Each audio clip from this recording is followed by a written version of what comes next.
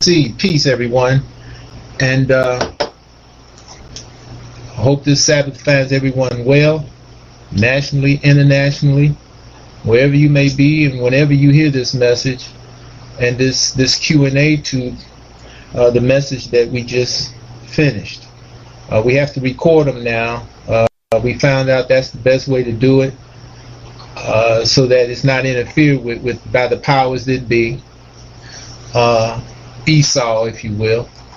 And so now we do the Q&As after the session, after it's recorded. We do the Q&A live, and that's what we're doing now. And again, I hope this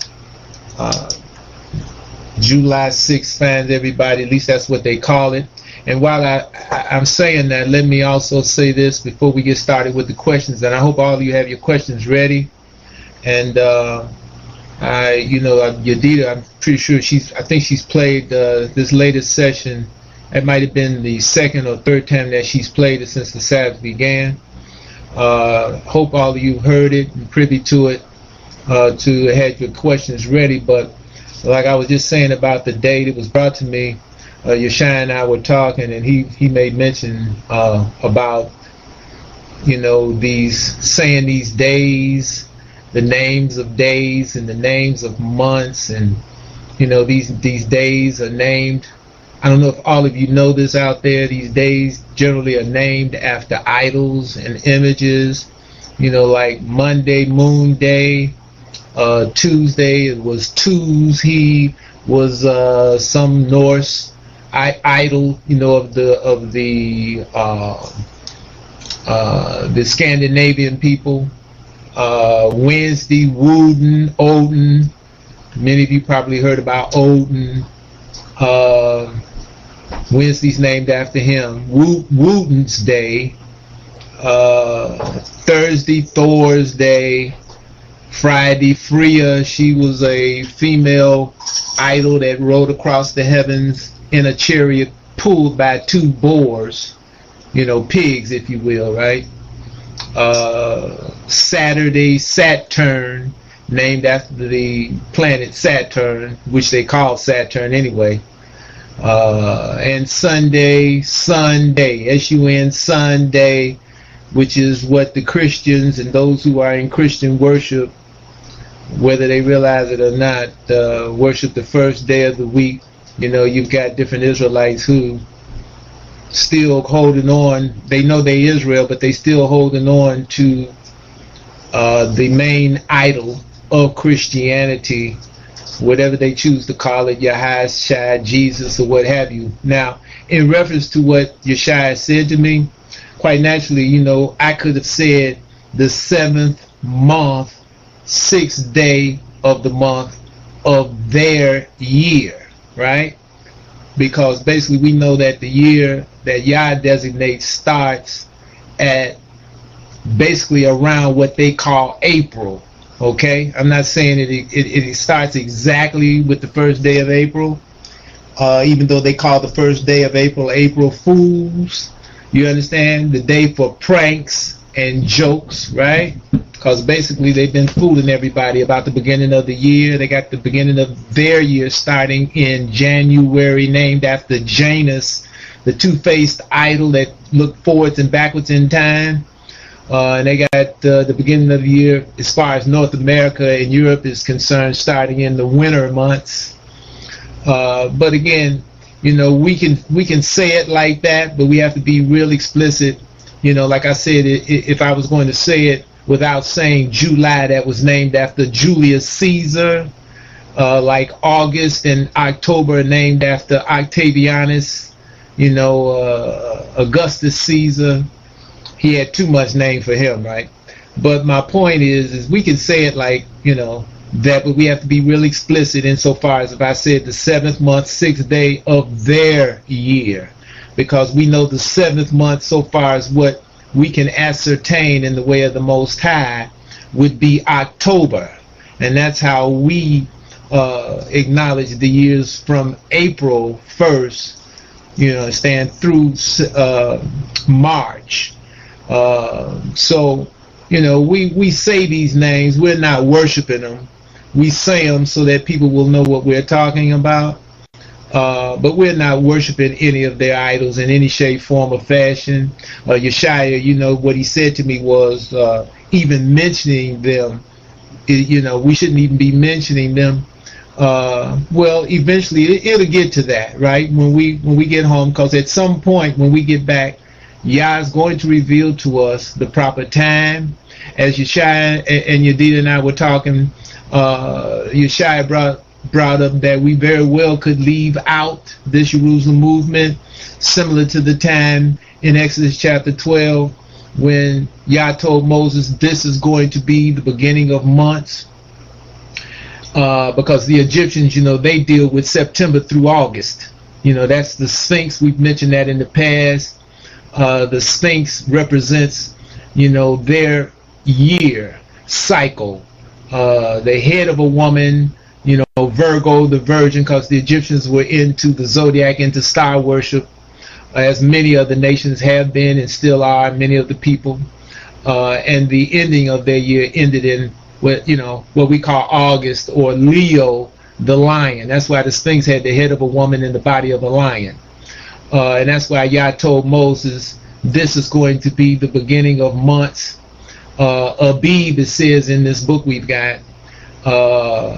So we know that's basically springtime, at the beginning of the year for, you know, that Yah so dictates. So again, we have to say, you know, many of you have listened to the things that Yah Righteousness has put out, and you know that, you know, we say Jesus, we say Yeshua, we say Yahashua to specify that that's idolatry. You've heard me mention Allah, that's idolatry. And generally, you know, Buddha, that's idolatry. Anything other than Yah is idolatry that the people are into following and submitting to. All religions are idolatry. Okay, so now with that, we're ready to take the Q&A. You know, any questions, and I've been told that it's questions because while this was playing, I was on the phone for the better part with different people. So now, any of you that have your questions, I hope you have them ready. And so come on with them. I'm ready.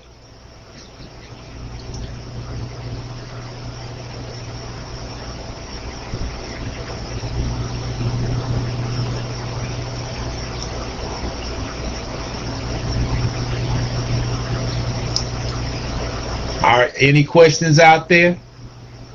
If you have, now's the time to ask them.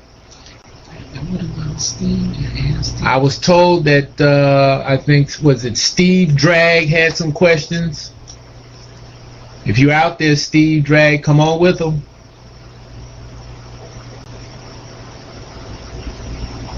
Okay. All right, let's go. Peace, brother. He has to type it in. He has to type it in. Take your time. Type them so I can discern them.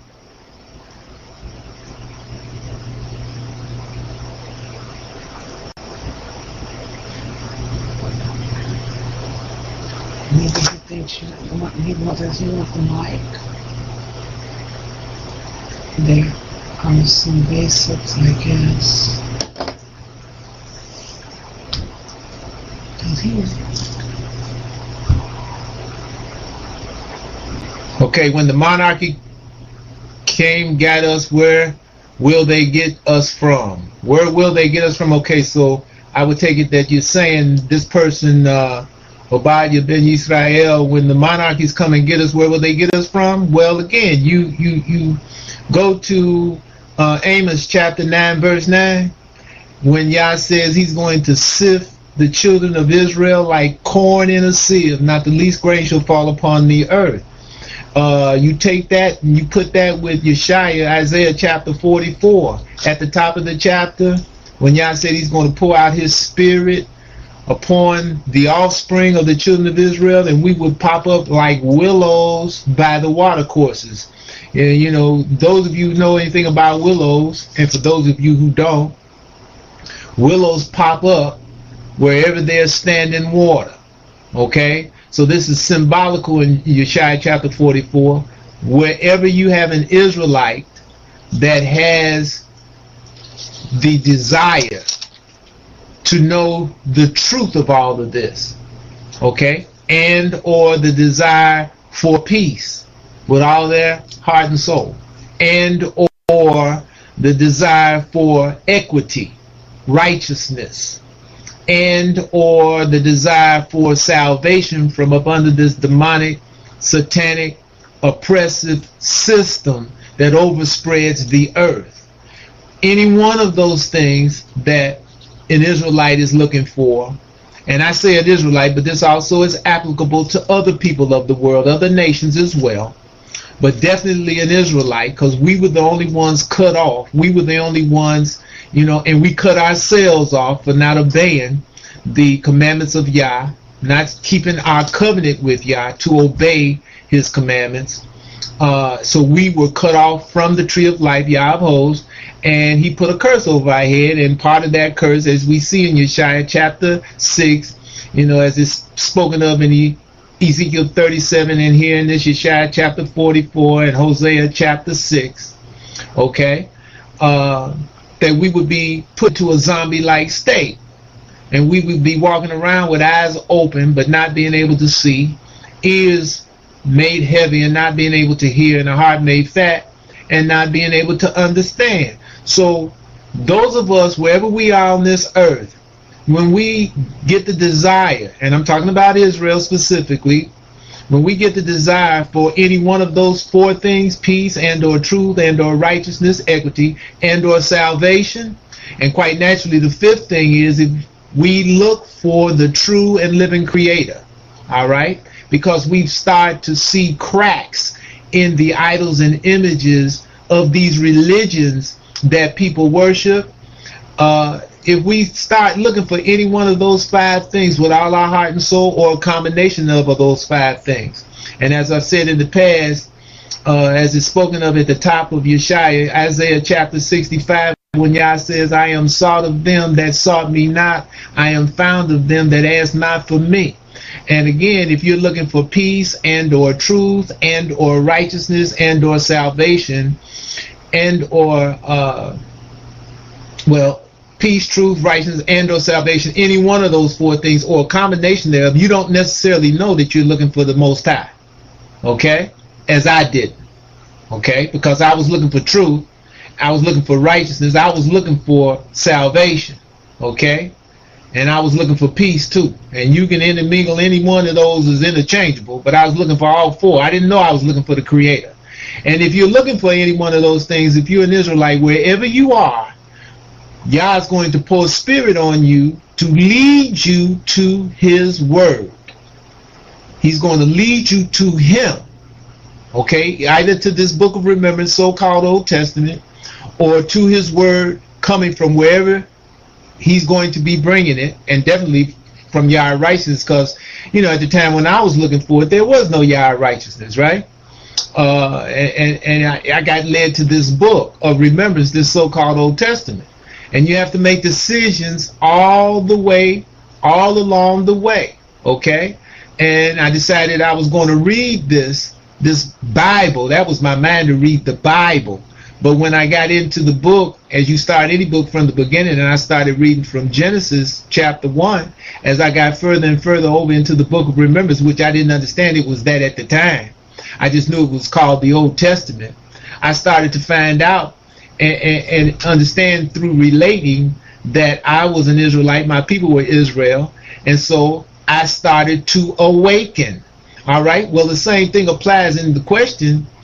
Those of us who find Yah, who submit to Yah with all our heart and soul, Deuteronomy chapter 30, the first three verses, specifically the first two verses and the first two words in the third verse. Okay, now let me say this. Hold your questions until I finish one before you put the next one up. Don't overwhelm me at first, okay? I'm going to get to all of them. Just be patient, all right? Now, again, when you search for the Most High with all your heart, even though you might not know you're looking for him, when you find him, because Yah's, like he says in the 45th chapter, Yeshaya, Isaiah, he said not to the seed of Yaakov, Israel, right, to seek him in vain. So if you're seeking Yah in one of those 5 ways, peace, truth, righteousness, salvation, or seeking the true and living creator, or a combination of all those things, he's going to lead you to his word. You have to decide whether you're going to read it or not. When you start reading it, if that's your decision to do so, and you decide that when you awaken to the fact that you're Israel, because you're going to see your seed, Yeshaya, Isaiah chapter 53 verse 10, right? Because you're going to, when you get to that Deuteronomy chapter 28 15 through 68, all right, and definitely 15 through 67, because as we said in the past, the 68th verse in Deuteronomy 28 does not apply to all Israel. Okay, so when you read that, when you relate to that, and you see that that's talking about you and your people, okay, and your relatives, then you've seen your seed. Now you've connected. Now you see your history. You see your roots. Then you got to make a decision. Are you going to keep on reading? As you continue to read, if you make that decision, you've got to make the decision, at some point, are you going to start to obey all of these laws and commandments and statutes and ordinances, okay? The judgments and whatnot. And again, you have to put everything in its proper perspective today, okay? And turn to Yah, and the things that we're supposed to memorialize, to remember, we're supposed to memorialize them. We're supposed to reenact them to the best of our ability, but also with understanding. Like I said to a sister the other day that said to me, well, Yodi, we can't do the Passover. I said, we can't do the Passover exactly as it's supposed to be done in captivity. Just like we can't keep sacrifices in captivity. That's why in Hosea chapter 14, Yah's got there through Hosea, we offer up the calves of our lips. We turn toward Jerusalem as it was put forth in Solomon's supplication, 1 Kings chapter 8, 2 Chronicles chapter 2, that Yah accepted that supplication in the succeeding chapters in both places. That's why we turn toward Jerusalem from wherever we are, and we pray to Yah, and we offer up the calves of our lips. That's our sacrifices today in captivity, okay? The brothers and sisters who are in the land of Israel, if they're in Dimona, they turn toward Jerusalem, okay? If they're in the northern part of what's called Palestine or Israel, they turn toward Jerusalem, just like we see Daniel did in chapter 6 Daniel. He was in Persia, but he turned toward Jerusalem 3 times a day, every day, and he prayed, made his supplication, offer up the calves of his lips to Yah. And my point again is that when you do that and enter into that covenant with Yah, with all your heart and soul, just like it says in Deuteronomy chapter 30 verse 2, when we call all these things to mind, wherever we are, if then we return to Yah, and the only way you can return to Yah is come into submission to this law with all your heart and all your soul. That's what you're going to see in Deuteronomy 30 verse 2. That then, the first 2 words in verse 3, chapter 30 Deuteronomy, Yah will remember the covenant that he made with our fathers, right, and mothers, okay, and he will bring you back. And that's that Amos 9:9, right? Amos 9:9. He's going to sift the nations of the children of Israel like corn in a sieve. So again, when you read Haggai chapter 2 at the back end of the chapter, Yah is saying that it's going to be, during this time, he's going to make Zerubbabel a signet, a sign.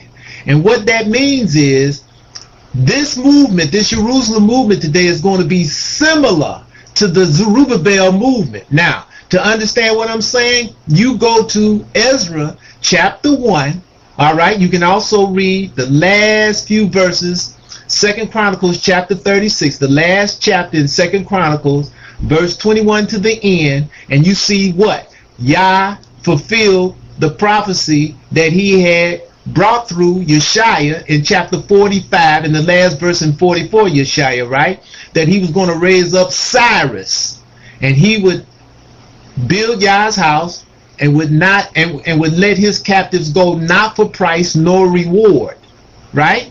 And Yah accomplished that through Cyrus. Even though the temple wasn't built in Cyrus's time, it was Cyrus's command and edict in the Medo-Persian Chronicles that got that temple built. All right? Even though it was built and completed in the time of Darius the Great.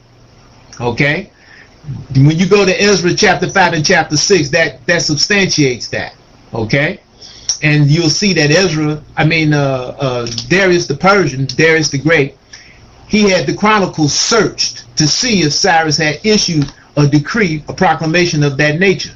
And when they brought back all what they brought back about this proclamation, this decree, and whatever else they brought back about Yah, when you read Ezra 5th and 6th chapter, you see what Darius decreed. Now, again, today, when the descendants of Esau, when they are suddenly run out of Israel, okay, when they are suddenly run out of Israel, which is the prophecy in Obadiah, the 1 chapter, also Jeremiah chapter 49, right, 7 through 22, it talks about it, and it's also mentioned in the 50th chapter of Jeremiah, Jeremiah. Yah's going to suddenly make them run away from her being Jerusalem, and he's going to run them into their own land. You can also read about it in Yeshaya chapter 33 and 34, and there's where he's going to judge the descendants of Esau that are over in the land claiming to be Israel today. All right, and that's what we're waiting on, and that has to take place before, because as we've said in the past, this Jerusalem movement has to be in Jerusalem before basically April of 2016. But like I said in the past, I don't see, when Yah says he's going to hasten this whole situation, as we see it picking up steam throughout the world, I don't see it just coming in up under the gun, okay? Because as we said in the past, the Jerusalem movement has to come back in less time than it took the first sister, or should I say the second sister, for Yah to bring it back from the first sister. And those two sisters are the brothers in Demonis, the first sister. They came into Jerusalem, or should I say into Israel, into their former state, Demona, in 1970, January 1970, and or what's called January, right? And then the second sister, the so-called Palestinians, they came into their they were brought back by Yah to their former state, the West Bank, in May of 1993. So that's approximately 23 years and 4 months. So the Jerusalem movement has to come back in less time than that, from May 1993. Okay, so we know that's basically April 2016. But when Yah says in Yeshaya chapter 60 in the last verse there, he's talking about his arm all through there, the arm being the Jerusalem movement today, and his arm's always been Jerusalem. He says he's going to hasten it. In his time is the servant's time, his movement's time, and so that has to be in less time than 23 years and 4 months. But I see it in, happening before 2016, because like I said, I don't see it coming in right under the gun. Okay, when he says hasten, he means hasten. All right, and when that happens, again, when the Edomites get run out and judged, that's what's going to bring these monarchies, these elite monarchies, as you see in Yeshaya chapter 49, Yeshaya chapter 60. They were contacted as they were supposed to be, as it says in Yeshaya chapter 52 at the bottom. They were contacted in September 2004. That's when they were contacted. Okay? Almost 9 years ago. All right?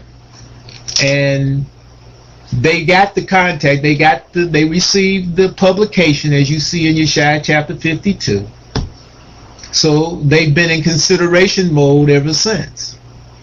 And when these Edomites, when Yah, as he says, suddenly runs them out and judges them, because it's going to be Yah doing it, and he's going to do it, as it says in Obadiah, the 1 chapter, through the house of Yah-Oseh, which is some of the descendants of Manasseh and Ephraim, when he does that, it won't be any doubt. It's no doubt to many of us now, definitely to myself, and I know many of us who are, make up your righteousness, as well as many others in the world, even though they're not saying it. But it will definitely be no doubt that the descendants of Esau are not Israel, right? They are, it'll be plain, as it's plain now, who they really are to those of us who are privy to, this illumination that Yah puts forth through the Book of Remembrance, the so-called Old Testament, and that he puts through his movement, Yah righteousness. And that's when these monarchies will come, similar to the time that you see with Cyrus, okay, in the last part of 2 Chronicles chapter 36, and in the first chapter in the book of Ezra, okay, and we see Cyrus issued a proclamation, and what did he say? All who want of the children of Israel, wherever you are, not just Yehuda, Benjamin, and Levi, but the 10 tribes too, because he was over the known world at the time, right? Basically the world, right? The known world. And he said, all who want to go up and build this house to Yah can go up, but only a remnant came back. Now, the difference today, as you see in Deuteronomy chapter 30, verse 2, right? You have to be all about Yah, right? With all your heart and all your soul. You have to be in compliance with Yah's laws and commandments and statutes and ordinances and judgments and testimonies, right? Isn't that what Yah says in Malachi chapter 4? Remember that? Because that's the same law that's in effect, right? We have to put Yah first at all times. Not sometime, not most of the time, but all times. We have to be in compliance and submission to Yah's law. And those of us who are that way with all our heart and all our soul, who and whomever we are among, wherever we are in the world, when this judgment falls upon these descendants of Esau, and then that's going to trigger these monarchies, these elite of the earth, to come, as you see in Yeshaya chapter 49, as you see in Yeshaya chapter 60, they're going to come and get Yah's movement. Okay? And when they come, it'll be similar to the time of Cyrus. They're going to say, all right, you ready? How many is it of you? All right? And then what? The call has to go out. That's what they're going to be told. Put the call out to all in whose heart. Isn't that what you see in Yeshaya chapter 51? Hearken unto me, all in whose heart is Yah's law.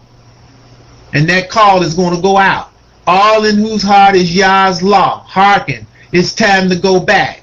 All who are ready to go back. And that's wherever you are, you will answer that call if you're ready. Okay? Wherever you are. Like willows by the watercourses, you pop up because you're looking for Yah. He pours spirit on you. You're like willows by the watercourses. Nobody plants you. All right? Wherever you have an Israelite, male, female, young or old, who has that desire, who has that understanding, who has that commitment and submission to Yah's laws and commandments and statutes and ordinances, his judgments, okay, his testimonies, who are witnesses that Yah and Yah alone is he who creates, they will answer that call, okay, and they will come and we will come together. We'll get on those planes wherever we will go back to the land as Yah's servants. That's what I mean when I say we will go back as his servants, as his people, as he refers to Jerusalem, his people. When he's talking about Jerusalem as his people, he's not talking about all Israel. He's talking about Jerusalem. Okay, and that's what everyone has to discern when he's talking about Jerusalem, adverse to when he's talking about all Israel. And the more now that you come to understand this, or if you haven't heard this in the past, now that you're privy to this, you go back in and you start reading from that perspective. Okay? And that's how we're going back. Again, he's going to sift us away from who and whomever we are around, who's not in harmony with Yah, who hasn't totally turned 180 degrees submission commitment. Now we know, as we've spoken of in the past, that it's going to be others who know they're Israel, okay? And when they see this happening, they're going to want to go back too. Okay? But they're not going to be totally in harmony with Yah. They're not going to be totally in submission to Yah. We know this. Why? Because of what it says in Ezekiel chapter 20, the 32nd verse through the 38th verse. And they're going to be what? Transgressors, like they are now, transgressors and rebels. Right? They're like Saul, like many of our forefathers. They want to pick and choose of what they want to do of Yah's law. They know they're Israel, but they don't want to totally submit and commit to Yah's will. So they're what? Rebels and transgressors. And we know that however many of those are going to come out with us. But Yah says what? They're not going to make it to the land because he's going to get rid of them. Like I've said in the past, you can trick me. You can trick others that's part of the Jerusalem movement, possibly, right? Possibly, right? We're flesh and bone. But this, we don't run this. This is not our movement that we control. This is Yah's movement. How you going to trick and fool him? Okay? So again, we're going to come from wherever we are that are totally committed and submitted to Yah. And that's how, we'll meet the call, we'll answer the call. They'll load us up on this side. They might have some other planes in other places and load us up and we'll go back. Okay? That's what you see there in Daniel chapter 7 when it says, talking about the seed of David, he shall come with the clouds of heaven. Well, he's not going to be by himself. It's going to be others with him. And again, how can a person be in the clouds of heaven? You got to be in the plane, and that's how we going back. I hope that answered your question. What's next? Okay, I see that. Am I black? No, he is black. Okay, no, we're not black. We are a nationality. And if you're an Israelite, and again, you go to Deuteronomy chapter 28, 15 through 67 specifically, and if that applies to you, then you're an Israelite. Black denotes a condition. It doesn't tell people who they really are. Just like, people are so-called white, and like I've said in the past, I've never seen a white person. I've seen pale people, but I've never seen a white person, okay? Now, that's not telling you who that person is, what they really are. It's just giving you a description. What's next? Okay, how do I trace back my bloodline or seed? Again, we don't know 100% if there is no great-great-granddaddy along the way. Are the curses not the parameters? Correct. I am black. No, you're an Israelite. You instead, I am black. You say, but like I said, I don't know if the whole bloodline is Israelite. That's not the point. The point being is, do you see those signs on yourself? If you see those signs, Deuteronomy 28, 15 through 67, if you see those signs on you, you're an Israelite. Okay? That's why the Edomites are not Israel, because those signs are not on Esau. Any descendant of Esau does not have all of those signs. You can't have part of them. You got to have them all. You've got to have experienced all of them. Okay? Not part, but all. What's next? Okay, was it? Yehuda, what is the book of Jasher and Joshua 10:13? That's Edomite plant. That's what that is. Okay? Remember, the sons of Esau have translated this book. That's the translation we dealing with, what the world is dealing with. Okay? And they planted that Jasher mess. You understand what I'm saying? There are no hidden books. Yah wouldn't be righteous if he hid any of his books. Okay, again, what does it say? And I mentioned that in what you just heard. See, and while I'm saying that, let me say again, when you're listening to these sessions, I know many of you still haven't acclimated yourself to being in, per se, like you should be on the Sabbath day. You have to rein yourself in, and remember what it says in Yeshaya chapter 58. You got to watch what you say. Okay? You got to watch what you say. All right? You won't see there about what you think. But again, if you watch what you say, then you're going to be real cognizant to a great degree of what you think. And remember what it says in Proverbs. The thought of iniquity is sin. You don't have to do it. You don't have to say it. Just think it. Okay? And I've spoken on this before. When you're listening to these sessions, when you're on this internet, it's the 7th-day Sabbath. On the 7th-day Sabbath, you got to be aware. You've got to be cognizant. People have told me they don't even come in on these sessions. And the reason why, because there's so much back and forth going on across the screen, and it's a distraction. Okay? That's why people tell me, you know, we just rather call you, Yoda, and talk to you personal. Or we bring up the sessions on the internet later on. But there's so much back and forth going on across the screen. It's distracting. All right? So again, that's why Esau, you understand, put the book of Jasher in Yahushua chapter 10 verse 13 as a distraction. Just like they've got the Apocrypha. Just like they've got the book of Jubilees.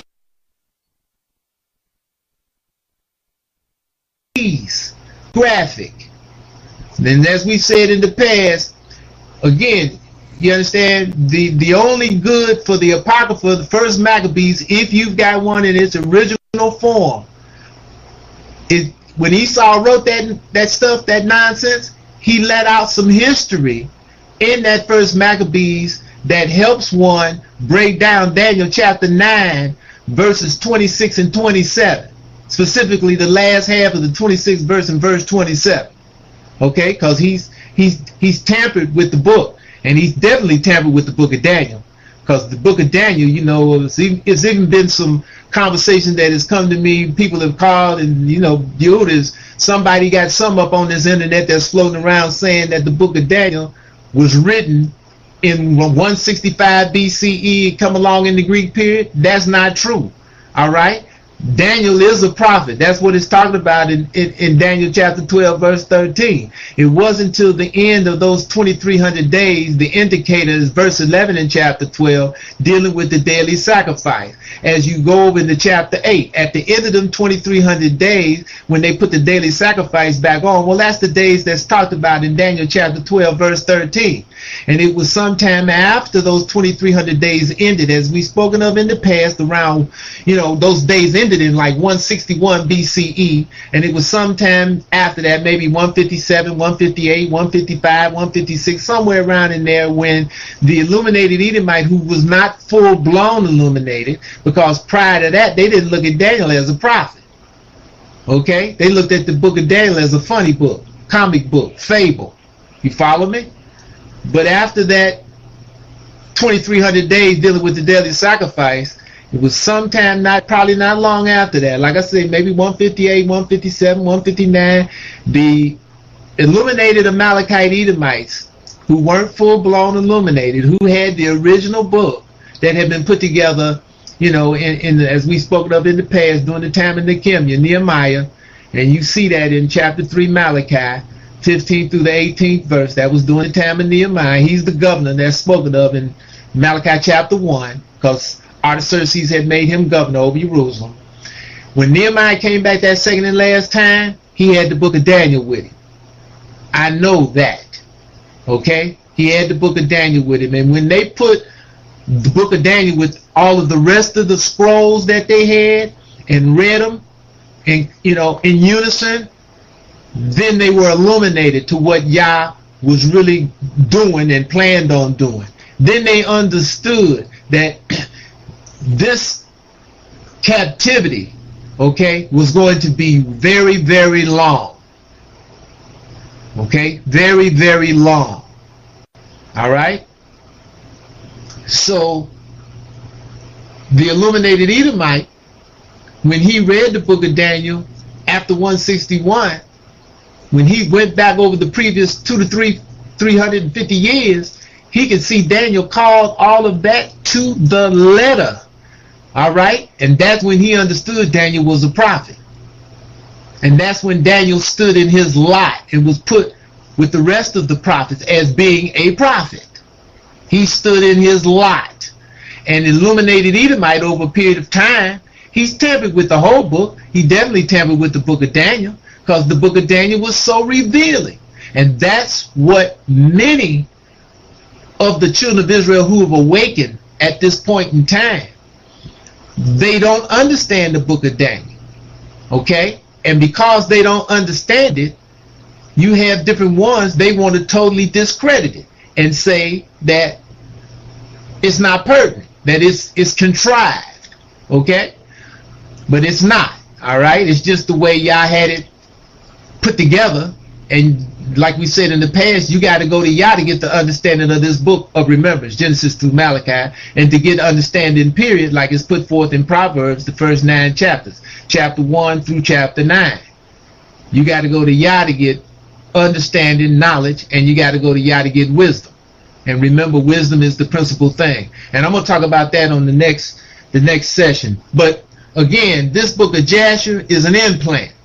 It was put in the book by the illuminated Edomite to make one think that they didn't have all of what Yah wanted them to have, all that was necessary to have to be able to get back to Yah. And again, this is, you know, this is expressed when you look at that Yeshaya chapter 51 verse 5, the first line, when Yah says, my righteousness is near. As I just pointed out in the last session, maybe you didn't hear it, okay, that you just listened to, 626, it also says it in 46:13, Yeshaya. Yah's righteousness is near, and it's near everybody on the planet. Nobody has any excuse why they have not read this book of remembrance, so-called Old Testament, other than they didn't want to. They didn't have that desire. That's, you know, that's the only reason they haven't read it, because this book is near everybody. It's the only translation that's written, translated in over 2,000 languages. No other translation can make that statement. So therefore, Yah's righteousness is near. He did it through the illuminated Edomite and the British. All right, of which the illuminated Edomite, right up there, we've talked about this in the past, right up there by the throne, as they've done with, you understand, they did initially with the Gentile and these Gentile nations. You know, as we know, they did with Augustus Caesar. That's why he's that little horn in Daniel chapter 7 who popped up on the head of the fourth beast, who had eyes like a man and a mouth speaking great things against the Most High, because he had been illuminated to a degree by the illuminated Amalekite Edomite back there in the, you understand, in 44 BCE, because that's where he was when Julius Caesar, his grand uncle, got assassinated. He was in Athens, Greece, being taught by the illuminated Edomite, because they were the ones who did the highest degree of teaching. You had, you know, they were teaching the elite of the world. You see what I'm saying? And you know they wanted, and at that point they were on the rise. They wanted to rise. So they wanted to get as close as they could to the elite of the world. Well, again, we're talking about Julius Caesar's grandnephew. And at that time, when Augustus Caesar went up to Athens to, you know, was sent up there to be taught, his grand uncle was the man, right? Julius Caesar. He was the, you know, basically the top guy. You understand? And he wanted to be emperor. That's what got him assassinated, right? Well, Augustus Caesar became that. That's when he became Augustus later on. He was Octavianus Caesar, right? And then later on, when he started being exalted, you understand, when he became emperor, you know, as it says in this book that we have, Augustus Caesar's World, first he became first precepts. You know, this is after the Battle of Actium, 31 BCE, after he defeated Mark Antony and that seventh Cleopatra.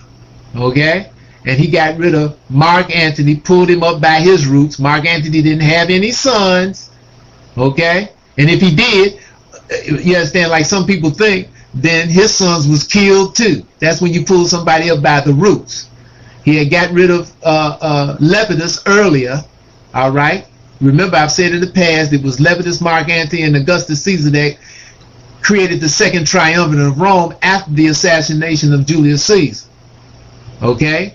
And first, Octavian got rid of Lepidus, pulled him up by the roots. He didn't have any sons to come behind him. Then he got rid of Mark Antony, pulled him up by the roots. No sons to come behind him. And like I said, if they did, he got rid of them too. And he got rid of who? He got rid of Caesarion, the true heir to Julius Caesar. Because that was Julius Caesar's son by that seventh Cleopatra, where he had him killed. Caesarion was 17 years old. That's the 3 horns that were plucked up by the roots on the head of that 4th beast. You understand? That was part of those 10 horns that were on the 4th beast from its inception. That's why we said in the past, you see that 4th beast from its inception, it was what? Diverse. And that's the key to the 4th kingdom. And again, this book of Jasher is an implant. Esau's got it in there. It's not near. You got to hunt that out. Like you got to hunt out Jubilees and Enoch and the Apocrypha. That's not near everybody. Those books are not translated in over 2,000 languages like this King James Authorized Version. So therefore, that's what discredits them. You got to remember, you're dealing with the hunter. Genesis chapter 25. The illuminated Amalekite Edomite. He's a hunter. He hunts. And he plants traps and snares to trap people. All right. What's next? How do you deal with family members that just don't want to follow your example and their children and wife? They're your children. And they're your children and wife. Well, again, you got to make a decision. Simple as that. You've got to make a decision. Okay? And I know people who have parted from their wife because she didn't want to be about it. I know women who departed from their husband because they didn't want to be about it. And again, it shouldn't be any animosity or acrimony. Okay? Sometimes, you know, you get to that fork in the road, you can't live together, so you know, if you stay together, you die. It's kind of like a flower in a pot that you've been growing, and the flower starts to die. Nothing you can do, basically, while it's in that pot, you understand, can make it revive. So you take part of that flower and you put it in another pot, right? And then you take that rest of that flower and replant it in another pot. Sometimes both of them flourish once you do that. Sometimes only the piece that you took off, or the piece that, you understand, was the main flower, you repot it. Sometimes it flourishes, sometimes the other piece flourishes, and the other one dies. You follow me? But that's, again, you understand, that's just an example. And, you know, I basically talked about this. It's on the internet. Mark Sims labeled it decision time. You have to make a decision, because if you have a wife and children, and your wife does not want to serve the Most High, well, that's her decision to make, and that's okay. But then you need to make arrangements to remove yourself from her. Simple as that. Okay? Because if you make the decision, Yah is first, he's foremost, he's to be obeyed. Same thing with the woman. If the husband doesn't want to be, then she has to sit down and, hey, you follow me? You understand? I'm going to serve Yah. You don't want to do that, and that's your decision. No problem. But I'm gone. I'm leaving. Okay? Simple as that. There's no hard feelings. Everybody has to make their choice. See? And I've had people say to me, well, you know, I don't want to leave the children, so I'm going to stay with the wife who doesn't want to be about Yah for the children's sake. That's the wrong communicate. You're sending the wrong message to the children. Okay? And see, people tell me that. I've had some men tell me that, but they only telling me that because in actuality, they don't want to leave the wife. They submissive to her. Okay? For whatever reason. Sometimes it's an economical reason why they don't want to leave the wife. The wife is making more money than they are. Or the wife is, you know, together with her salary, they're living a somewhat decent living, you know, economically, materialistically. So that's why they don't want to leave the woman. Sometimes it's because the man, he knows if he leaves the woman, gets a divorce, then, you understand, man's court, the people we under, this you understand, system we under, is going to take the man and make him pay huge alimony. And he doesn't want to do that. So it's kind of like, in his mind, that old record, maybe some of you are privy to, is cheaper to keep her. So he feels I'm going to keep her because it's cheaper that way for me. But he's going to destroy himself and those children. See? Because that's not the message that you want to send to the children. When you take a stand for Yah, that's the best message you can send to those children. Because now, they not going to like to split it first, but it ain't about what they like either. Just like it's not about what you like. It's not about what she likes. It's not about what I like. It's only about what's right. It's only about what Yah says is right. There are no shades of gray. There is no straddling the fence. It took me 10 years to come to that understanding, from October 73 to October 83. Okay? Took me 10 years to truly understand that and get myself to the point where I wasn't straddling the fence. Okay? Trying to stand in the shades of gray. Stop making excuses. What's next? Hold on, we're looking here. Similar. Okay. Question, how do I deal with my mother that's totally a heathen and don't follow any ways of Yah? I know it's said to honor parents, but it always leads to serious arguments. How do I deal with this situation? Well, again, you know, the judgment is Yah. Deuteronomy 1:17. Right? The judgment is Yah's. We're not supposed to respect persons in judgment. And again, you can honor your father and your mother by not arguing with them, because you can't change them. You can't make them see. You can't make them understand. Simple as that. We flesh and bone. We can't make anybody understand. Just like I said a little while ago, I've mentioned before about this is the Sabbath day. You got to watch what you say while these sessions are going on. Even if you're not on this internet, even if you're not in the room, because it ain't about me. It's about Yah. You got to watch what you say. You can't be speaking your own words. We got to concentrate. We got to focus. Now, it's a wide range of things we can talk about. All right? As long as it's in relationship to Yah and his way. All right? Because when we talk about Yah, we're talking about life. Right? And Yah has a law and a statute and an ordinance, okay, that and judgment that governs all aspects of life, right? So it's a wide range of what you can talk about, but at the same time, you still have to be discerning. You have to be focused on what you talk about and when you talk about it, okay? So again, you know, you honor them by not, you can't convince them. The best thing you can do is be everything Yah wants you to be. Okay? That's why I've spoken of in the past. I don't, you know, I can be around people I've been knowing 40, 50 years. All right? Over 50 years. I won't mention anything to them. If they don't push the right buttons, they won't hear anything about Yah. They want to talk about baseball or basketball or football, or they want to talk about women, they want to talk about cars. I can talk about all of that stuff to whatever degree, or I can sit and listen. Okay? I won't say a word. They don't want to talk about anything substantive. They don't want to talk about what's going on in the world. You understand? And what has a direct effect upon them, me, and everybody. They don't want to talk about them things. I don't have to talk about them things. Because if they don't want to hear it, it's not going to do any good to talk to them about it anyway. What's the main reason why you talk to somebody? So that they can receive what you say. Isn't that right? Isn't that why, you know, I watch the screen every now and then today, and when it first started off, it was only maybe about 15 or 16 in the room.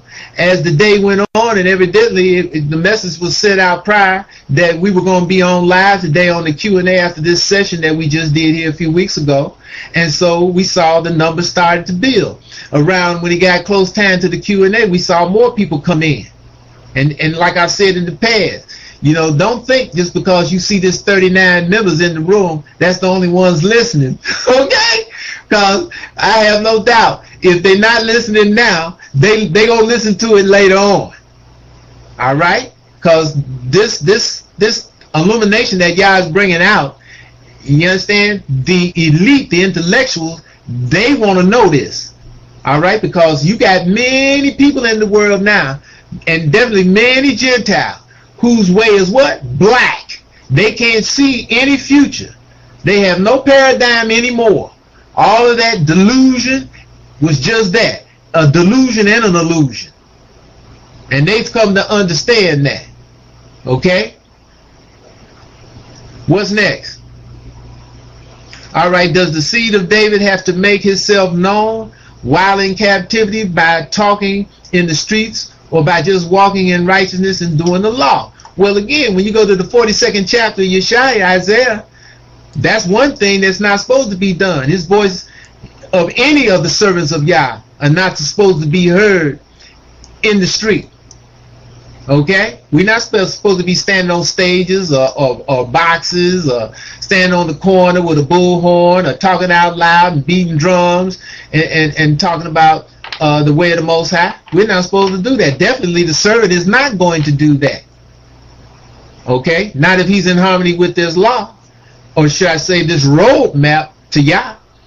Again, that's what makes the elite of the earth be able to recognize the movement of the Most High, because they're looking at everything, what it's called, what it's predicated on, and how it handles itself, what it does.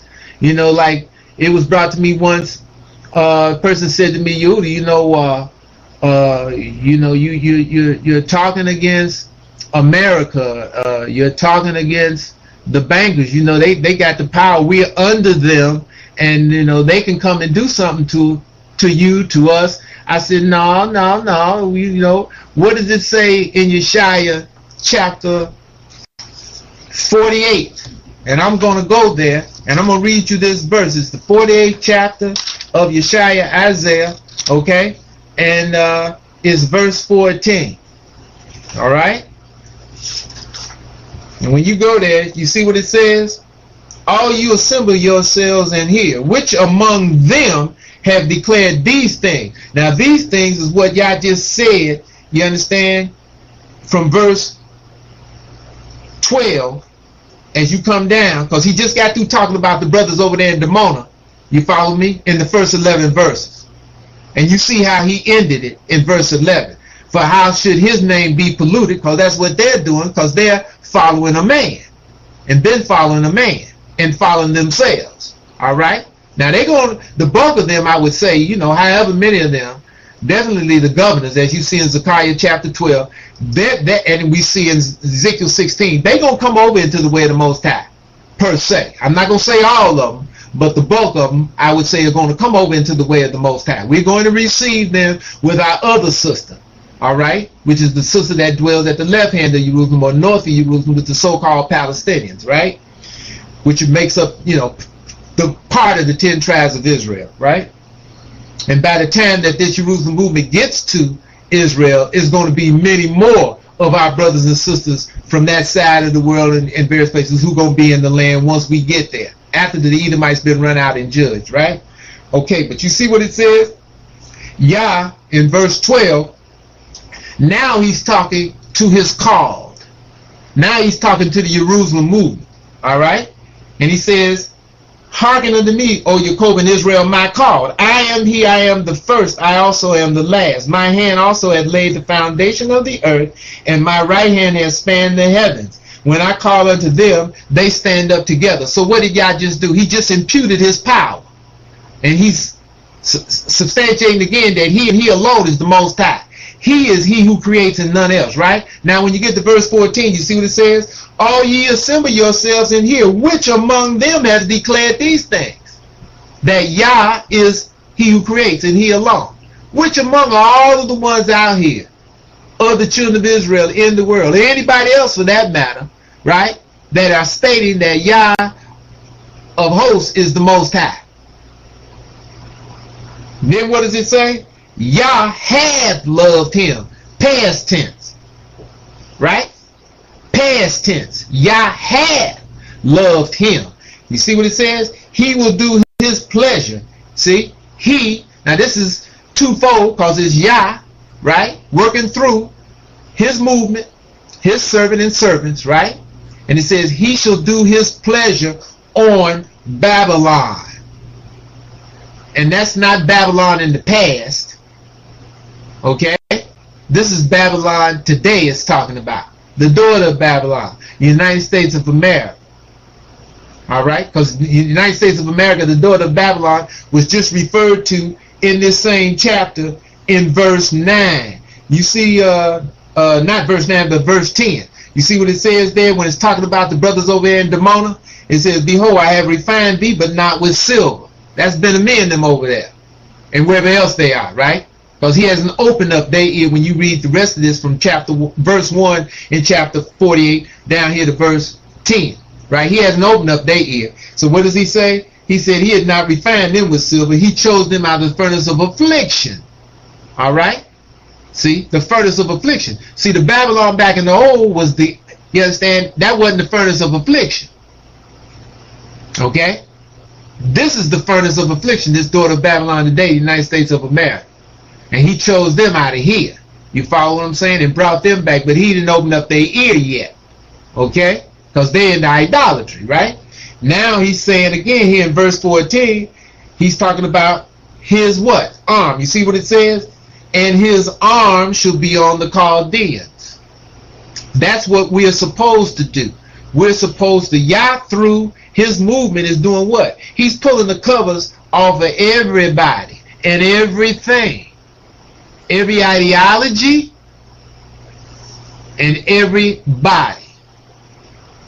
That's why in this session that you just heard, it began, if you came in from the beginning, or if you listen to it later when, you know, Yeshaya's put it up, and I think he's put it up today, you'll see we started out reading what? Chapter 47.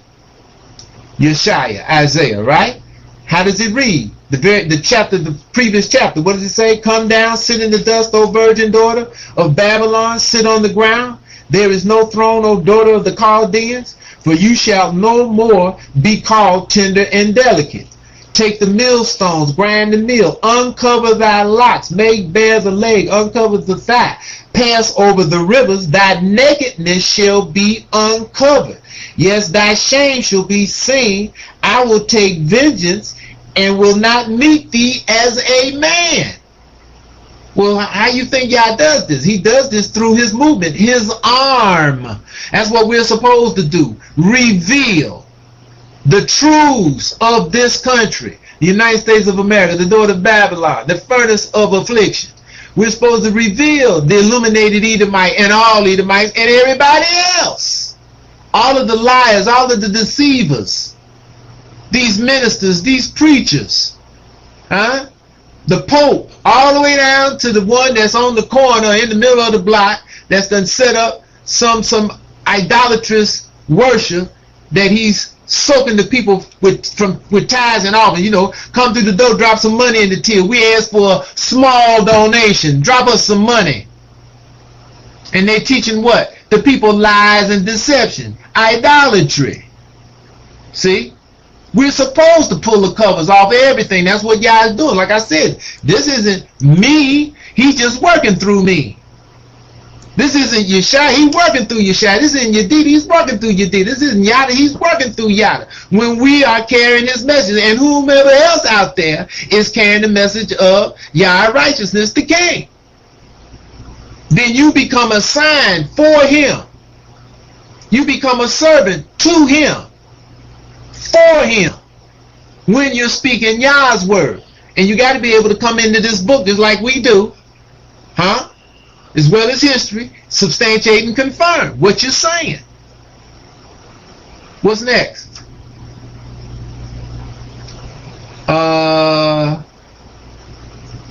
yeah, and for the previous question, does the seed of David have to make himself known? Well, again, when he does what he does, when he, you know, the seed of David, Yah illuminates and he brings him through this book. You see what it says there in Yeshaya chapter 52? Down there at the bottom of the 52nd chapter, Yeshaya, Isaiah. I'm talking about verse 13. You see what it says there? Behold, my servant shall deal prudently. He shall be exalted and extolled and be very high. As many were astonished at him, right? His visage, his look was so marred more than anything because he was a nigger, a coon, a jigaboo. Ain't that what they call us? And a bunch of other stuff, right?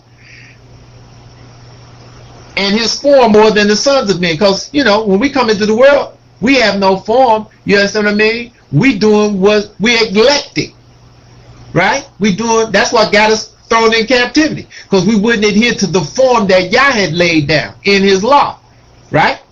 See? So now what does it say? You understand? We have to adhere to this form. And he's saying his servant's going to deal prudently. What does that mean? When you go back there in 1 Samuel and you read about David himself, right? And you read about when, after he had killed Goliath, right? You hear me? After he had killed Goliath. Then what does it say? Doesn't it say that Saul made David captain over the host, right?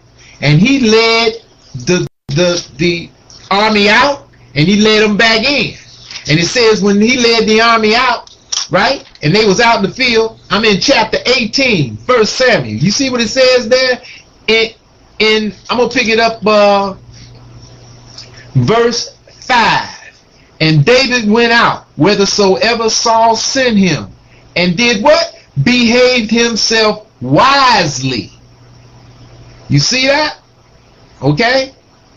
And it also says it again down in verse 14, 1 Samuel chapter 18. And David behaved himself wisely in all his ways, and Yah was with him. Wherefore when Saul saw that he behaved himself very wisely, he was afraid of him. What do you think that's talking about?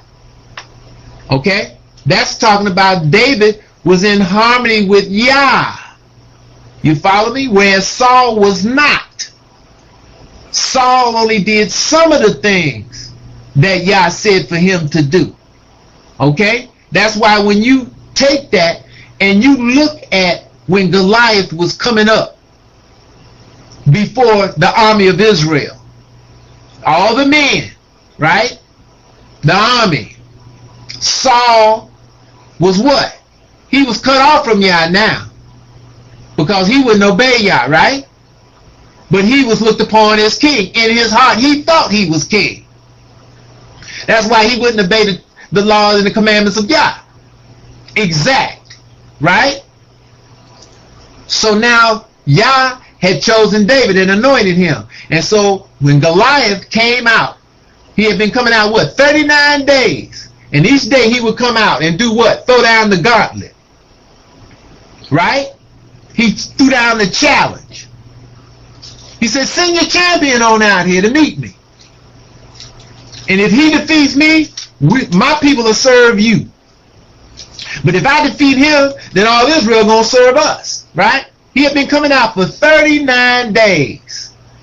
And what happened? Saul, who looked upon himself as king, he was too afraid to go out there and meet Goliath, was he not? He wouldn't go out there and meet him. So he was doing what? He was offering reward. Wasn't he? Doesn't it say that in the book? He was offering a reward for any man that would go out there and meet Goliath and defeat him. He would make his house free in Israel. And what he thought was a plus, he was going to give the man Michal, his daughter, the wife. Doesn't it say that in the book? But Saul was too afraid to go out there himself. But again, Saul was what? On the human side, he was the head. Right? Because at one point, Yah had chosen him, because he gave the people what they asked for. Didn't he? They wanted to be like the other nations, like most of Israel still wants to be today. Wants to be like other people, or wants to do what they want to do, right? And they went to and said they wanted a king, so they rejected Yah. So Yah, when he told Samuel, I know many of you, if not all of you, know the story, right? Or who's going to hear this, if not today, later on, right? Yah told Samuel, he said, show him the matter of the king. And Samuel did that. And when he got through, what did they say? We don't care. We still want a king. So Yah chose Saul. Right? tribe of Benjamin. And again, if you understood Genesis chapter 49 when you read it in concerns with Yehuda, soon as Saul was chosen out of the tribe of Benjamin, you would have known he wasn't going to last, right? Because he was out of the tribe of Benjamin, not Yehuda, right? So now, you understand? Saul, he thought he was king. So, but he wouldn't do what Yah said. So Yah rejected him and chose a man after his own heart, which ended up being David, right? And so now David had been anointed, right? So now when David comes up to bring food and victuals to his brothers in the war, right? When he was walking down the line trying to find his brothers, here come Goliath coming out again, right? So what did Goliath do? When he heard Goliath blaspheming Yah, blaspheming the armies of Yah, right? You ain't nothing but a bunch of heartless nothings, right? You know Goliath was saying horrible stuff, right? And David heard it. He said, who is this? I'll kill him talking like that. And when some of the soldiers heard that, they ran back to Saul and said, we found a man who said he can defeat Goliath, right? And so Saul's army was weak, too afraid to go out there and meet Goliath. Why? Because their head was weak. They was following after Saul. Saul was weak. So the rest of the army was weak. And that weakness spread throughout the whole army, which again spreads throughout what? The whole nation. You understand? But David, he was strong for Yah because he was in harmony with Yah. And that's what it's talking about. You understand? Over there in 1 Samuel. David dealt more wisely than all the rest of the army because he was what? He was in harmony with obedience to Yah's laws, to obedience Yah's commandments. And when you know what Saul probably did after David done killed Goliath and he was made captain over the host, right? You know what Saul, when he saw David was in adherence to Yah's laws with all his heart and soul, Saul could see what? He could see his weakness. Just like what the person just put up there about their parents and how they can't hear, how that person's mother can't hear. And many of you out there have experienced the same thing with your relatives and with your so-called friends and associates, right? When you start telling them this, they reject it. And then the more you are in harmony with Yah, they start rejecting you. They start what? What does it say in 53 Yeshaya? They all as it were going to hide their faces from him, from you. Why? Because when you start showing this strength, remember now, the way of Yah is the way of strength. The weak cannot stay on the path of Yah. It purges the weak off. The way of Yah is strength. And when you start exhibiting this kind of strength, you start what? Undressing those around you. You start revealing those around you. They feel what? Like Adam and Eve in chapter 3, Genesis, they naked, right? When they sinned, they was naked. They were revealed. And when you take up this path of strength, of truth, of righteousness, now you're revealing strength. And you make all of those who are not about this, what? You understand? If they don't have it in their heart, they feel weak, exposed. So they hide their faces from you. You follow me? So when Saul saw this in David, you see what it said with that last verse I read down there in that chapter? When he saw that in David, he did what? You know what he tried to do? He tried to undermine that strength in David. But when he saw that David behaved himself very wise, and he couldn't take David out of the path of Yah, then he was really afraid of him. Because now what? Saul was exposed as the weakling that he was. And he didn't like being exposed like that. That's why when David would come inside, him and Saul would be at the head of the army, and they would come inside Jerusalem, right? Coming back from you know, fighting the enemies of Yah, right? And they was coming back. What did the women say? Saul has killed his 1,000. David has killed his 10,000. Now here's the envy, the jealousy, the acrimony coming up into Saul toward David. Okay? See what I'm saying? See, the way of Yah is strength. All right. What's next? You welcome, Steve Drag. No, What do you... I know that wasn't Steve Drag then, but he's saying thank you, so I'm saying you welcome. Yeah, it's great. What do you mean by ready financially? Law or just keeping the law? I am talking about going over to the land.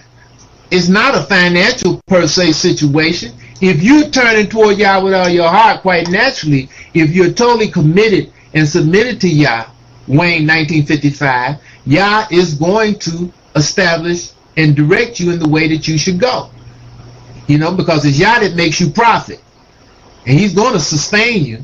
I mean, we get that time and time again when you read the book with many of our forefathers. Isn't that not right?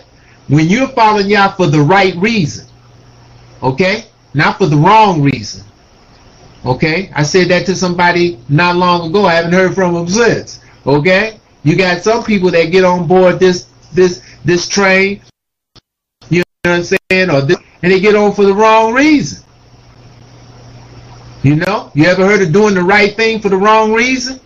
That's what some of them get on this. But again, if you following after Yah for the right reasons, for peace, for truth, for righteousness, for salvation, to uplift and magnify him, to be in harmony with your creator, okay, then he's going to make your situation livable, righteous across the board. Okay, he'll give you what you need without a doubt. He will give you what you need. I didn't say what you want. I said what you need. As time goes by, and for all of you out there to substantiate this, just read Psalms 37, right? And you see that's a Psalm of David, right? And you see, because David had experienced this, right? And you see what David said there. You understand? In this psalm. You follow what I'm saying? And Yah will establish your way. He will keep you. Okay? He won't forsake you. He will feed you. You follow what I'm saying? Like David said over in this 37 Psalm, he said what? He was young and now he was old, but he never saw a righteous person's seed begging bread. Right? So you know if the seed is being fed, the father of the seed, the mother of the seed is being fed, right? You understand what I'm saying? A righteous person's seed or children begging bread. So again, Yah will establish your way. If you delight in the way of Yah, he'll bring your desires to pass. Because your desires will be in righteousness if you're hooked in with Yah. You see what I'm saying? But the deal is, like I was just saying to some sisters on the phone when the other session was playing, when you go over to 2 Samuel, not 2 Samuel, but 1 Samuel, again, all right? And you know David was on the run for about 9 years. That's what we figured. He was on the run about 9 years, right? And when you go over to chapter 22, 1 Samuel, and David had escaped, you know, away from Saul, right? Because Saul was trying to kill him. And when you pick it up at chapter 22, 1 Samuel, you see what it says? David therefore departed thence and escaped to the cave of Adullam. And when his brethren and all his father's house heard it, they went down there to him. And everyone that was what? In distress. Everyone that was what? In debt. Everyone that was what? Discontented. Gathered themselves unto him. And he became a captain over them. And there were with him about 400 men. Okay? And as you see, you read through the story, you see David, you know, he was poor, him and his men, for a while. They were poor. You know the situation, those of you who read about Nabal. All right? Nabal, his wife Abihail. If you're not privy to that, just go back into this 1 Samuel and read about that. And you see David and his men were very poor. Okay? But from the situation after Nabal, from that point on, David started to wax stronger and stronger and stronger. And again, it was things that are taught in poverty. Okay? It's things that you learn when you're in poverty. Or you should learn. If you really about Yah, you're going to learn them. Because Yah's going to teach them to you. And one of the main things is, one word, I can sum it up in one word, 5 letters: faith. Faith. And as you see in Deuteronomy chapter 32, what did Yah say? The children of Israel, they, my people have no faith. Like I've said in the past, that word faith is only 2 places in the book. Deuteronomy chapter 32, Habakkuk chapter 2. The just live by their faith. Just like what you see, Yah talked about Abram, who became Abraham, right? In the 41st chapter, Yeshaya, who brought the righteous man, and you understand, from the east and called him to his foot, and led him by a way he had never traveled before with his foot, right? And caused him to rule over kings. Well, again, you understand? Why was this? Because Abram had faith in Yah with all his heart and soul. And Yah counted it to him for what? For righteousness. What's next? And then, like I said earlier, Wayne, they're going to come and get us. You understand what I mean? The monarchies, let me just add this. Remember what it says in Exodus, right? You had many of our people who were, you understand, poor in Egypt. Were they not? And then when Yah started dropping that drama on the Egyptians, after the 9th plague, what did Yah tell Moses and Aaron to tell the people? Tell the children of Israel, start borrowing. Well, again, you understand? Yah is bringing these elite of the earth. And like I said in the past, this is not the first time that this has happened. This has happened before when he brought the elite. You understand? You go to Ezra chapter 1. Look and see what Cyrus, you understand, what he did with Zerubbabel in there. You understand? They didn't have a lot of wealth, but look and see what he did. He gave them all the artifacts taken out of the temple. Look and see what happened with Ezra. See how much, you understand, Ezra and the ones with him came back with. You understand? In Ezra chapter 7, chapter 8, right? You understand what I'm saying? So again, this is not the first time this is going to happen, but he's bringing kings and queens. That's why I said they're going to put their breast in our mouth. We're going to suck the breast of kings, right? They're going to put the nipple in our mouth. Okay, what's next? My question is, how and when will Yeshaya, Isaiah chapter 14, verse 7 come to be?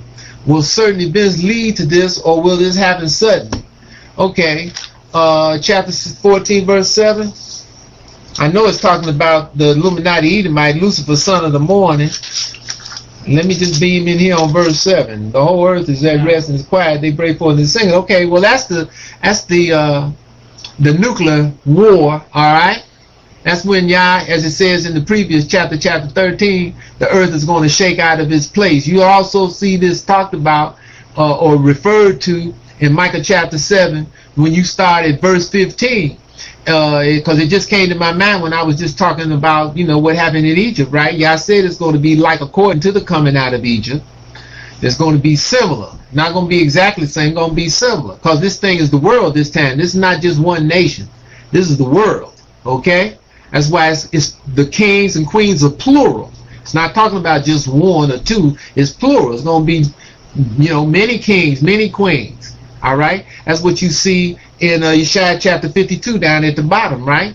When it says the kings are going to shut their mouths at him, for that which not been told them shall they see. Because Illuminati Edomite, when Yah righteousness first came on the scene, Illuminati Edomite, he saw it. You follow what I'm saying? He saw it. He had his chief that runs America for him, the Skull and Bone Board, to acknowledge it. That's why it's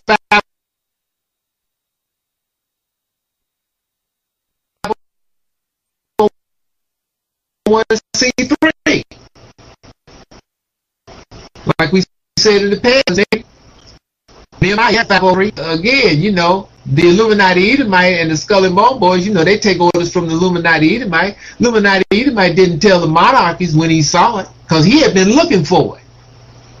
Like we said in the past, when them brothers went to the land, he saw the Illuminati Edomite watching them the whole time. When them brothers left here in 1967, he had them infiltrated. You understand what I mean? He had them infiltrated. He had different ones that looked just like them, might have been Israelites. among them who was reporting back to him. Just like you got different ones that's on this right now that's saying they about Yah righteousness. They plants. They infiltrators. You understand what I'm saying? They there, and the ones who are there, they know who I'm talking about because they know who they are. You understand what I mean? Illuminati Edomite is paying them. Okay? But they can't circumvent this movement. But at the same time, like I said in the past, Illuminati Edomite was watching them brothers in the moment. He had them infiltrated before they left here. He knew they was planning on leaving here. He knew all about them. But what? He couldn't stop them because it was a fulfillment of prophecy. Yeshaya chapter 48, Ezekiel chapter 16, Yeshaya chapter 41 at the back end of the chapter, Zechariah chapter 12. He couldn't stop them because it's what? It's Yah. You understand? It's Yah. Illuminati Edomite watching them the whole time. You know he was watching them when they left here. He was watching them the things that they did before they left here. Because they was trying to get as much money as they could by any means necessary. Okay? But it can't be done that way and you be about Yah.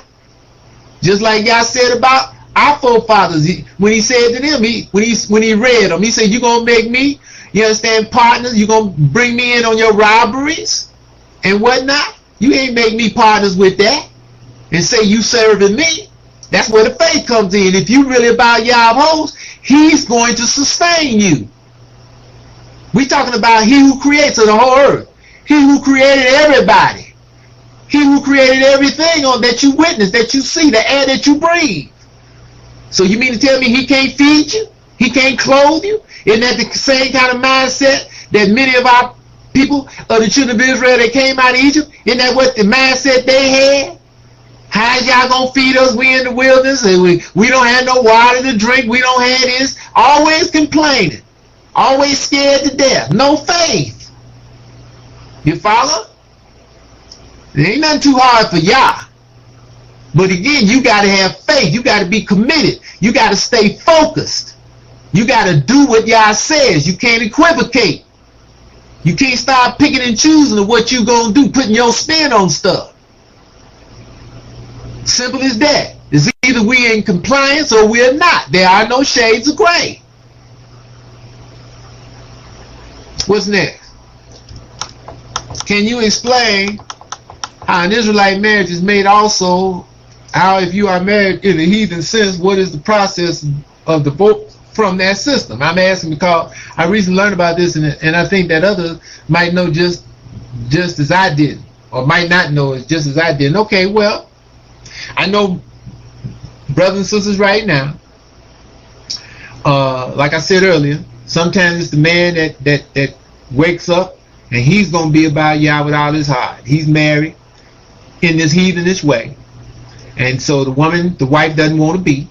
Sometimes it's the woman, the man doesn't want to be. I know both instances where a man, I'm getting a divorce. The same way I got, hooked up with this woman, I'm undoing that the same way. And he go and gets a divorce. You follow me? I know a woman, she's getting a divorce. Same way. I know a couple who both about Yah. All right? And they went and got a divorce, and it's really easy because they just went and undid it real easy. They still together, but they wanted to take that curse from off of them, right? You understand what I'm saying? Learn not the ways of the heathen, right? For the customs of the heathen are what? Vain, worthless. So they went and undid it. So you undid it by the same people that you did it under. I've been through it. I got hooked up that way back in 75, and then you understand, in 85, 86, I made the move and then in 86, 87, it became undone, and I undid it. You follow what I'm saying? Now, insofar as how you get man under the way of the Most High, as we spoken of before, when a man knows a woman, when he penetrates a woman, has sexual intercourse with the woman, when he ejaculates in her, that's his woman. When he penetrates her, that's his wife. She's his wife. He's her husband. She's responsible to him. He's responsible for her. Now, that's why, again, as we said in the past, you see with Yaakov, when his uncle tricked him, right? With the complicity of Leah, because she went in and did what her father wanted, not for the same reason. Leah, she was in love with Jacob. She loved him with all her heart, but she wasn't as pretty to the eye superficially as her sister Raquel. And it tells us in the book that Jacob, he loved Raquel at first because Raquel was the prettiest of the two. And so he told his uncle, I worked 7 years for Raquel. So his uncle said, cool, right? Over the period of 7 years, Laban saw, as he eventually had to tell Jacob after 14 years of service, right? You understand that Yah was blessing him because of Jacob. Laban understood that, probably more than, without a doubt, fairly quick. But instead of being honest with Jacob, right? And after the end of 7 years, giving him Raquel and saying, look, man, you know, why don't you stay with me another 7 years? You understand? We can work out something. He was deceitful. He's a snake, right? He sends Leah in with her veil on. He done got, you know, he pitched a feast after the end of 7 years, and it was time for, you know, Laban to give Raquel to Jacob. He threw a big feast for him. And you know, he had him drinking wine, got him high, you understand, Jacob feeling good, and he's all ready, you understand, to take Raquel, right? Laban has plotted and brought Leah in, because he done probably, you know, he's real observant. He saw that Leah was in love with Jacob, so he like, listen, I'm going to send you in, I'm going to give you to Jacob too, because I know you love him. And I want, you know, I want you to be happy, because we dealing with somebody's a snake. You understand what I mean? So he playing all sides to his advantage. So, you know, he primed Leah. Leah fell right into it because she's in love with Jacob. You understand what I'm saying? And so he said, I'm going to send you in there. I'm going to give him your sister too, but I'm going to send you, I'm going to give you him too. He going to work here another 7 years. So, you know, Leah was all for that, right? So he sends on into Jacob's dwelling. And when Jacob got all full of food and he's full of wine, you know what I mean? And Laban probably told him, so now go on and be with your wife, right? And so he goes in there, he sees the woman laying there, and here's Leah all ready for him. She probably got a veil on. You know he couldn't see her face, right? So she got a veil on, and because he ain't got no inkling that his uncle is going to deceive him, because this is his mother's brother. You understand? And Jacob knew that his mother, Rebecca, was straight up and down. She's all the way about Yah. You understand? So he has no inkling that his uncle is a snake, his mother's brother. So he goes in, lays with Leah, and when he ejaculates in her, that veil came off, and now he sees Leah. So he's highly upset because he knows the law of Yah. He knows that when you know, understand what I mean? When you penetrate her and ejaculate, that's your wife. So he's highly upset. So he comes up out of there, storms up out of there, and confronts his uncle. What is this that you've done to me? You've deceived me. And then Laban lowers the boom on him, right? Well, now, you know, it's not the custom to give the younger before the elder. So you take Leah, I'm going to give you Rachel too. You're going to have both of them, but you're going to work another 7 years for me. Because that's what really Laban wanted. You follow me? So now after those 7 years, at the end of the 14 years, what did Jacob say? Give me my wives, give me my children, I'm out of here. And what did Laban say? No, come on now, let's talk about it. What can we do? What can I do? What can I give you? What did Jacob tell him? You can't give me nothing. I'm gone. And then Laban said, come on now, we can work something out. And then Laban had to tell him the real reason why he didn't want him to leave. He said, look, I know that Yah has blessed me because of you.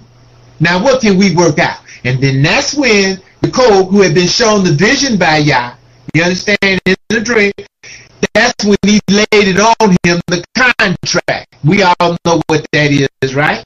And as you see, as time went by, even though Leah was hated at first, as time went by, you see what? Jacob, he ended up caring for Leah. Why? Because Leah was everything a man could want. She was in his corner when Leah did anything amiss. Well, you see the opposite with Raquel, right? And then when Yaakov got ready to, when he knew he was near death, what did he tell Yaoseh? Take me back and bury me next to who? Next to Leah. Because she was in my corner. You understand? See, I first went for beauty. Superficial beauty. Okay? But I came to understand is what comes out of the heart. See? And that's what the proverb says, right? Favor is deceitful, beauty is vain, worthless. The woman that fears Yah, that's the one to be desired. What's next?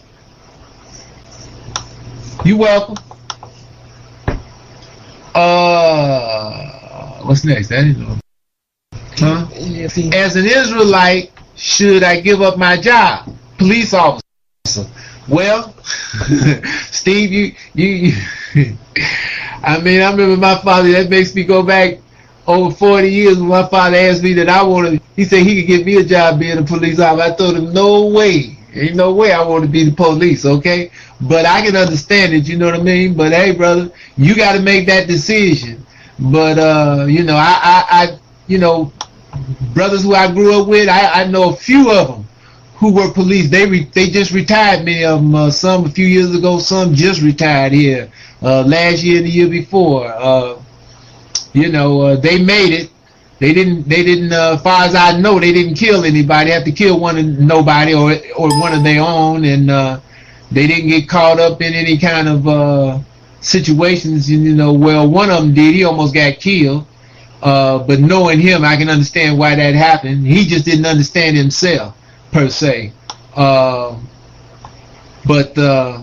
you know, you got to make that decision, brother.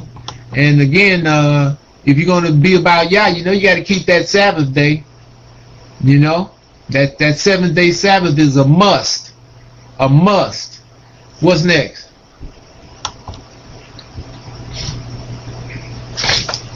That's the brother that's over in Suriname. Maybe it's the brother over in Suriname. Maybe it's different over there.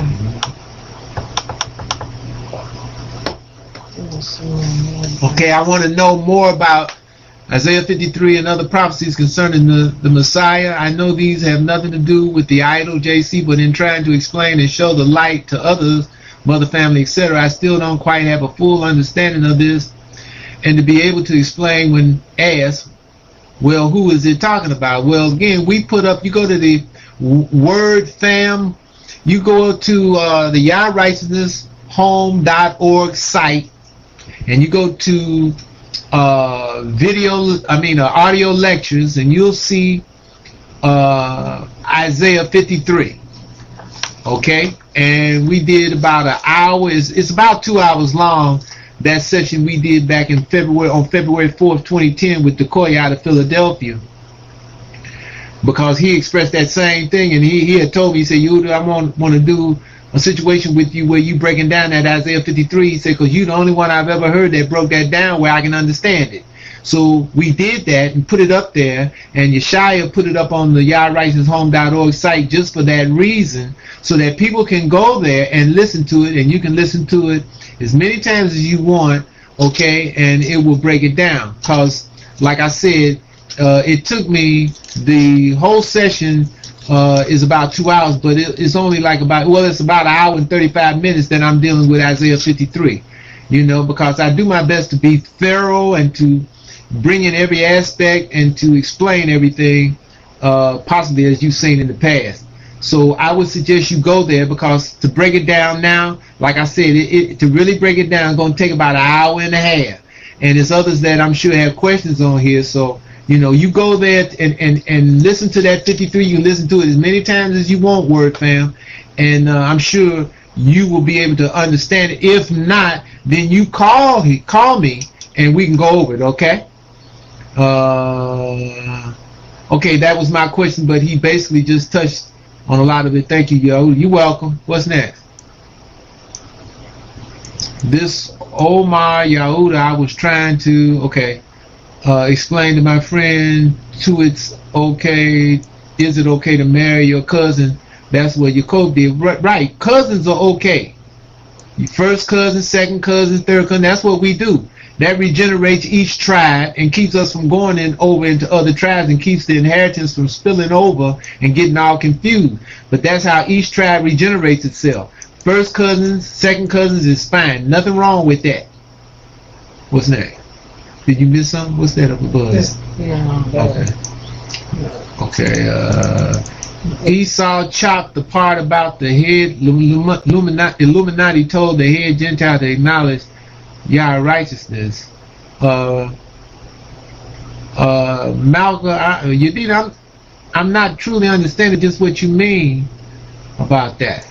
So put something else in there and I try to grab it, okay? Because I'm not getting exactly what you mean. Steve Drag, that's one thing I just saw. Don't use that amen. That's the idol of Egypt. Okay? Leave that amen alone. That's an idol of Egypt. So we're not supposed to say that. Alright? You know, y'all bless is cool, okay? What's that? Well.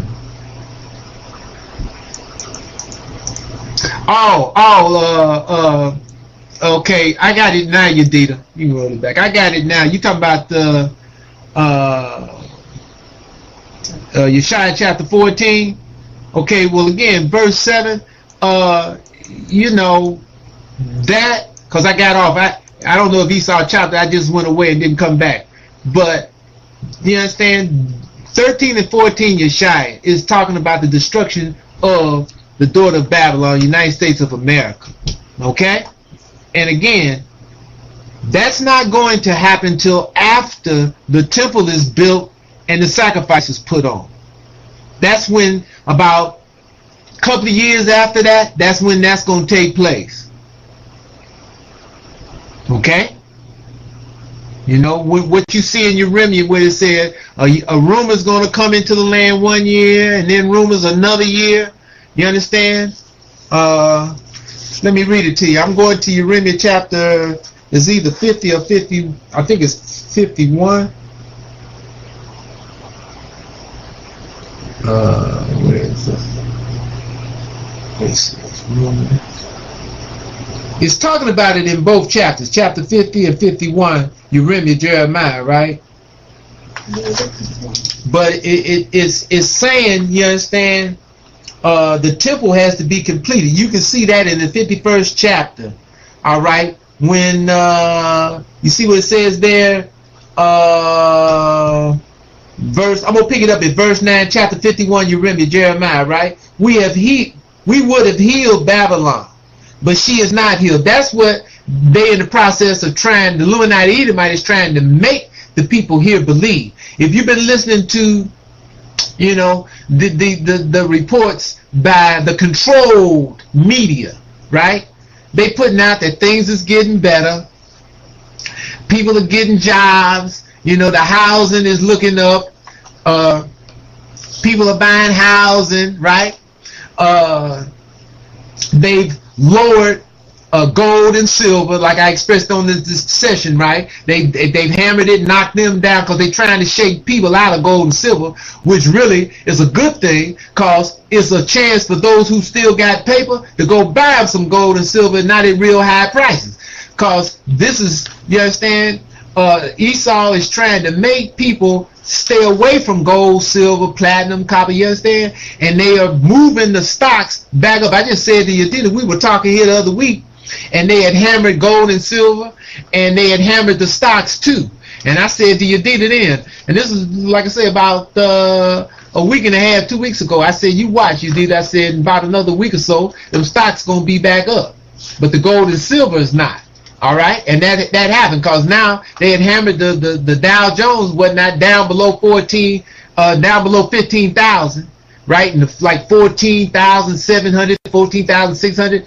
Now, the other day I just looked at it yesterday. Matter of fact, the Dow is back over 15,000. You follow what I'm saying? But they pushed gold down into the low 12s and silver down around 18. But that's great. If you got some paper, run and go get some. And I'm going to say this, like I said to some who call here.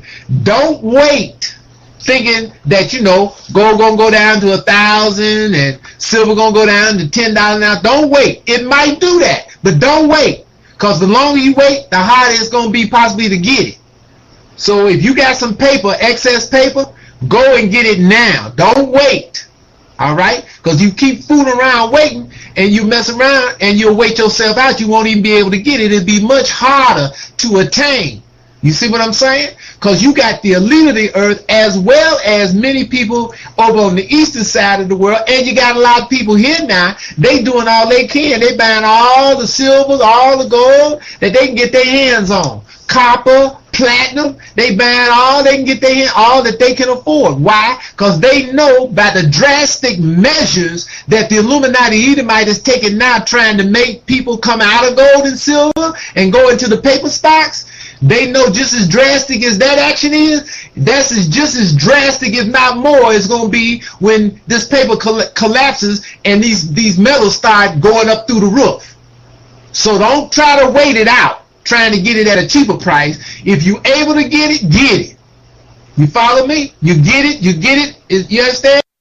While the getting is good. Okay? Because you mess around there and keep waiting, trying to make it go down, you'll wait yourself out, and when you try to get some, it won't be any harder to get, if any. You follow me?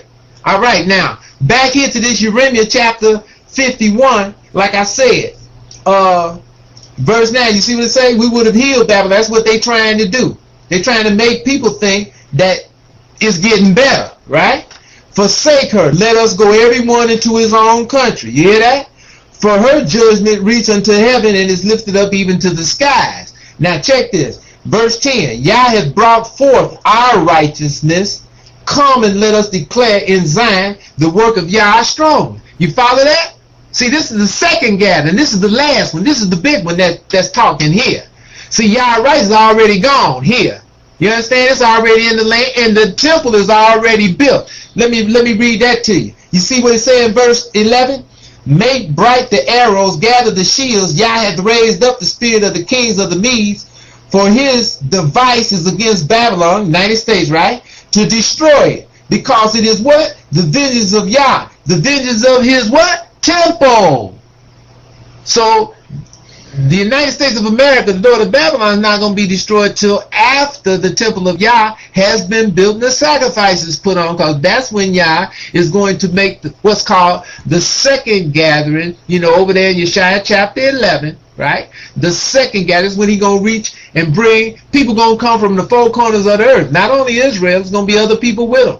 Gentiles, Hamites, Shemites, going to be cleaving to Israel, right? Because don't you see that in Yeshaya chapter 2, Micah chapter 4, when it says what? In the last days. The last days meaning what? The last days of the fourth kingdom of man. And that's where the world is, right? Right? Down into the feet and toes. Part iron, part clay. All right? See? Illuminati Edomite, he been trying to, you understand, mix us in, make us think we Americans. Or we whatever, wherever we are. We British, huh? We French, we Portuguese, we whatever, right? See what I'm saying? Trying to mix us in, want us to think we other than what we are. You follow me? See? But that iron can, that clay can't mix with that iron. We the clay, we can't mix with this system, this fourth kingdom. We can't mix with it. See, again, what do we see? Don't we see that Yah has brought his sword, Jeremiah chapter 25, on the inhabitants of the earth to drive them mad? Well, who's the sword bearer? Genesis chapter 27. As Esau, isn't it? Okay, well, you go to Numbers 24, and what did Balaam the son of Beor, when he's talking about the last days, didn't he say that Amalek was going to be first of the nations? Okay, well, that's the Illuminati Amalekite International Banker. You understand? They first of the nations. Don't we see the bankers is stealing people's money through all of their scams and schemes and devices, 401ks, stocks and bonds, treasury notes, you know what I mean? You know what I mean? Federal Reserve notes, right? You understand? All this paper game. You follow what I'm saying? That's Illuminati Edomite. And then the money ends up, the real money ends up gone. You follow what I'm saying?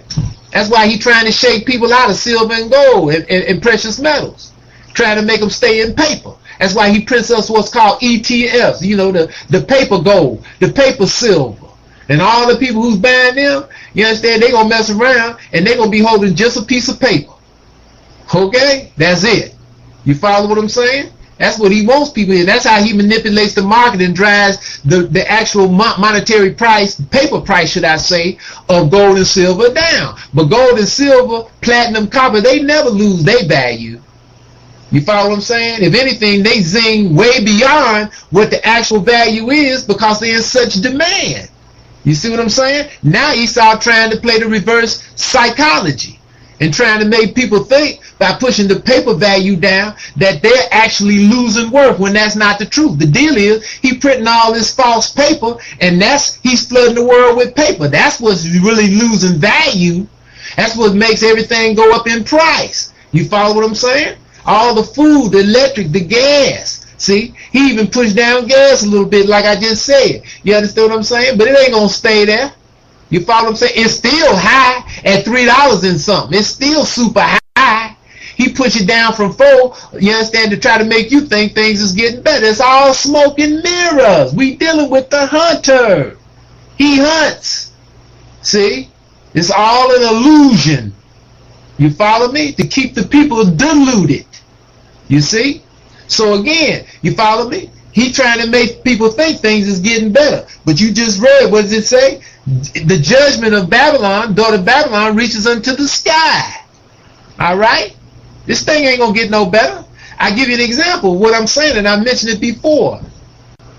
When you look at America as far as the infrastructure, okay? If you go back, you know, like I've spoken of before, they got a thing they've shown a number of times. I've seen it about three times. It's called The Crumbling of America.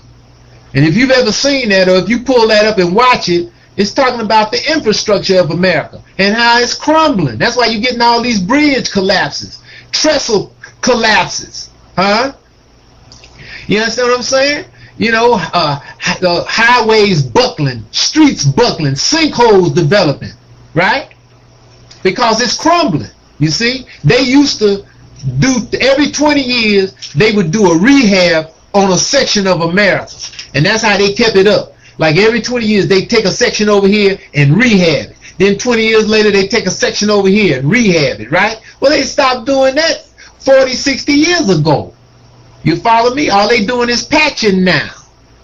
You follow me? So now they trying to put on a superficial look like everything is getting better here. But if things was really getting better, they'd be doing what? They'd be rehabbing to the profound degree of the infrastructure. They're not doing that.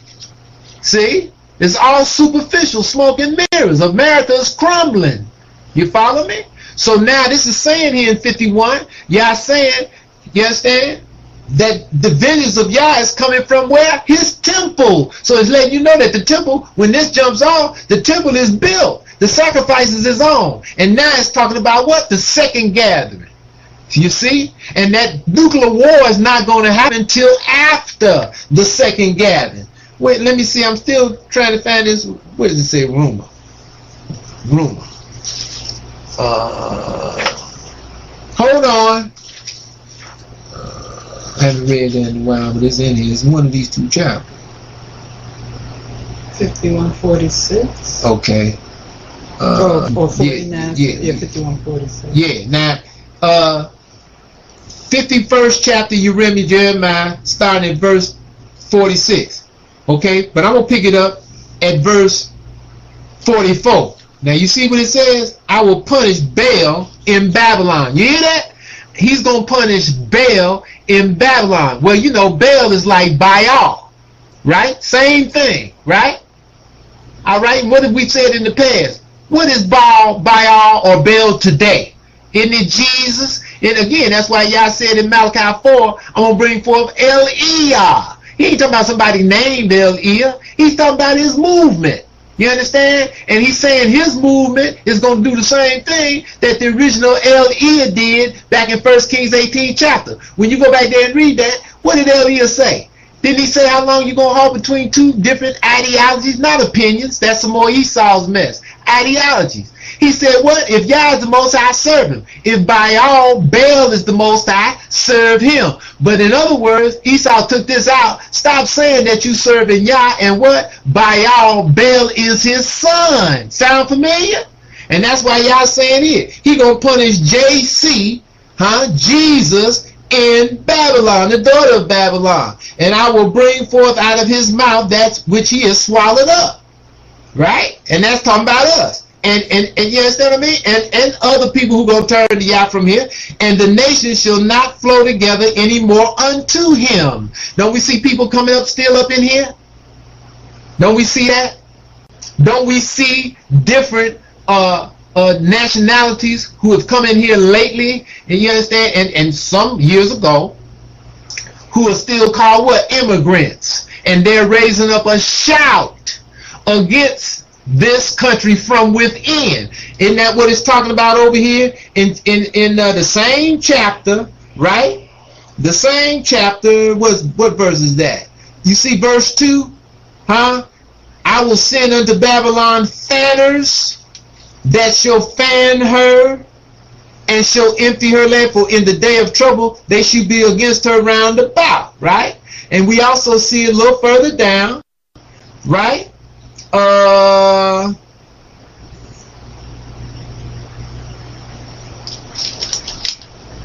Wait a minute now. Where it says now you know about the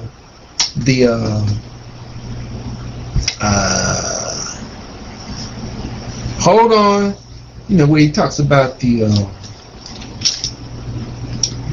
Merathaim rebels. Where is that? It might be in this chapter. Okay, here it is. I was in the wrong chapter. Chapter 50. Talking about the same thing, right? Verse 21. You see that? Chapter 50, verse 21, you read it. Go up against the land of Merathaim. Merathaim means what? Rebels. Even against it and against the inhabitants of Pekod, right? Visitation. You follow me?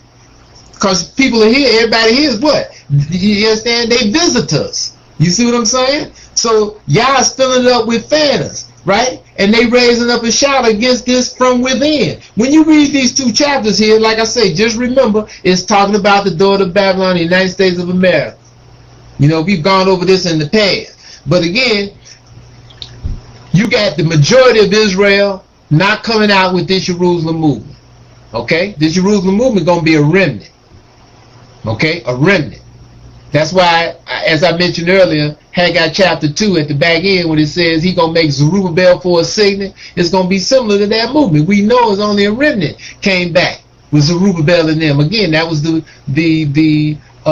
reason why Isaiah, Yeshua's first son, was named Sheshashub, a remnant shall return, right? And that's what happened when Zerubbabel and them was given the word that they could go back and build that second temple by Cyrus, and the call went out for all in whose heart was ready. You know, they wanted to go up and go back to Yah. Only a remnant came back, right? What's that? Ezra chapter 2 verse 64, 42,360. That's all they came back out of what? Maybe 1.5 million? 2 million? A million? You know what I mean? Even if it was 1 million, that's a remnant, right? And that's what's happening with the Jerusalem movement. It's only going to be a remnant that's going back, because there's only going to be so many that's going to be ready to go back. Like I said earlier. All right? There's only going to be a remnant that's going to leave here and get back from wherever they are. When that call go out, you understand? There's only going to be a remnant that's going to come back with this movement. Simple as that. You follow what I'm saying? Because everybody that leaves up ain't going to make it back, because some of them going to be rebels and transgressors, right? Ezekiel chapter 20, 32 through 38. So again, when this second and last gathering takes place, you're going to have people from all over the earth, not only Israelites, right? You're going to have Gentiles, you're going to have Hamites, Shemites, people who are going to want to do what? They want to get close to Yah. Yah said we're going to wear them like a garment. And those whose servants we were are going to become our servants. It's going to turn over. It's going to turn around. Right? Okay, what's next? Is the word sovereign even in the book of remembrance? No, it's not. It's not. I don't know. No, so Yada's telling me no, it's not, because I didn't call off the top of my mind. But if you're referring to this sovereign, you know, what's going around out here about this sovereignty, or some call it acceptance for value, I don't know if that's what you meaning. But if you're referring to that now, you know, again, that acceptance for value or sovereignty law, that ain't going nowhere. We've talked about that in the past. You know, people are deluded with that. They think they're going to come out from under this with that. It's not happening. Okay? It's not happening. Okay, what's next? Hold on.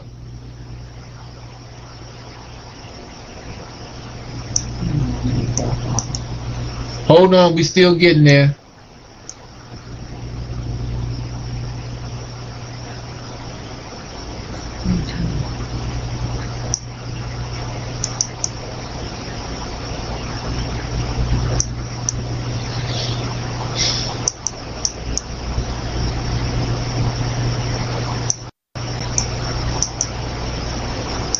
Hold on, we'll be there in a second.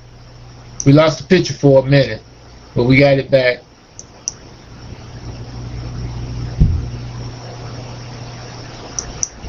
Going the wrong way.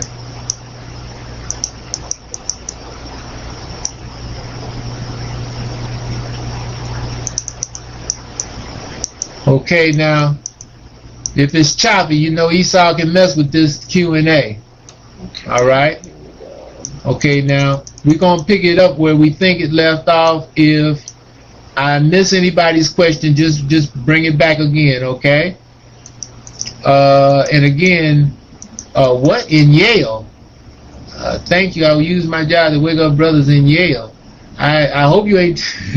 I hope you ain't talking about the stronghold of the Skull and Bone Boys, Yale over there in Jersey. Suriname. Oh, okay. So that's someplace in Suriname. He said jail. Oh, jail. Oh, okay. Well, again, you basically all you can do, Steve Drag, is just tell them to read the book. Make sure they got the King James Authorized Version, and tell them to read the book. Remembers the so-called Old Testament, and if possible, if they got a library in the jailhouse that they can go to and bring up some of the, you know, the things that we got on the internet, direct them to that. And hopefully some will hear and they'll go and they'll start reading, study, praying, and doing. Because if they do that, y'all will open up those jail doors. We talked about that in the past, okay? And, you know, like it says in 42nd chapter, Yeshua, to bring those who are in prison out of darkness and out of the prison house. Okay, now, so if a couple is together under the heathen system, they should get out from under that, even if they are staying together, because there is no need to be under that system. And thank you. Yeah, well, again, right, you want to undo what you did. Simple, right? You want to undo what you did. So you go and get it undone, and then it's over with. And then you move on from there. You don't want to, that's what we're in the process of doing in this refinement that God's doing with us, right?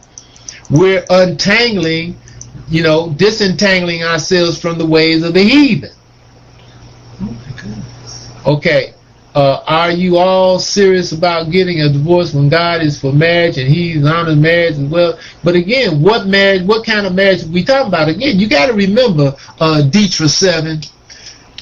You go back there to Deuteronomy 28, 15 through 67, which is applicable to all Israel. Didn't it say that we would be scattered into these nations of the earth, where we would learn the ways of the heathen? So when you're talking about getting married, you understand, with the preacher or whoever, the minister or the judge, you understand what I mean? Blood tests and all of that. You're doing what? That's the ways of the heathen. You're not going to see any of that in the way of the Most High, in the law of Yah. And if you do, you put up there where that is, because you don't see that anywhere in the law of Yah. Okay, what's next? Think people, before you make such decisions, all I can say to that, Sister Detra 7, I don't know. I don't know what other people think, okay? Unless they reveal it to me. Okay, okay, please explain the difference between a wife and a concubine. Again, that you know, we just talking about wives here. Again, you understand, where did the word concubine come from? I'm not sure myself. What derivation, what language did the word concubine come out of? And again, does it just mean another wife? I mean, that it just doesn't mean the first wife. It's just another wife, huh? Okay. It could mean a wife from another nation and not of Israel. I'm not just sure just what kind of a wife is a wife is a, right? Law, is that not right? It's one wife. It's not, Israel and one law for everybody. Now, certain things Israel can't do because who Israel is. Okay, word fam. So when Amen is the Old is in the Old Testament, it's from Esau. Again, Esau translated the book. He's the hunter. He got snares and traps in the book. Okay, we got to go in there, study, read, pray to Yah for wisdom and understanding. We got to do what we read and study, right? And when we acclimate ourselves, harmonize with that, Yah brings in illumination. And again, Amen was an idol of Egypt. That's why you had Amenhotep, Amen Ra, Amen Nophis, Aken Amen. You follow me? Because just like the children of Israel, we got Yah in our names. Yahuda, El-Iyah, Yeshaya. Okay? You follow me? So they incorporated their idol in with their names. And Amen was an idol of Egypt. Quite naturally, Esau put it in the book because, again, he wants to do what? He wants to cut us off. He wants to keep us cut off from the Most High. Like I said earlier, you know, Yeshaya, he's mentioned about saying these different words, these names and whatnot, but, you know, I have to mention them, and sometimes he has to mention them. Sometimes any of the servants of Yah have to mention idols and images. Why? Because we're destroying them. You follow what I'm saying? We're putting them down. We got to talk about them to bring them out and tell the people that they're garbage, that they are of no significance. Okay? All right. What's next? Is Abraham and Sarah being brother and sister an implant by Esau? Could be. Good question. Excellent question. Could be. Since the law forbids. Hey, brother, I had this conversation with somebody, man, just a few weeks ago. Okay? I don't know if it was you. I talked to so many people sometimes I can't really remember who I'm talking to, but I had this conversation with somebody not long ago. It could very well be an implant, brother, because Esau, he pulling out all, you know, he done pulled out all the stops trying to keep us and mankind cut off from the Most High. I hope you guys sound now, Miss Yaakov. Okay, everybody, I think everybody's showing the one or most. What's next?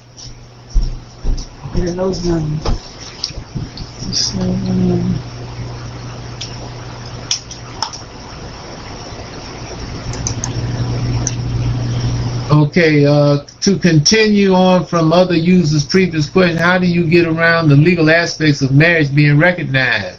Hospital insurance, again, you don't have to deal with those things. You know, if you understand what I'm saying? I mean, Yah's our insurance, isn't it? If you paying flesh for some insurance, then you doing what? You violating one of Yah's principles, isn't you? You remember chapter 17? You putting your trust in flesh. You making flesh your arm.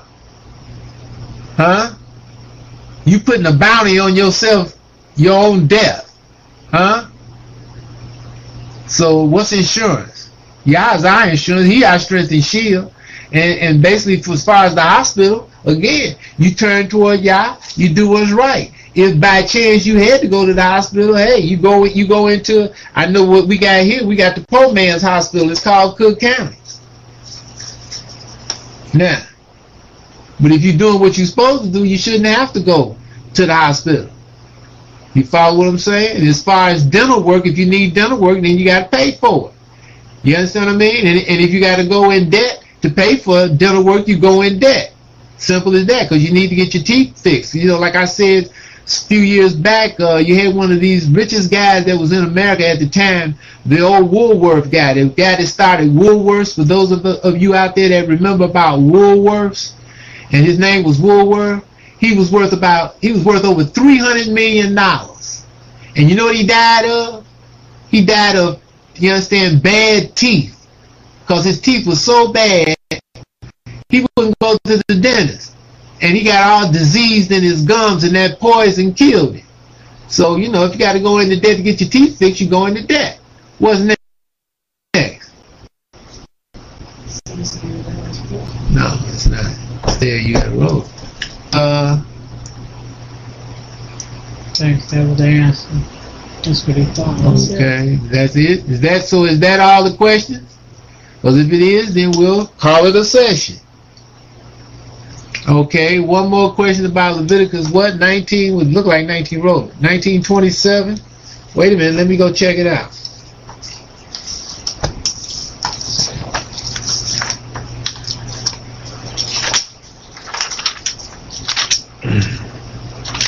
Okay, you shall not round the corners of your heads, neither shall you mar the corners of thy beard. Well, again, you know, when you go to the barber shop, you're supposed to not fool with your natural lines on your head, your beard, your head. You're not supposed to alter your natural hairline.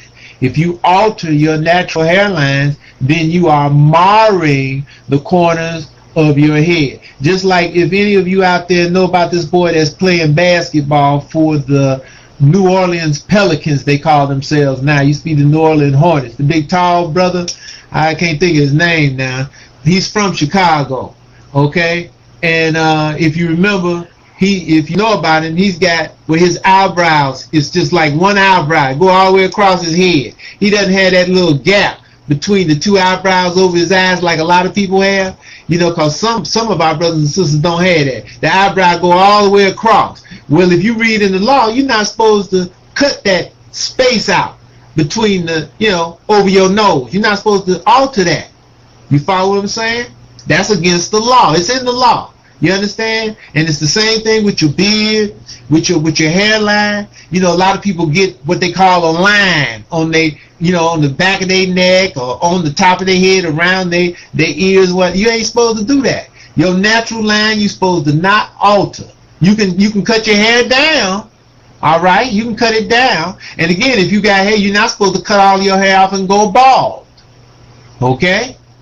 Simple as that. Because a lot of brothers do that because they start balding a little. You understand? Like I am, thinner up in the top. But you don't cut all your hair off. You don't go bald. You see what I'm saying? You can cut your hair down, but that's it. But you don't alter your natural lines. What's next?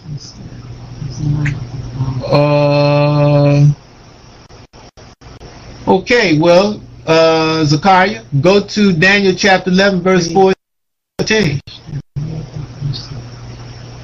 Huh? Okay, the question is, you gotta remind me sometime, what was the point of Herod building a temple? Go to Daniel chapter 11, verse 14. And you'll see there, what does it say? See, and again, that's another reason why you read the King James Authorized Version. All right? Because in the King James Authorized Version, that Esau, he left that in a more or less in a pristine manner. When you get some of these other versions, you know, like the Tanakh and whatnot, the Edomite version and other versions, other translations, Esau saw that. The NIV, he's changed that, where you can't grab that. All right? What does it say in 11:14, Daniel? It says, in those times there shall many stand up against the king of the south. That's the Ptolemies in Egypt. All right? And you got to remember now, when you get to Daniel chapter 11, verse 3, now you see the beginning, the inception of what? The Greek kingdom. Okay? Daniel chapter 11, verse 3 is the inception of the Greek kingdom. All right? Because it's talking about Alexander and the Greeks. So now when you get down here to verse 14, you inside the Greek kingdom. All right? when you go back and check history out, when do you see the Maccabees or Hasmoneans, who were Edomites, start to rise? They give you, like, I've seen 175, Mattathias, the father of Judas, and, Maccabee, the hammer, and John Hyrcanus.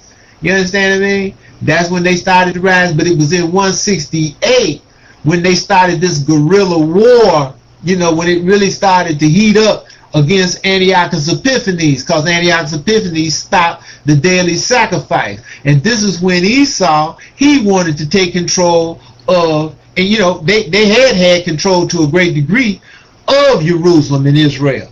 They was given that by the Ptolemies, because the Ptolemies had control of Jerusalem. And so he being Ptolemy Soter in 320, he basically allowed the illuminated Edomites, who weren't full-blown illuminated at the time.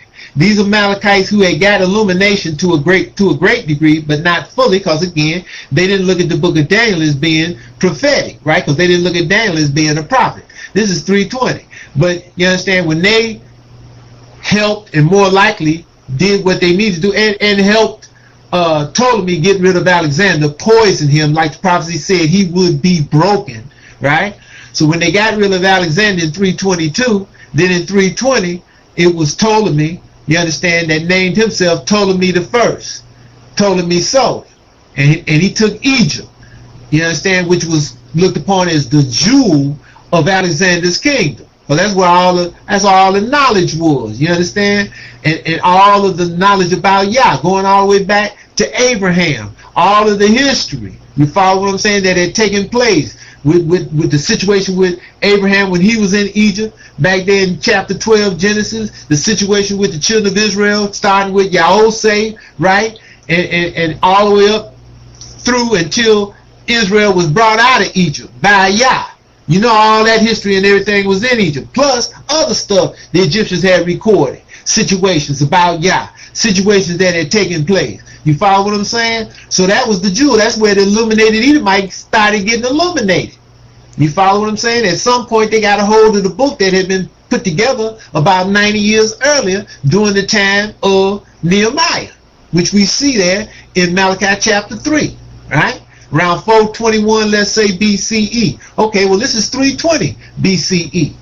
You understand what I'm saying? So I look at the Illuminati Edomite got a hold of the book around 330, 329 BCE. You follow me? The book is about 90 years old, and then they got a hold of it and read it, and they got illuminated to a great extent, but they still didn't understand the book of Daniel because they didn't look at him as being a prophet. You follow me? So now, when you go down here in 1114, you down inside the Greek kingdom. And it was during this time, what does it say? It says, and in those times there shall many stand up against the king of the south. Well, the king of the south, that's Egypt, that's the Ptolemies in Egypt, in Alexandria, Egypt. All right? And so you had the Seleucidates up in, the Seleucid Greeks out of Antiochus Seleucus, you follow me, up in Cilicia, north of Jerusalem. So that's the king of the north. And you had Antiochus Epiphanes coming against the Ptolemies. You understand? And also, what does it say? Also, the robbers of thy people shall exalt themselves to establish the vision, but they shall fall. And that began with what? The robbers of our people are the Edomites. Aren't they trying to rob us of our heritage? And that's when they started. You follow what I'm saying? We see they had already started calling themselves Israel because they had to escape death in the book of Esther, chapter 8 at the back end of the chapter. But you understand, that's the ones that couldn't escape and get to Greece, who was the enemy of the Medes and Persians at the time. We talking 473 BCE. So the ones that couldn't escape, when they, understand, when the Persians confronted them, or if somebody else confronted them that was, who are you? What are you? You Edomite? And they're like, no, I'm an Israelite. Esau got Jew there in Esther 8, but that term wasn't even invented then. You understand what I'm saying? That's an implant, a much later implant. But what they said? No, I'm an Israelite. That's why we spoken of before about, you understand, when the Edomites recognize Purim, what do? They put on Halloween, like Halloween outfit, They disguised themselves, because that's what they really did. And that's what that's talking about in Esther chapter 8 at the back end of the chapter. All right? But again, when you get down there into 1, and this is what this is talking about. This is down in like I say, 168. You follow what I'm saying? Now the Edomites, they want to run Jerusalem because they had been running it per se. Like I said, in 320, Ptolemy Soter, when he took over, he was running the land, Israel, and so he let the Edomites run it. That's why in some of these history books, like Bible history books like we got here, it'll tell you that the Palestinian Jews during this period of from 320 going down, 320 BC going down, right? It'll tell you that the Palestinian Jews was, under the control. They took orders, all right, from the Alexandrian Jews. You understand? Because the Alexandrian Jews were the Amalekite Edomites who became illuminated to a great extent, and they were back in Alexandria with Ptolemy Soter. And they were the ones who he had given control of Palestine too. Jerusalem too. The land, Israel, right? And they was the one controlling it. They was telling the Palestinian Jews what to do. You follow what I'm saying? So now when Antiochus Epiphanes, he come on the scene and he's going against the Ptolemies down in Egypt, all right? Like 171, 172, 169 BCE. Well, he basically took control. He stalemated and basically had the ups on the the Ptolemies in Alexandria, Egypt. He got the ups on them in like 168. That's what it's talking about in Daniel. You'll see that in Daniel chapter 11, verse 25. You see that? And he being Antiochus Epiphanes, shall stir up his power and his courage against the king of the south. That's the Ptolemy down in Egypt in Alexandria with a great army. And the king of the south shall be king of the south with a great army. He's going to come against him. And the king of the south shall be stirred up to battle with a very great and mighty army. But he, Antiochus Epiphanes, Ptolemy, but he shall not stand, for they shall forecast devices against him. Yea, they that feed of the portion of his meat shall destroy him, because it was somebody inside the Ptolemies at that time who was of that line that was weak and helped bring, the Ptolemy at that time, bring him under the control of, to a great degree, the Seleucids,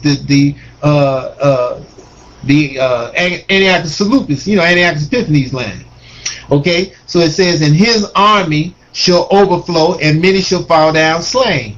And both these kings, that's the Ptolemy king in Alexandria, and Antiochus Epiphanes, the Seleucid line from out of Syria, both these kings' hearts shall be to do mischief, and they shall speak lies at one table. That's the peace table. They sitting at the peace table, they lying to one another. You understand?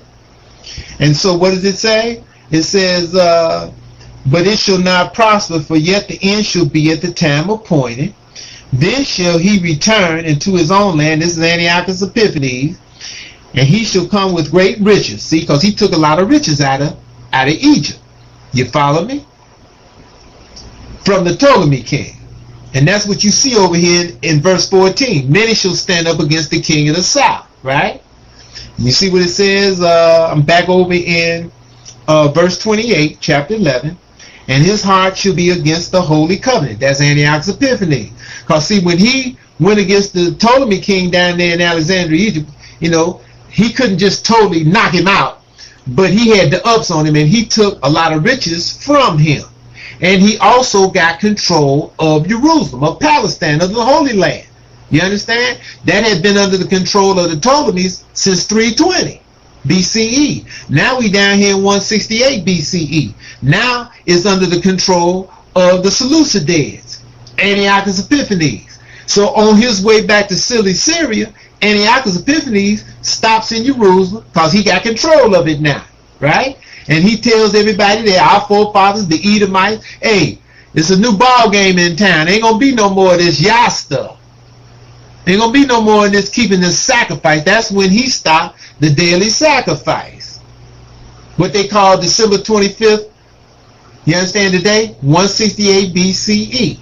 That's when you start counting them 2,300 days that's talked about in Daniel chapter 8. You start counting down, right?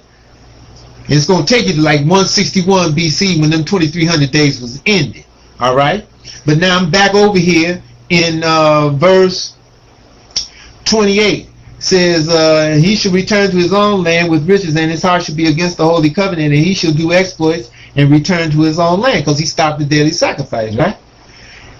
And that's when the Edomites, the robbers of our people, rose up and started this guerrilla war against Antiochus Epiphanes, right? Now, when you go back over here to verse 14 in chapter 11, you see what it says? Also the robbers of thy people shall exalt themselves to establish the vision, but they shall fall, because they want to keep the daily sacrifice. Because you still had some of our forefathers who was in the land keeping the daily sacrifice, okay? But they was doing it half-hearted. You know what I'm saying? They wasn't doing it with all their heart. And so now the Edomite, he got it in his mind. He wants to do that because he's full-blown with the mindset of, I'm taking all this over. I'm going to run this. Okay? So now from that point, coming down, you know, when the Romans came into play in the 1st century BCE, you'll see historically that it was Pompey that put Herod, whom you asked about, he put Herod in power. Okay? Pompey. Now, when Pompey and Julius Caesar fell out,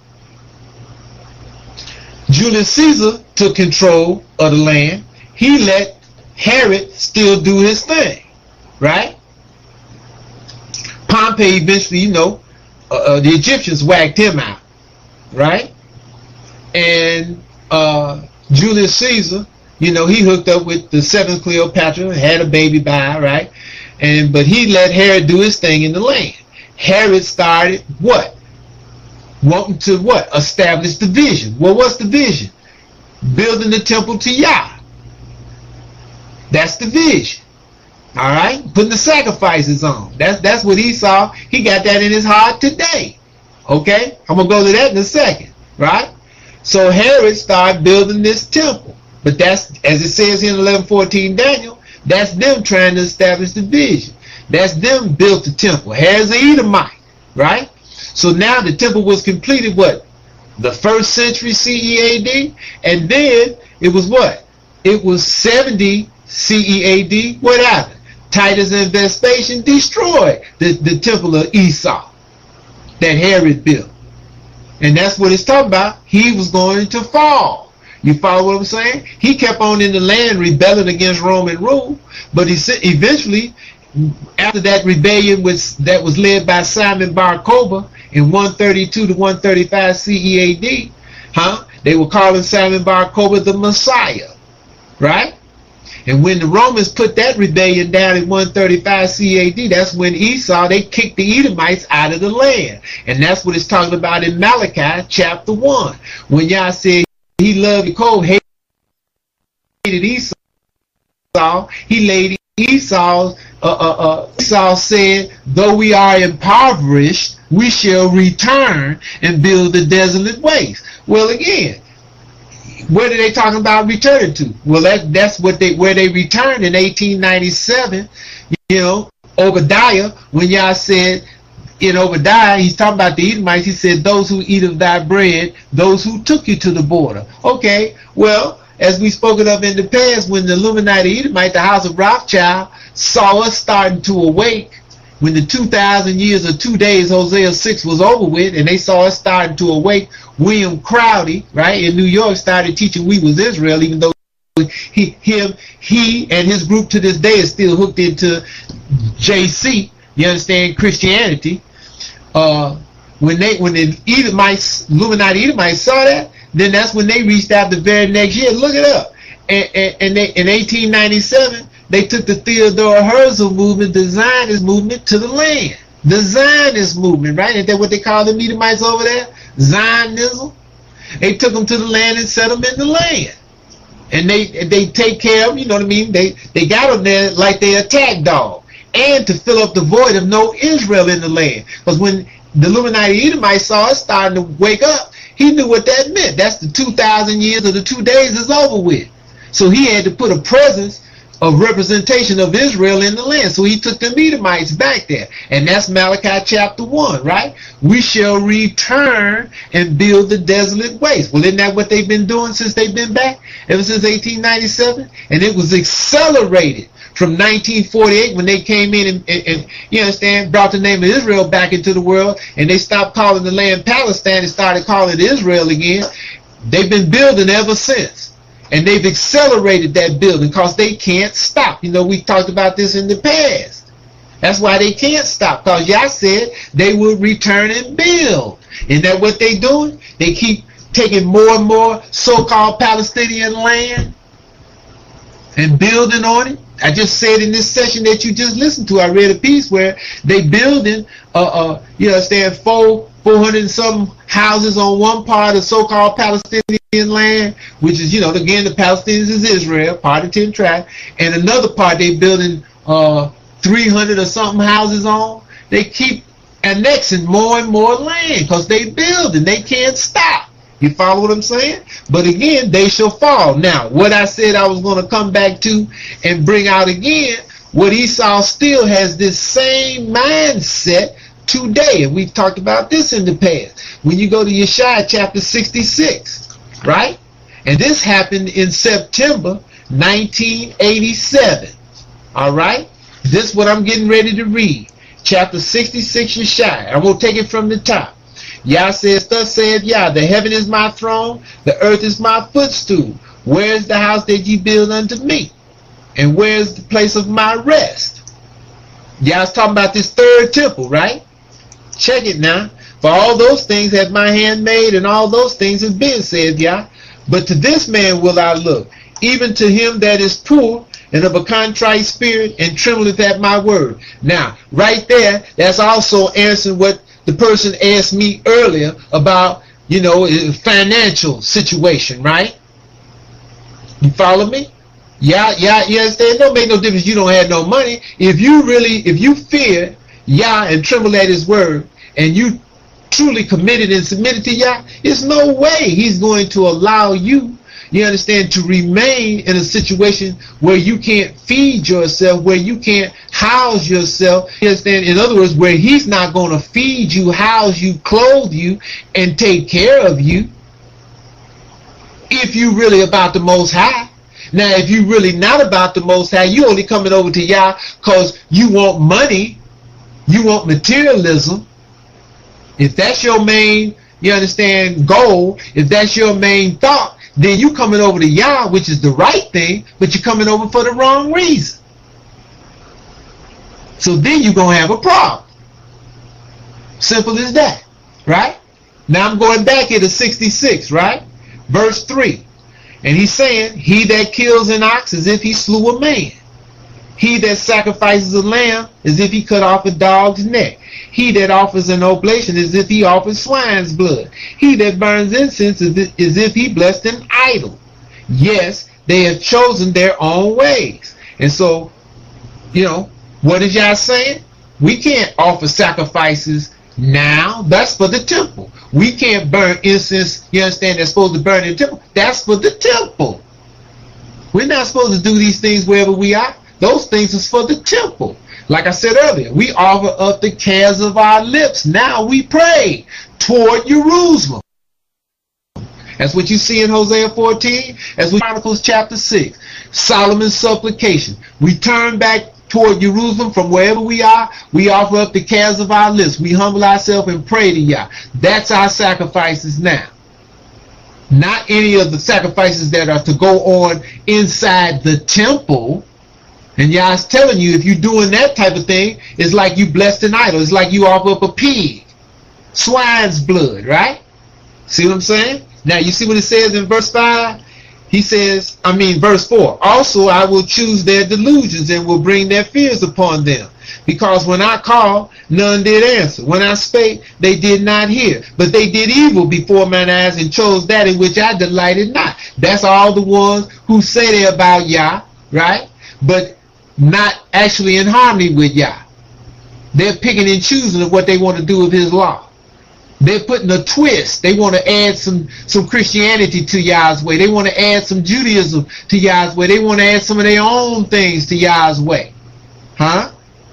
See what I'm saying? You see what Yah said? He gonna choose their delusions, right? The ones who turn away, like somebody asked earlier about their family members. He can't or she can't get through to them. All right? Well, again, the ones of us, of the children of Israel, who reject Yah, who refuse to hear, then Yah's going to choose, as he's doing, their delusions. That's the ones of us that's running around talking about they've been saved. Right? The ones who's talking about Jesus is their salvation, Yahashua, Yeshua, or Buddha, or Allah. Right?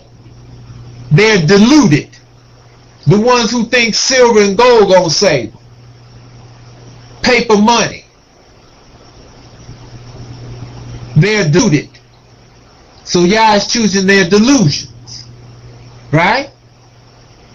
So now, you understand? Because they chose that in which Yah delighted not. Now you see what it says in verse 5? Hear the word of Yah, you that tremble at his word. Your brethren that hated you, that cast you out for my name's sake. Now you know he's talking about Esau, right? When you go to Ezekiel chapter 35, what did he say Esau said? Huh? When they came up from the swelling of Jordan, Jeremiah 49 and Jeremiah 50, when they came up from the swelling of Jordan, you know, when all the Chaldeans and all them bands of the Chaldees people came in, they was as one of them. They came in with them from the swelling of Jordan up to Jerusalem, right? And what does it say in Obadiah? They stood in the crossway. And when we tried to escape, they caught us and handed us over to the Chaldeans that we might be what? Removed far from our border. Isn't that right? Don't we see something similar in the 83rd Psalm and in Amos chapter 1 and in Yoel chapter 3? This is in 320 BC. That first that I talked about, you know, that Yah is talking about there, they came from the swelling of Jordan. That happened in 586 BCE. But in 320 BCE, the 83rd Psalm, what does it say? Those who hate thee, Yah, have raised the tumult. Doesn't it say the tabernacles of Edom? What does it say? They said, let's deal craftily against Yah's hidden ones. We was under the curse, full blown. Per se, you know, other than that, you know what I'm saying? Where the sense of many of us had left Yah then, probably, you know, it was some of us in various places didn't know we was Israel then, in 320. You understand what I'm saying? But you still had some in the land. But they was half doing, you know, they wasn't really doing the way of Yah. And they was getting weaker and weaker by the second, by the minute, by the hour, by the week. Okay? So now, again, what does it say? Let's deal craftily against Yah's hidden one. That's when the Edomites did what? They put a bounty on us. Isn't that what it says there in Amos chapter 1? With all them nations that's mentioned there in the 83rd Psalm. Okay? Because Esau is what? You understand? This is 320 now. He's with Ptolemy Soter. And Ptolemy done made himself king after they done poisoned Alexander. Broke him, right? Broke him with hand. Right? So now Esau, he give Esau the control of the land. So what did Esau do? Esau put a bounty on us. That's Amos chapter 1. Huh? All them nations you see there in the 83rd Psalm. And they did what? Any one of us that was in their nation still talking about we was Israel any kind of way, right? Talking about we Yehuda, right? Talking about we anything about Yah any kind of way, right? They like rounded us up.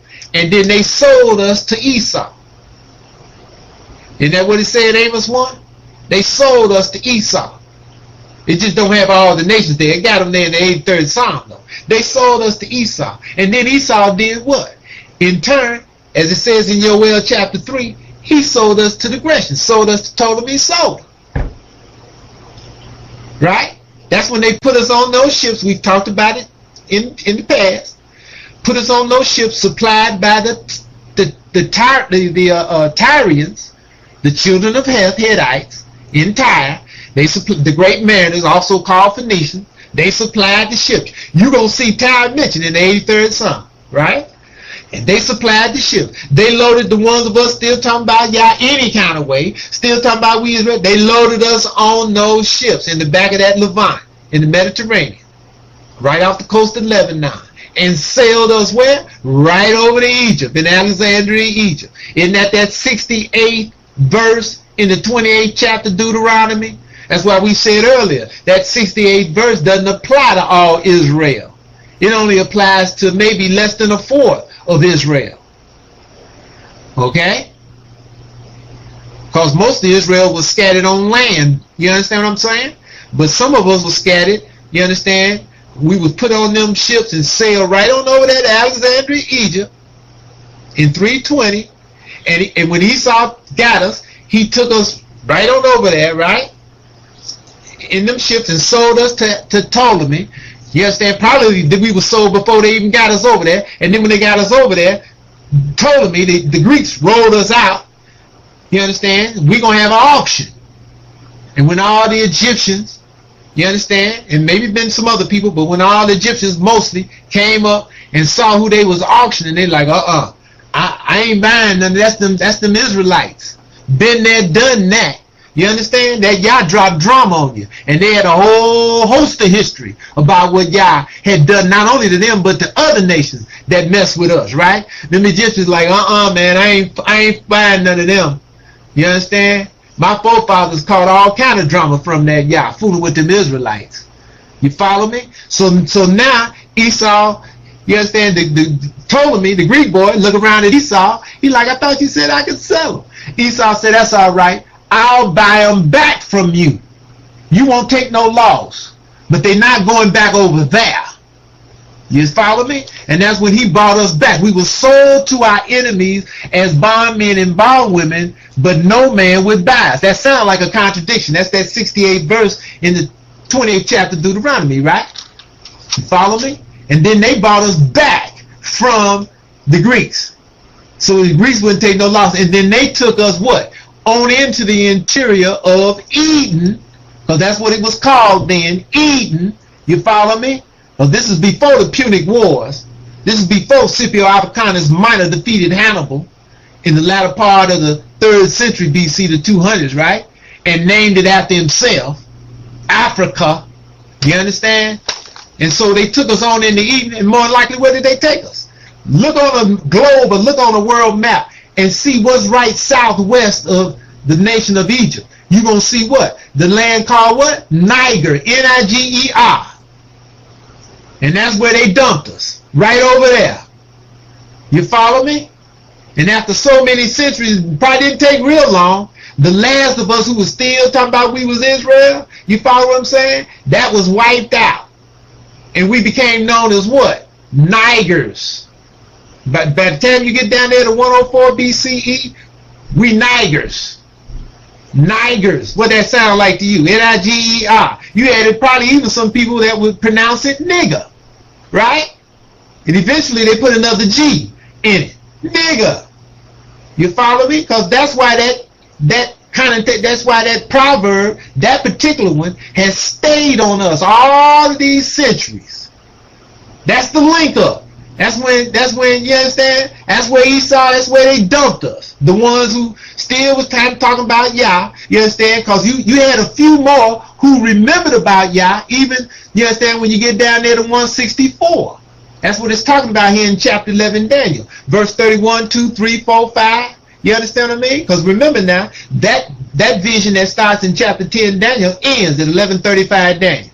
And when you read those last 4 verses there, in chapter 11 Daniel, what does it say? You understand what I mean? What does it say? Doesn't it? I'm going to read it. Hold tight. Let me get it. Okay? I'm going to pick this up at verse 31. And arm, see, that's the arm at that time of Yah, shall stand on his part. Talking about they was up with Antiochus Epiphanes. You follow? They was up with him. All right, the armed men, because they was base, right? That's the seed of David, the seed of Zadok, the Lewites that was on the scene still. They was base. You know, they like your Farrakhan's and Jesse Jacksons and Al Sharptons and T.D. Jakesons and Creflo Dollars and the Pope. They like all them are today, back then. You understand what I mean? They wasn't about nothing, right? They stood up with Antiochus Epiphanes, and they shall pollute the sanctuary of strength. Now this is Daniel 11, verse 31. And shall take away the daily sacrifice, see, and they shall place the abomination that makes desolate. See, they was up with Antiochus Epiphanes. They putting the pig on the altar with him.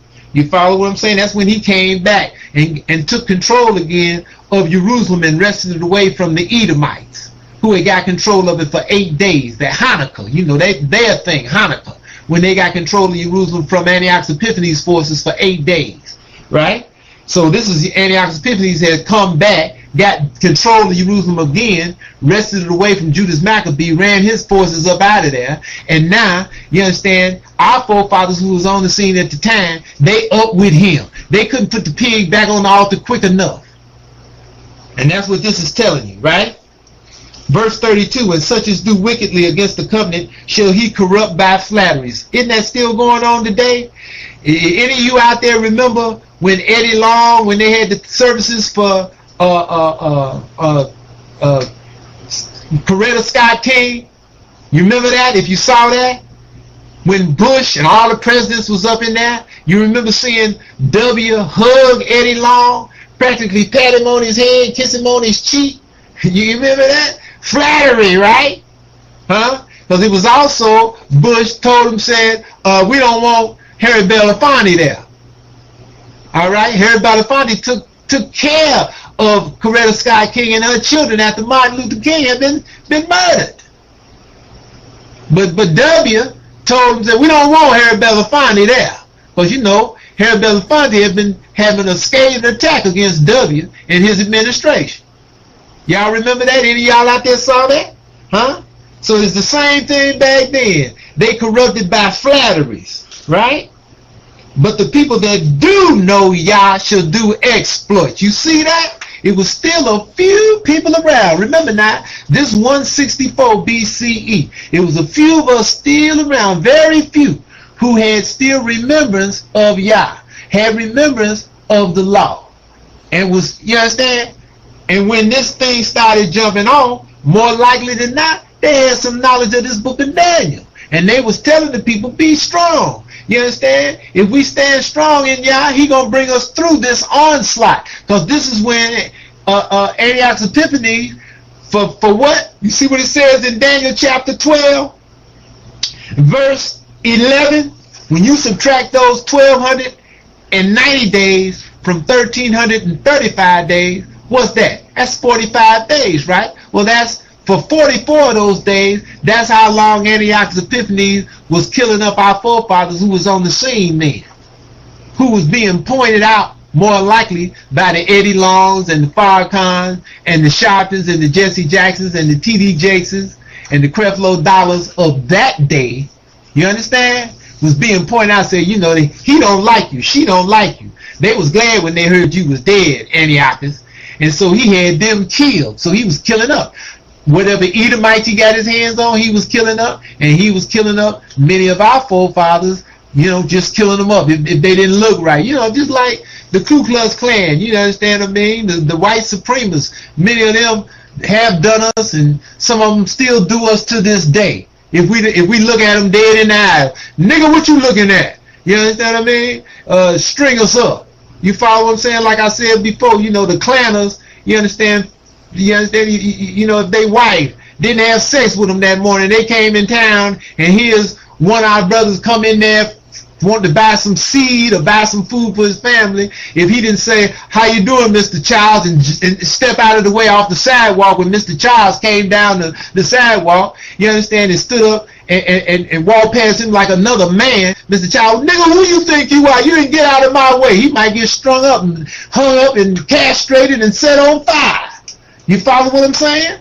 Now, when I say that, I don't want you spin doctors out there to be talking about Yehuda hates Caucasians, because that's not true. I'm just telling facts. And all you out there, if you're dealing with the truth, you know these things are taking place. Because again, that's part of the curse.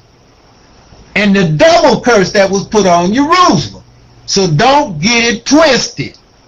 You follow me? But this is what Antiochus Epiphanes, he was doing. He was killing up our forefathers for 44 days. And then whoever made it to the 45th day was blessed. And that's what it's talking about over here in 12:12 Daniel. All right? Blessed is he that comes to the, 1335th day. All right? You made it over, you made it out of the killing. And you see what it says back over here in Daniel chapter 11? I'm back over here in verse 32. Okay? And such as do wickedly against the covenant shall he corrupt by flatteries, but the people that do know Yah shall be strong and do exploits. And they that understand among the people shall instruct many. You hear that? Yet they shall fall by the sword and by flame, by captivity, and by spoil many days. That was 44 days. All right? That you see over there in 12:12 Daniel. Right? Now, verse 34, but now when they shall fall, they shall be helped with a little help. You understand? That's Yah, right? But many shall cleave to them with flatteries, just like many of them do today, to this day, right? And some of them of understanding shall fall, to try them, to purge, to make them white, even to the time of the end, for it is yet a time appointed. Because you got to remember, when Daniel got this prophecy, right? It starts out in chapter 10, Daniel. What does it say? In the 3rd year of Cyrus. What was the 3rd year of Cyrus? 535 BCE. Because the inception of the Medo-Persian kingdom was in 538 BCE. All right? So now, this actually didn't take place till when? 164 BCE. So you subtract 164 BCE from 535 BCE, what do you get? It's well over 300 years, right? You follow me? See? So that's why the angel told him, said it's many days away. Okay? See? And this is why you got so many people, okay, that, you understand? They want to make Daniel be a book of fable. They want to make Daniel be a funny book, a comic book. He ain't real. He wasn't a prophet of Yah. Why? Because they don't understand it. Yah has not illuminated them. Simple as that. Okay? So quite naturally, with something they don't understand, they want to kick it out. You know, like an alley mechanic. He opened up the hood on one of these modern cars, right? He doesn't know how these modern cars operate. So he's like, you don't need that. As long as he gets started,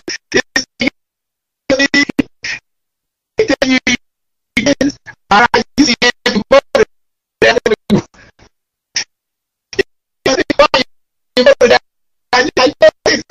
you don't need that.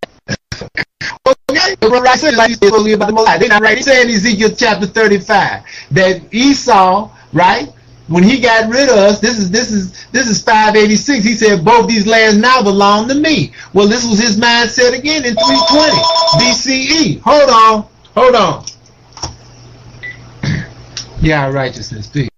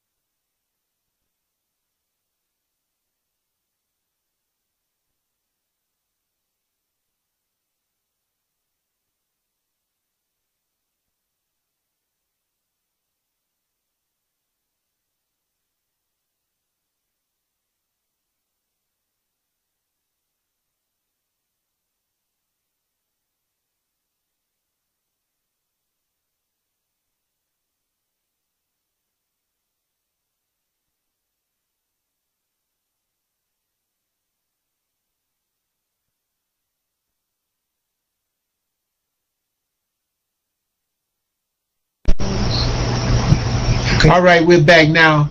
We're having Yadida called and said it's choppy. So what I want you to do, those of you out there, Yadida's not feeling so well today. So I want you to tell me the last thing you heard before it got choppy. All right? So put it up on the screen.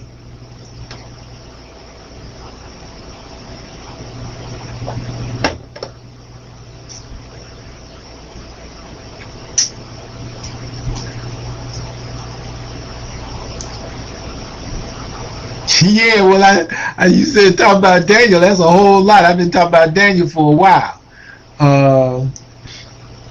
Okay, well, man, that's a shame. Okay, now it's getting a little bit more precise.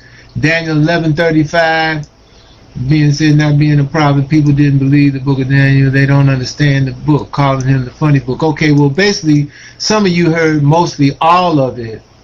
Thing and how they try to make it a joke, right? Okay, well, again, it seems like you pretty much heard it all.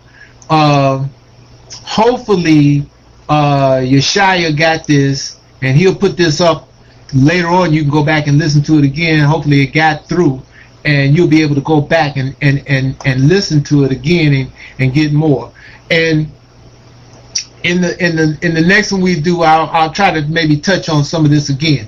That's why they do that. You see why we're doing it the way we're doing it now. They can mess with the Q&A, and again, but nevertheless, you basically, it sounds like you got the gist of it, okay?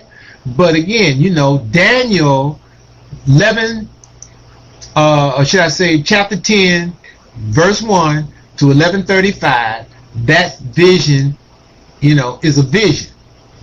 And you can see when it tells you, in 11:35 Daniel, that this was going to be yet for many days, right? Because it was for a time appointed. Daniel was shown this in 535 BCE. But this vision wasn't completed until 164 BCE. So you see when it says that the vision was yet for many days, and you see Yeshaya just put up, he's getting it. So when he puts it up on the screen, you'll be able to go back and listen to this in its entirety. You follow me? And because this is why most people don't understand the book of Daniel. See, but again, they don't understand it because you understand they're not in harmony with it. And again, it's only one movement that represents Yah. I'm not saying this to uplift me or exalt me or any of us that's part of Yah, right? This is just the reality of it. When you read and study this book, just like that part I just read to you earlier in Yeshaya chapter 48, verse 14, okay? Yah's talking about his arm. And he's got one movement that represents him, not two movements, not three movements, not four movements. There's only one. And again, the way you discern it, you got to read and study this book. As I was talking with Beulah the other day. She's in the room now, I'm pretty sure. I think I saw her name up there earlier, okay? And, I went over this, not exactly this with her, but some of this, and, I brought it out to her again. It's, you have to be in harmony with Yah, but it's only one movement that represents Yah. And the only way to discern it, you got to read and study the book. I've gone over this with some others of you out there, right? And when you read and study this book and get in harmony with Yah to a certain degree, then you'll be able to what? Discern, Malachi chapter 3, who's serving Yah and who's not serving Yah, right? Then you'll be able to discern or be able to deliberate and see who is what? The servant that Yah has raised up. That represents him, his movement. Isn't that what you see in Yeshaya, Isaiah chapter 50? Who walks in darkness and obeys the voice of my servant? Huh? What does it say? Let me read it verbatim. I'm in chapter 50, Yeshaya, right?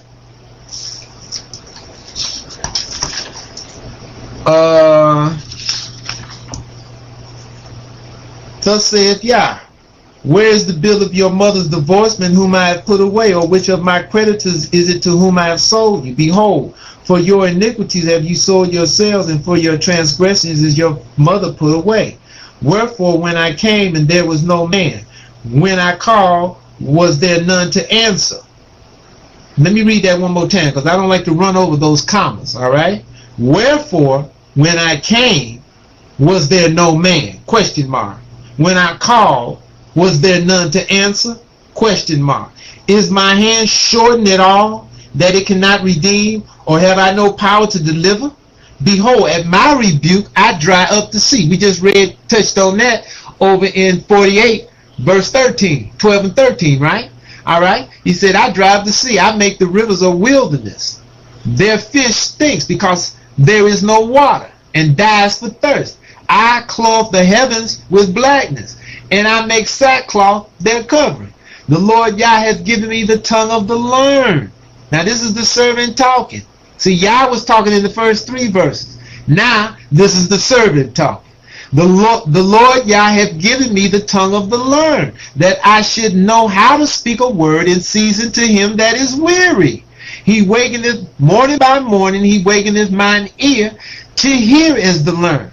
The Lord Yah hath opened mine ear, and I was not rebellious, neither turned away back.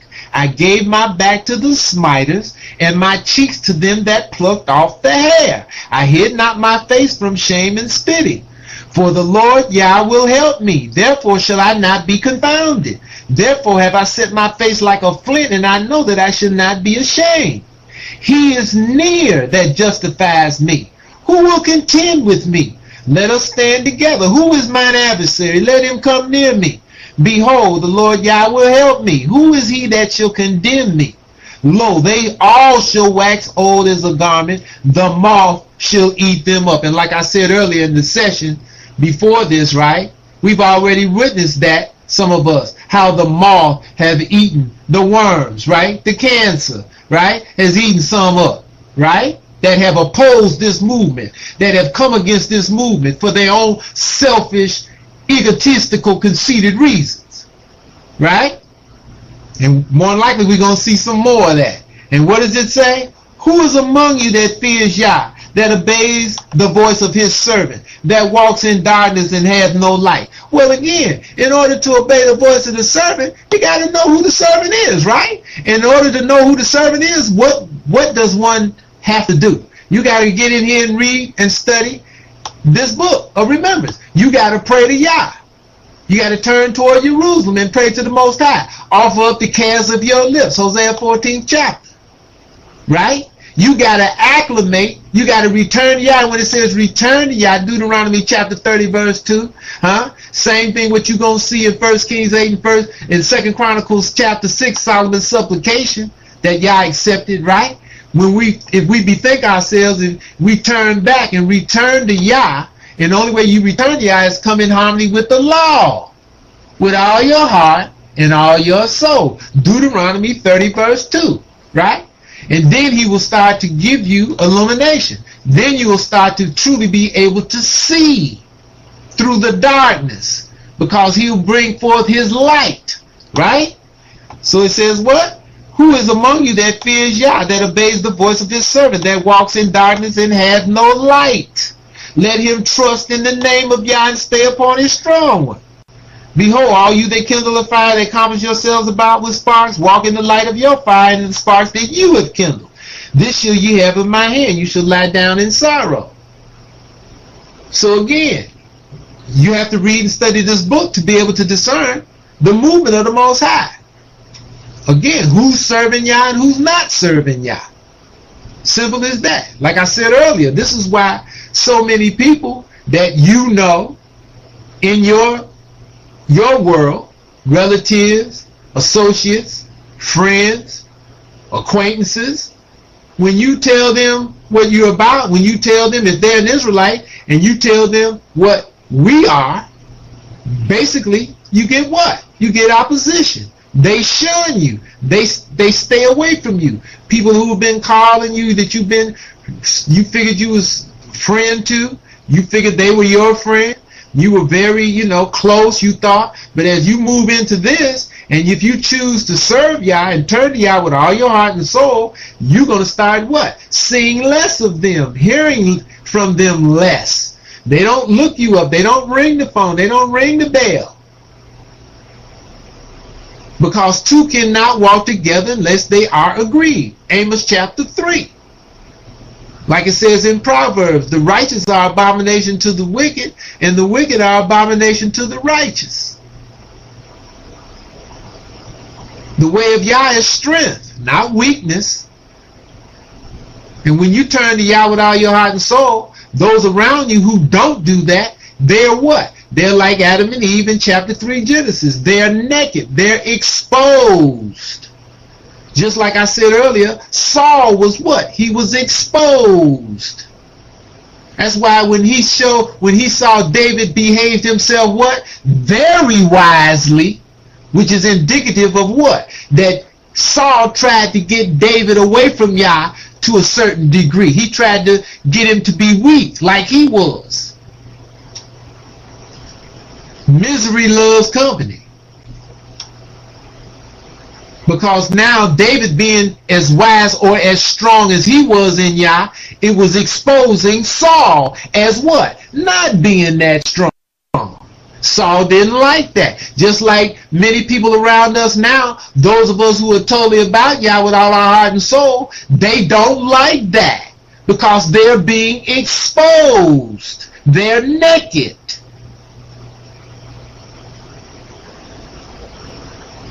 Okay? Okay, so now see this next one. What does the saying, anoint thyself with oil mean? Again, you understand?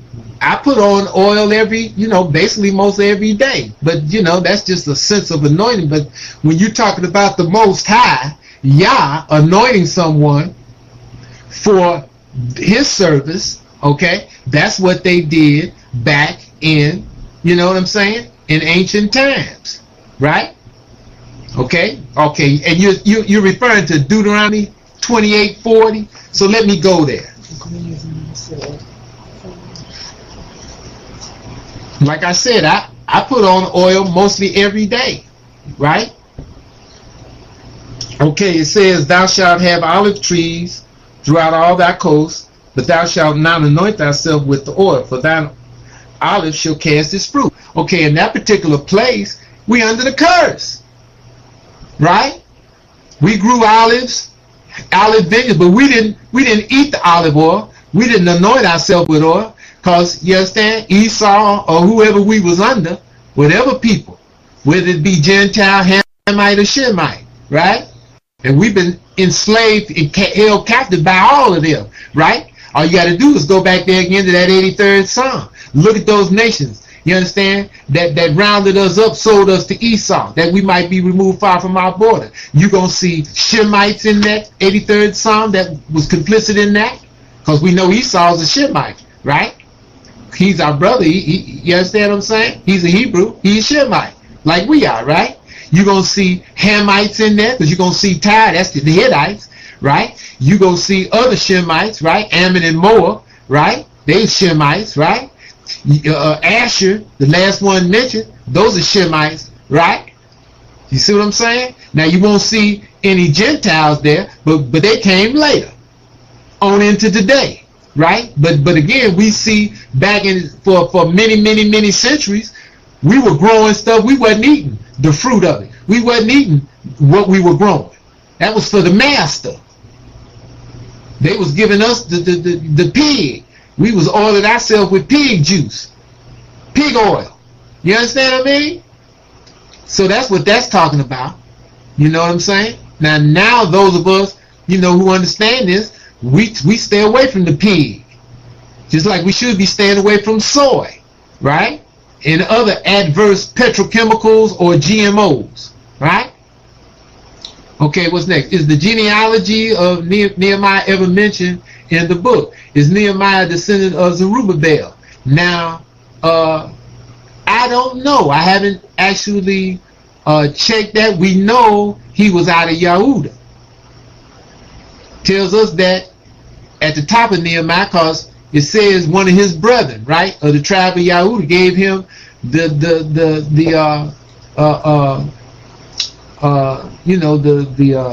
they call it, the skinny on what was going on in the land when he got there. And that's why Nehemiah was sad. But we can see that Nehemiah Nicanor was made governor by Artaxerxes, right?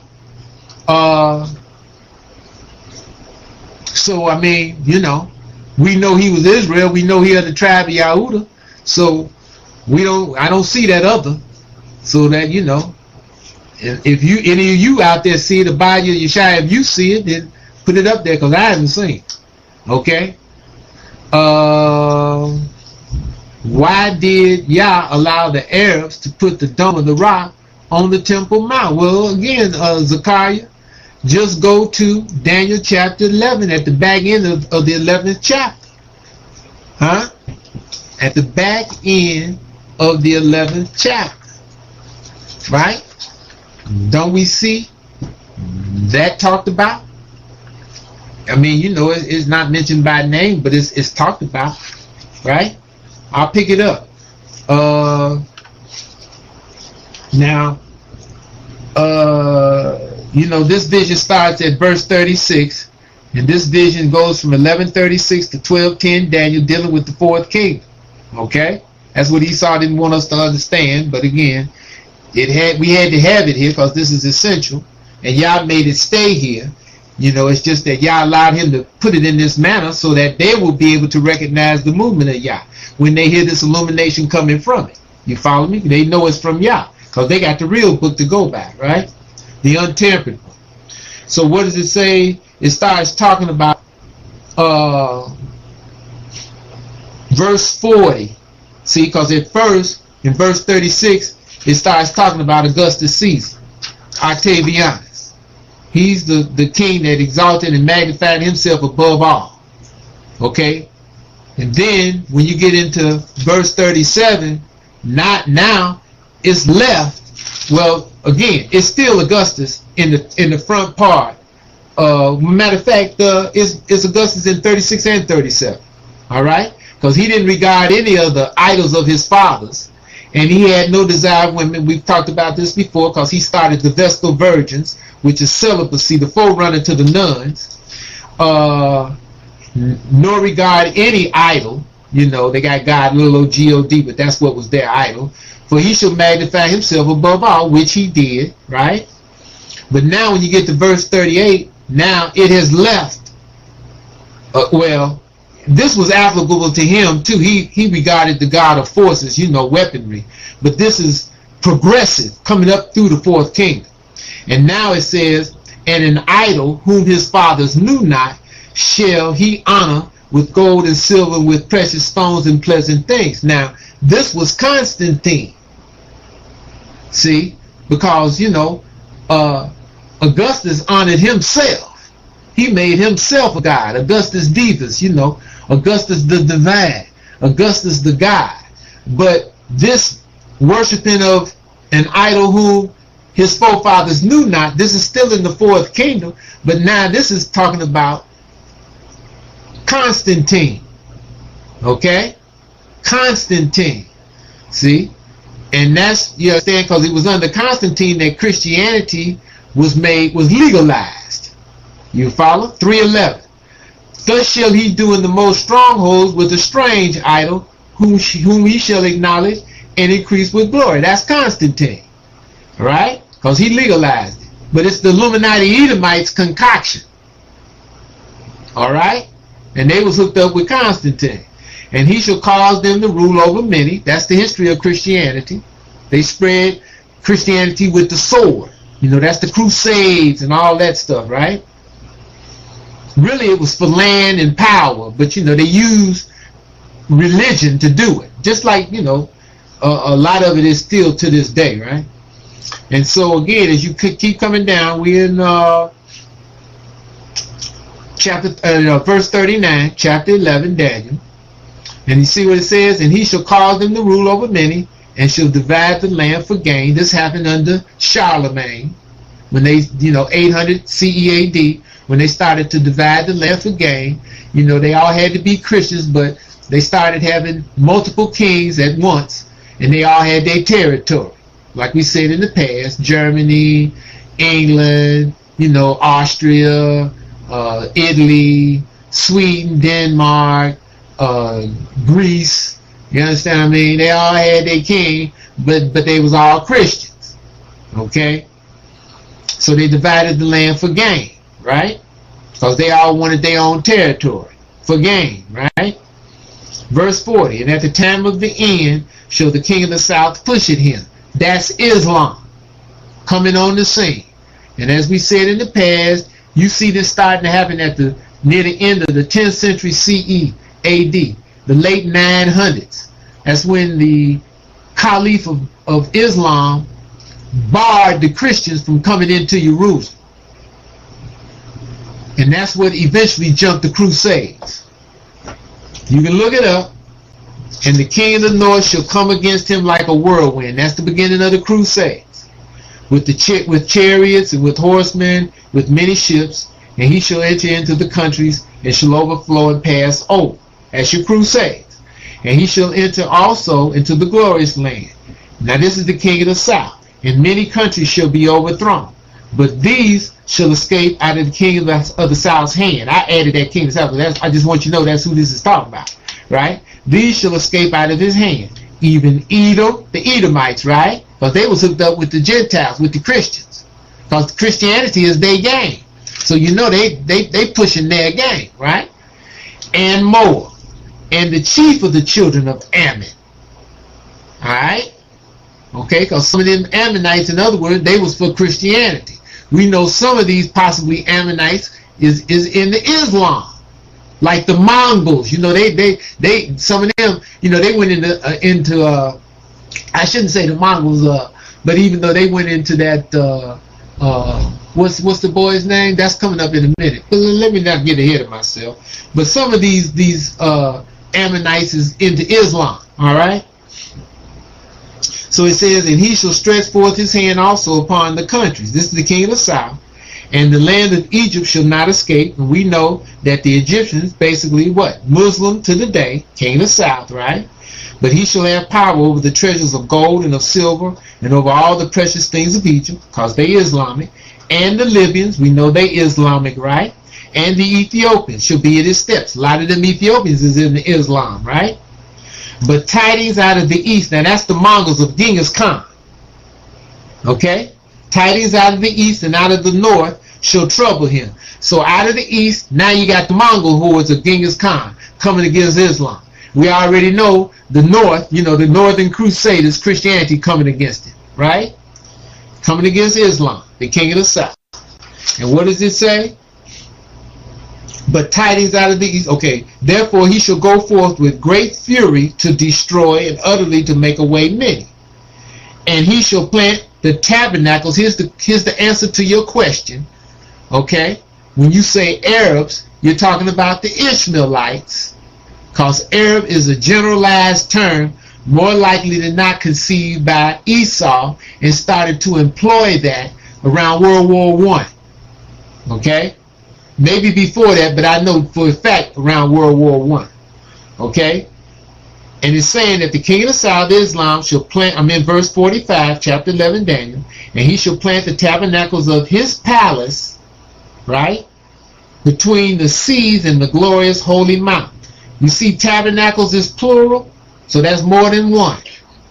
Okay, and where are they? Where were they to be? In the glorious holy mountain, that's Jerusalem, right? Between the seas, and the seas is what? The Mediterranean on the west of Jerusalem, the Dead Sea or the Salt Sea on the east of Jerusalem. Jerusalem sits between those two seas. Okay? And the Islamic tabernacles, plural, are in the glorious holy mountain. The Dome of the Rock and the El Asa. Okay? Yet he shall come to his end, and none shall help him. And at that time shall Michael stand up, the great prince, which stands for the children of thy people, and there shall be a time of trouble, such as never was since there was a nation, even to that same time. And at that time thy people shall be delivered, everyone that shall be found written in the book. Many of them that sleep in the dust of the earth shall awake. Haven't we awakened? We know we Israel, right?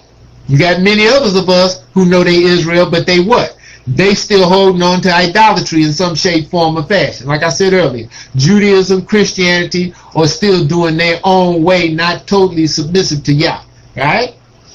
And it says, many that sleep in the dust of the earth shall awake, as we've awakened, some to everlasting life. Those of us who truly about Yah, you understand, who going to make it back and serve Yah, make it through the attack of the Assyrians once we start dismantling the Dome of the Rock and the El Oscar and everything else that's idolatrous in Jerusalem. Once we get back this Jerusalem movement, as we've spoken of in the past, we're going to get attacked by the Assyrians. That's Zechariah chapter 12 and chapter 13. And you see at the bottom of chapter 13, Zechariah, that 2/3 of the people in Jerusalem, in the land, are going to die. But that 1/3 is going to be brought through. Why? Because that 1/3 is going to say, Yah is my strong one, and Yah is going to say, and these are my people. And he's going to bring us through that onslaught.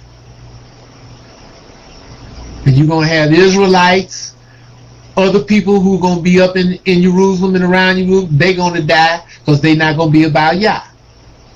Okay? And that's what you see.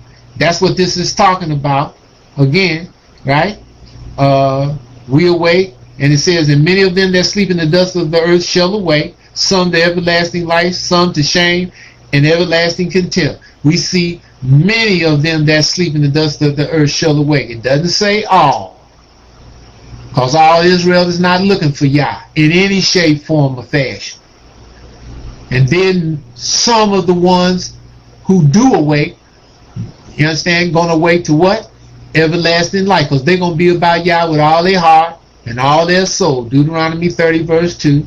But then you're going to have others that are going to awake, of that many, and they're not going to be about Yah. Like I said, they're going to still want to bring in some Judaism, some Christianity, or some of their own isms. And they're going to wake to what? Shame and everlasting contempt. Some of us out there, I'm sure, if not all of us, already know some who've awakened to the fact that they're Israel. They're no longer here, because the moth is eating them up, or they've died some egregious way, some other kind of way. Like I told you about my first wife. She awakened to the fact she was Israel, and she got murdered here a few years ago. She turned away from Yah back in really, you know, I'll just say 85. Okay? She turned away. And she got murdered here a few years ago. I don't know the exact year, but I know for certain that she's passed. You know, she was murdered, strangled. Okay? And again, you know, like I was told once by one of the stone throwers, you know, that I was happy that this happened to her. I'm not happy about it. Okay? I'm not happy at all, but at the same time, I'm not sad per se. I think it's a waste. That was my thought. It was a total waste. But at the same time, I'm not happy. I'm not sad. I just understand, because she made her decision. That's what she wanted to do. I've seen this in some others who awakened, and they made their decision when they knew better. But they, through their own deceit, conceit, their own twistedness, they chose something other than Yah. And that's why they're no longer here. Simple as that. Okay? Their days were not prolonged. Okay? Because it says here in verse 3, what? Chapter 12, Daniel. And they that be wise shall shine as the brightness of the firmament, and they that turn many to righteousness as the stars forever and forever. And that's in harmony with Yeshaya chapter 65, isn't it? When Yah said, long shall mine elect enjoy the work of their hands, for their days shall be like the days of a tree. You know, those trees are talked about in Yeshaya chapter 6, right? The back end of the chapter. Right? Yah equates us as what? He's only talking about the men there, but you know, it's the similar with the women, right? In Yeshaya chapter 6. He equates that tenth of the males that's going to come back to him, right, as oak or teal trees. And like I was saying to a sister a few days ago, you go to buy oak, it's expensive because oak, what? It lasts. It lasts. It takes a licking and keeps on ticking. That's why it's so expensive. Oak, right? And that's how y'all equates us. Okay? All right, what's next? Just dealt with that one. All right, I see Brother Yahuda. Could you recap the scripture where it says that the daughter of Babylon would be destroyed in one day, 24 hours? I was trying to explain it to someone before but could not remember the scripture. It was. Okay. That's in Yeshaya chapter 47. All right. And when you read it, it's talking about the daughter of Babylon, United States of America. Okay. Like I said in the past, it's also talking about the destruction of the daughter of Babylon, United States of America in Yeshaya chapter 13, 14. I said that earlier today. Chapter 47 right here where I am. I'm going to read some of this. And chapter 25, Yeshaya, verses 14 through 33. Because in that you'll see, you understand, where it says going to be slain bodies from one end of the earth to the other. That's the nuclear war. Okay. Also, Yeshaya chapter, Yeremiah. I said Yeremiah. I hope I didn't say Yeshaya. That's Yeremiah chapter 25, 14 through 33. And Yeremiah chapter 50 and 51. Both those two chapters, I was there earlier, right? They're talking about the daughter of Babylon, United States of America. It's going to say the daughter of Babylon in both those chapters. Let you know it's the next one. Also Habakkuk chapter 2. Okay? But now, here in Yeshaya chapter 47, I read the top part of this earlier, right? So I'm going to pick it up at verse, I'll just pick it up to verse 4, because the latter part of verse 3, y'all said he's not going to meet this Illuminati Edomite as a man because he's the Most High. Like I said earlier, that's why we come out, y'all brings us out, his movement to reveal this nation, the Illuminati Edomites, and everything and everybody, right? Okay. So I'm going to pick it up at verse 5, or verse 4. As for our Redeemer, Yah of hosts is his name, the Holy One of Israel. Sit thou silent and get thee into darkness, O daughter of the Chaldeans, for you shall no more be called the Lady of Kingdoms, as many people are not calling it now that, right? Especially with all the revealment of it, right? I was wroth with my people. I have polluted mine inheritance and given them into thine hand. You did show them no mercy. Upon the ancient have you very heavily laid thy yoke, right? We see this on many of the ancient now here. Not only Israel, as it's been on us for ever since they brought us here, right? But now we're seeing it happen with Gentiles. Because when you go into these places like Home Depot, different establishment, corporations, businesses, where you used to see the youth with these jobs stocking the shelves and whatnot, now you see these Gentiles. Oh, they got age on them. I just saw some the other day. I took my mother shopping, and this Gentile, I've seen him before. You understand? Here the other month I took her shopping, and it was a Gentile looked like he was about 90, and he was in there cleaning the floor. You follow what I'm saying? And why? Because he got to have a job. All right, so I saw a Gentile just here the other day. He looked like he was about 50 something, and I mean he was barely moving. He was cleaning the floor like he was barely moving. He was pushing the mop with one hand. I thought to myself, yeah, now you're getting the taste of what we done dealt with all these years. I just thought in my head, I wasn't being, I didn't say anything to him, but it just flashed through my mind. You understand what I mean? Because now many of the Gentiles is getting what we've been getting all of these centuries they brought us here. You follow what I'm saying? Even before we got here, but definitely when they brought us here, you understand what I mean? We've been servants to them and whatnot, and I ain't saying all the Gentiles treated us nasty because that wasn't the case. You understand what I mean? But again, we got to remember, we were under the curse. And if you were descendant of Jerusalem, you were under the double curse. Okay? So, again, you understand? Now, because of economic collapse, right? We see Gentiles all over the world, wherever they are. They falling under the same thing we've been under, you understand, for the last 2,700 years. Now it's happening to them.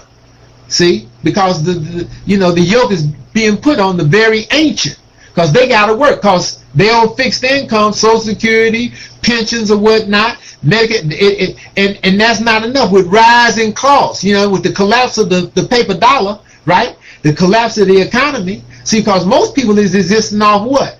Credit cards. You follow me? That's where the bulk of your inflation is coming from. The bulk of the debt is from credit. Most people is blowing up the credit cards. You follow me? So now you're getting many Gentiles who are being hit by this. You follow what I'm saying? Because they've been put out of work. Their job is gone through NAFTA, through CAFTA. What they did when Clinton was in office, right? North American Free Trade Agreement, the Central American Free Trade Agreement. You follow me? When Clinton signed the knocking out of the Glass-Steagall Act in 1999, which allowed Esau, the bankers, you understand, the Illuminati Edomites, to do what? To attack depositors' savings. And he can come back like he's done, right? With MF Global, PGF Peregrine, right? Chase Manhattan, right? And tell them, well, your money gone because we invested it and the investment didn't work out. And we lost money. So your money gone. You just deposit, you just had a regular bank account, a savings account. And they invested your money. See, that's what they did when they knocked out Glass-Steagall in 1999. Glass-Steagall was put in effect back in 1933 under Franklin Delano Roosevelt to keep the banks from taking people's savings and what? Gambling with them. Putting them on risky ventures. Now, whether they actually lost it, you understand, or not, that's what they tell everybody. You follow me? Your money lost. Your money gone. And so this has happened to many people, not just, Israel, but mostly Gentiles, because they was the ones who had the money to be put in the banks, right? And so now their savings have been systematically siphoned off through trickery, through chicanery, through the illuminated Amalekite international banker, the hunter. And he's caught them in his nets of 401k, of bonds, investments, stocks, and he's getting ready to hit them again. That's why he's trying to make people come out of the gold and the silver and the platinum and the copper and trying to make them come back into stocks and bonds, right? T-bills, treasury notes. See? And he's getting ready to hit them again. And it's not that far off. It's probably going to happen before the year's out. He's gonna knock 5 out of them. Okay? Simple as that. See? So again, we see that. So now I'm back in chapter 47. All right? And he says what? He said, you have very heavily laid the yoke on the ancient of my people, right? That's verse 6. Verse 7. And you said, this is what, Illuminati Edomite, right? I shall be a lady forever. Daughter of Babylon, United States. Skull and Bone Boys, he's operating it through. But this is what, you understand, the people here in the Daughter of Babylon and who run the Daughter of Babylon, this is what they said, right? He said, I shall be a lady forever, so that you did not lay these things to thy heart. See, because we talk about the illuminated Edomites specifically, right? The one that runs America through the Skull and Bone Boys. And you see what it says? Neither did remember the latter end of it. So y'all specifically talking to the Illuminati Edomite that runs America. Like we said in the past, America is the monster of Dr. Frankenstein. Right? The monster of Dr. Frankenstein. That the Illuminati Edomite that runs America through the Skull and Bone Boys, right? He knew. He's illuminated. Like it says in Yeshaya chapter 14, he Lucifer, son of the morning, holder of the light. See, he got the light, he's just not about it. But he got it, he know what it is, he's illuminated. You follow me? That's why he's done all he can to take people away from the light, to block them off, cut them off from the light. Like the brother put up earlier, I think that was the brother, when he asked about the book of Jasher. You understand? The book of Jasher. All right? Another one of Esau's traps. You understand? He's the hunter. He hunts. Okay? So again, you know, he knew what, he read the book, just like what it says about, I said earlier about the brothers in Demona. When they read the book, yeah, I showed it to them. He just didn't give them the ability to understand it. And they still don't. And they won't understand it until chapter 41, Yeshua the back in. Until Yah brings his arm to Jerusalem. The Jerusalem movement. That's when the first is going to say, behold, behold them. Because the Jerusalem movement comes back what? What does it say? I read it earlier. In chapter 52, Yeshua, my servant shall deal prudently. He shall be what? Exalted and extolled and be very high. Because he comes back what? With the titty, the nipple of the kings and queens in his mouth. And then what it say? Gonna suck the breast of kings, this Jerusalem movement?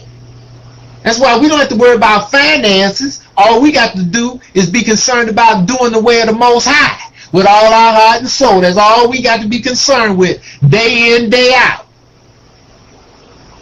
And let me say it this way, night in, night out, day in, day out, since you got these people out here that want to put the day before the dark, you know what I mean, in a 24-hour period. Okay? I tell you, you got all kind of confusion out here. That's why the only way to get through this book, you got to go to Yah with all your heart and soul. And then you sustain that commitment and submission. And over a period of time, he's going to keep feeding you. Because you start out like a baby in the high chair. And he's feeding you on the end of the teaspoon. That real soft food. Because you don't have teeth enough to chew anything solid. But then as you start to grow, you come out of that high chair. If you keep that sustainment and commitment totally with all your heart and soul, then you come out of that high chair after a while and you start to maturate, right? Just like a child. And then he can feed you more and more and more and more. And pretty soon, you know, you cutting that steak yourself and putting it in your mouth. Because you become an adult. You've maturated into adulthood. See? But you got to keep that commitment, that you got to sustain it. Simple as that. All right? Now I'm back in chapter 47, right?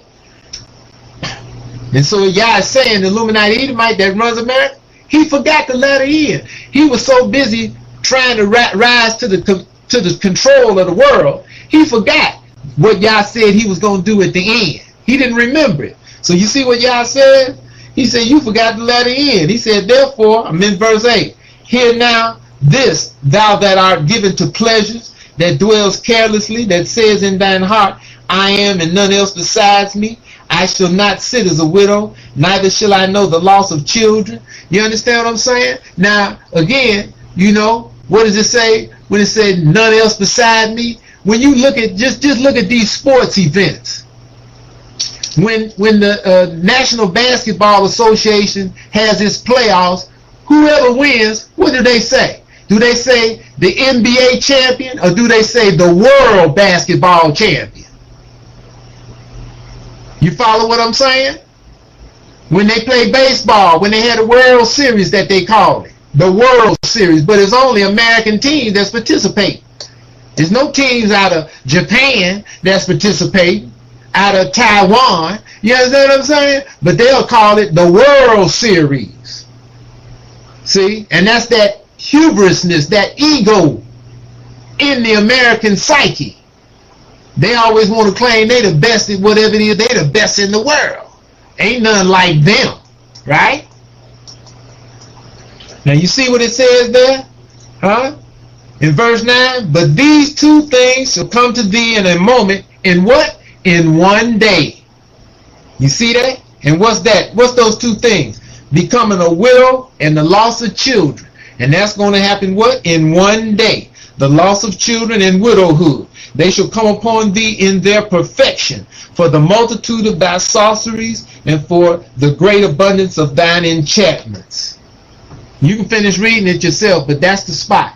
One day, this America, daughter Babylon, is going to be destroyed in one 24-hour period in its perfection. Okay. Did Yahweh place his brothers in Goshen to keep them from the idols of Egypt?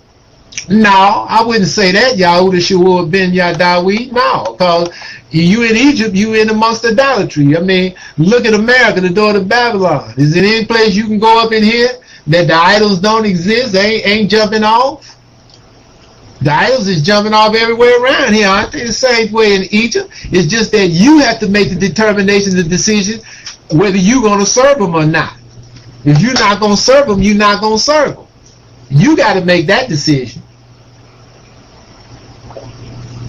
And for the first 30 years that Israel was in Egypt, they wasn't serving the idols of Egypt. But after 13 years after Yaakov, Israel died, 13 years later, at the end of the 30-year mark, they started going into the idols of Egypt. And that's when the affliction began. Just that simple. Okay? It don't make no difference where Israel is. If Israel's not into idolatry and they in harmony with this law, then they in harmony with Yah. That's why we said earlier, you know what I mean? And I just mentioned a little while ago, you understand? If you're in the deepest, darkest place of the dungeon, if you're in Guantanamo, right? Cuba, and you turn to Yah with all your heart and soul, you sustain that, He gonna bring you up out of there. Simple as that. Just like we see that Yah did with who was that? Konya. All right, Konya. Konya. He was in prison 37 years, and after 37 years, Evil Mordok brought him up out of there. I've spoken on this before. Why? Because he humbled himself. He humbled himself to the degree where he sustained that humility, that humbleness, and Yah, when it was true, when Yah understood it being true. You understand? Because you get, like I've spoken to different ones of you before who called, and maybe on some of these power talks, you get people go to the Most High, oh Yah, you understand? They look at Yah like he a waiter. Like he coming up to their table with a towel around his arm and a pad in his hand and a pencil in his hand, and he, like, give me your order, right? And people that treat Yah like, Yah, if you do this for me, if you do that for me, then I'll do what's right. I'll do what you want. That's putting the cart before the horse, isn't it? It don't work like that. You got to do what Yah wants. And for all of you that might want to take issue with that, I say to you again, I mentioned it earlier, just go to that 37th Psalm that David wrote and read it thoroughly. And see what he says over there. Okay? What's next? Could you also, wait a minute. Well, hold on. Could you also, brother, tell me where me and my husband, Yaakov, can get some good historical books, references, and dictionaries from? Well, again, you can go on that Amazon.com, and I see Healing in His Wings, whoever that is, male or female, they put that up. Amazon, you can go to get good books there. You want the older the dictionaries, the older the historical books, the better they're going to be, because they're not going to be as tampered with as some of these later things. Okay? Because Yah started to actually uncover Esau, from what I can see, in the middle 50s. I've spoken on this on some of the things we did with Mark Sims, but as Yeshaya Yedida and I were talking earlier, Esau has systematically, he's taken some of them things out, because what I wanted Yedida to play was that April 4th, 2008 piece. It was 1 hour, and we saw, just come to my attention today, that they've deleted approximately 37 minutes of that, which was the meat of that. Okay? So we got to go back and put that up, and we're going to do that in its entirety. But You know, you've got books that started coming out, Undressing Esau, in the mid-50s. The Secrets of the Federal Reserve by Eustace Mullins. I've mentioned that book before. Hardback if you can get it. Pawns in the Game, and read Fog Over America by William Guy Carr. He was in Naval Intelligence. You can get a Bible dictionary. Unger's Bible Dictionary is good. We got both of them here. I got an old Unger's I got back in the 70s, and we got the new Unger's Bible Dictionary, which is still kind of old itself. You got the Pictorial Bible Dictionary, you know, things like that. And definitely the Strong's Exhaustive Concordance of the Bible, which is a good aid, which a sister just told me she found. She didn't know she had it herself. It was in her closet, buried. She told me she found it here. She's out there on the West Coast. Told me she called and told me she had it. Didn't know she had it. See, so sometimes you got things you don't even know you got. It's like you know, a brother brought me out of, he come out of jail because I had been to see him a couple times in the joint, and in like October '83, he brought me that Oxford Bible, and I kind of skimmed through it, didn't really know, you know, why y'all had it brought to me. I mean, I went to my key spot, 1114 Daniel, saw that was misconstrued, as I was speaking on earlier, how it is in a lot of these other translations. So I put it on the shelf. I saw the thing about y'all's name in the front there, but it wasn't time for me to get that yet. I saw it, didn't see it. You know what I mean? And then about 3 years later, a little over 3 years later, well, about 3 years later, a little short of 3 years later, about 2.5 years later, that's when y'all brought it to me. I started getting on the trail looking for the name in April of '86, and ended up, I had it right here all the time, didn't know it. Come up on it around May-June of '86, and studied it for a while, and then when I really understood that the name of the Most High is Yah, Y-H-W-H, Yah, that's how it's pronounced, then I understood what the name of the movement should be. Because then a lot, you know, I understood Jeremiah chapter 23, verse 5, 6, and 33 Jeremiah as well. So, you know. Okay, so again, what's the next one? Zechariah, Yah allowed the Arabs, okay, to put the dome in the rock, okay, that's Yeshai sending that to Zechariah. Yeah, that's right, Daniel 11, verse 40 through 45, but especially in verse 45, okay. What is Daniel 12, verse 2 talking about? Okay, well, again, I just went over that, didn't I? Verse 2. What's that? Many shall awake. I think that's what Real is talking about. This person, many shall awake out of who sleep in the dust of the earth. Right? And again, you know, that's what we have already done. We've awakened, right? I mean, we see many of our brothers and sisters walking around still dead. You know, walking dead, right? Zombies. They haven't awakened, but we have. Okay, so now what's next? As for the shaving of hair, as for the shaving of hair, is that only concerning the head and face? What about legs, underarm, etc.? Well, again, basically, I've been told before by a barber, every place that hair grows, you're supposed to let it. But I mean, it's definitely some places where you can cut it down, like under your arms or whatnot.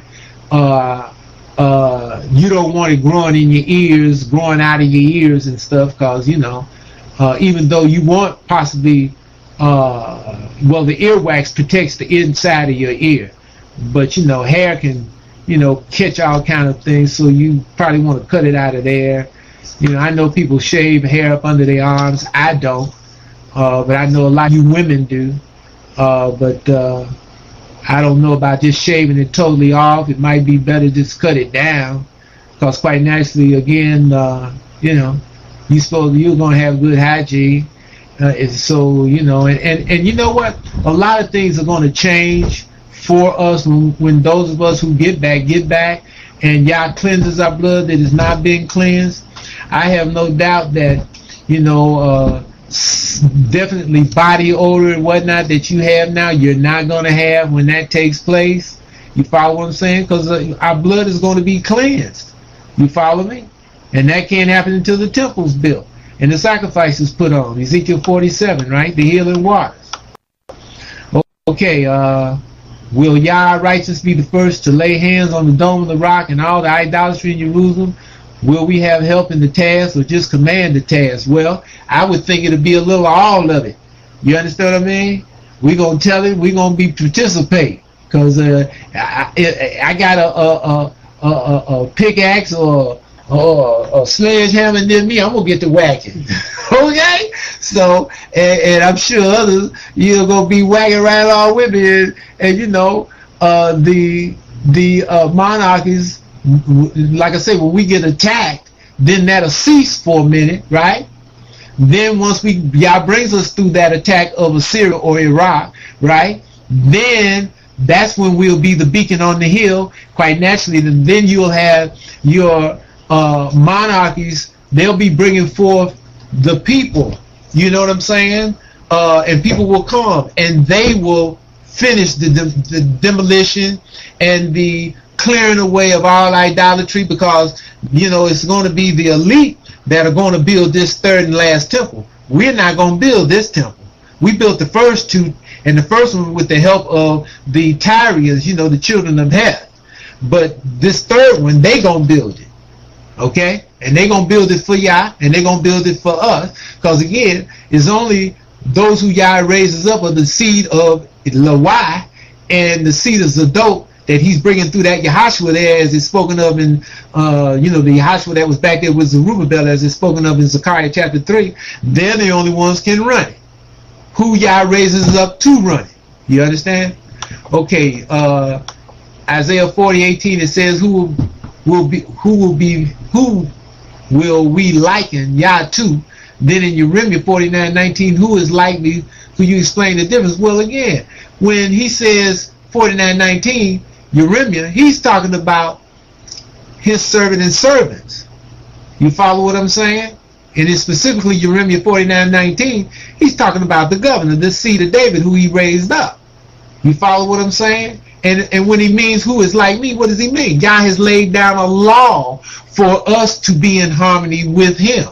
You follow what I'm saying? Now, again, as I've spoken of in the past on one of the Power Talks I remember last year, don't get it twisted. When you read Yeshaya chapter 55, you know, just because we doing the law with all our heart and soul, don't start thinking that you just like Yah. That's what he's laid down for man on earth, to be in harmony with him. But when you read that 55 Yeshaya, what does he say there? Like the heavens are higher than the earth, so is his ways higher than our ways. So don't get it twisted.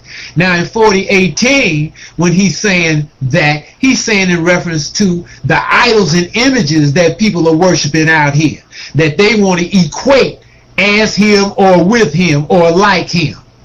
All right? Okay, well, Beulah, you got it, right? I'm sure the same thing applies. You understand? He's just talking about them idols and images in chapter 40, Yeshaya. Okay, just like in 44. You'll see the similar in 44, Yeshaya, right? He's talking about idols and images. Just like when we talked about the other day, Beulah, you know, I went to 46, right? He's talking about idols and images over there. They don't exist anymore. They're not even talked about anymore. You know, the Dagons, the Ashtaroths, the Chemoshs, the Milcoms, the Keons, right? You don't even hear anything about them anymore. Correct? Molech. You don't even hear about them anymore. They've gone into captivity. See, today the idols is what?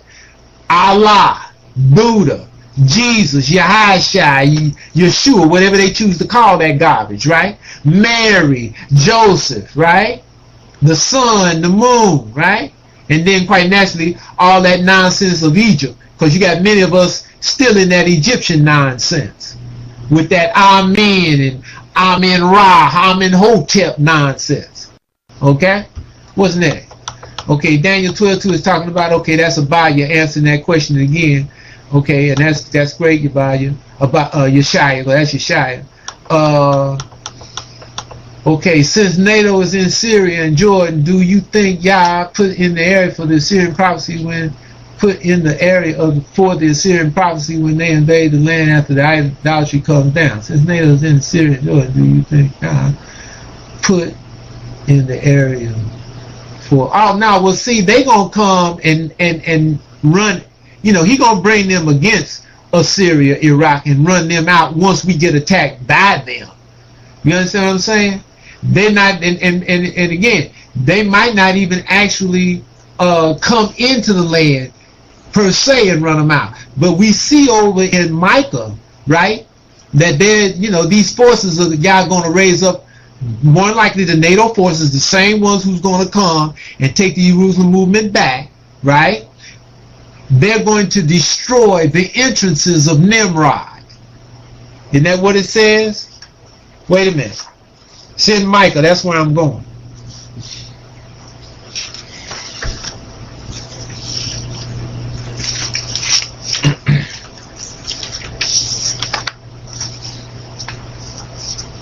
Can you find that right quick? The entrances of Nimrod.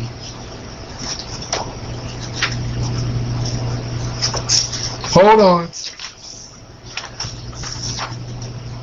5:6. Okay. 5:6, Michael. You see what it says there? I'm gonna pick it up at verse 4, and it's talking about the seed of David at that time, and he shall stand, He shall stand and feed in the strength of Yah, in the majesty of the name of Yah, his strong one, and they shall abide. For now shall he be great unto the ends of the earth. And this man shall be the peace. When the Assyrians shall come into our land, and when he shall tread in our palaces, then shall we raise against him 7 shepherds and 8 principal men, and they shall waste the land of Assyria. That's more likely the same NATO forces, right? They're going to waste the land of Assyria with the sword, and the land of Nimrod in the entrances thereof. Thus shall he being Yah, through the NATO forces deliver us from the Assyrian when he comes into our land and when he treads within our borders. Okay? What's next? My goodness. Yeah, I know Esau's messing with it, but hopefully Yeshaya, Abaya got it, and he'll put it up, and you'll be able to go back over this later.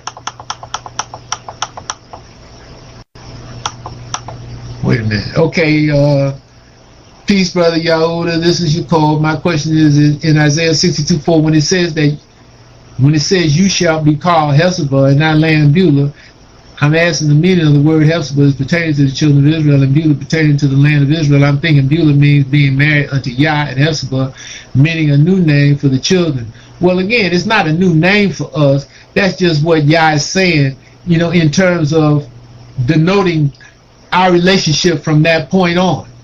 He's going to be our husband. We're going to call him Ishi. He's going to be our husband. You follow me? Because we'll be married to him and to the land. You see what I'm saying? But he's our husband, so we his wife. Right? What's next? So what is that? What? That's Hephzibah. You know. Yeah, we the Hephzibah, again, we like his wife, and Beulah we marry, you know, to the land. You know, how does it go? Hephzibah is basically what? Glory, right? No, it ain't forsaken. 62. Yeah. Wait just a minute.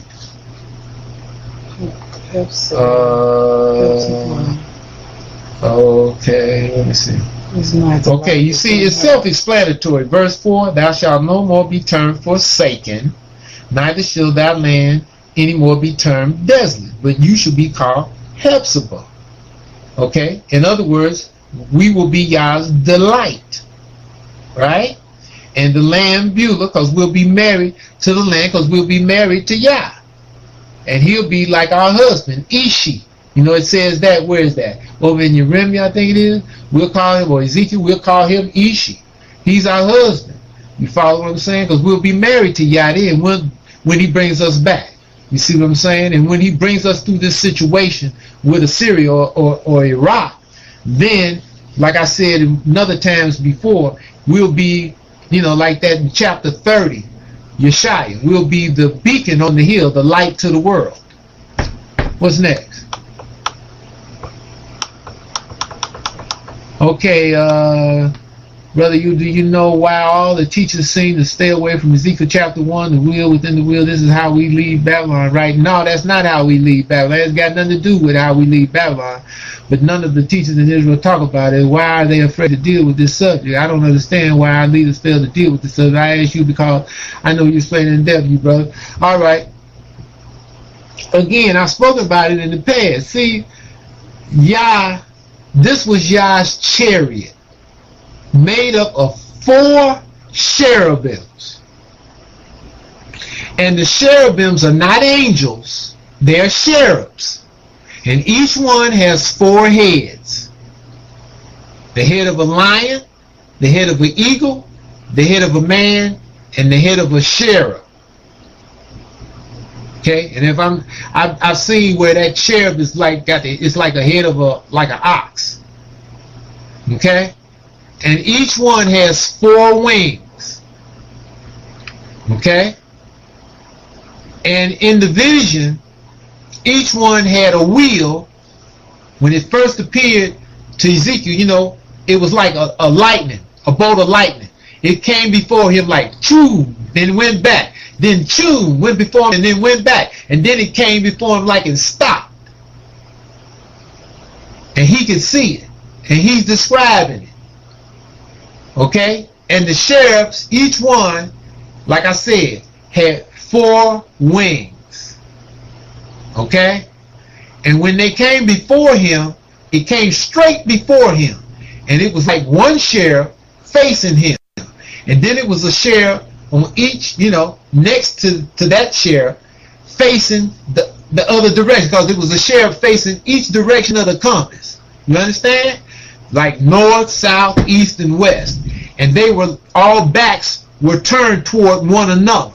But they created a square. You follow me? A square.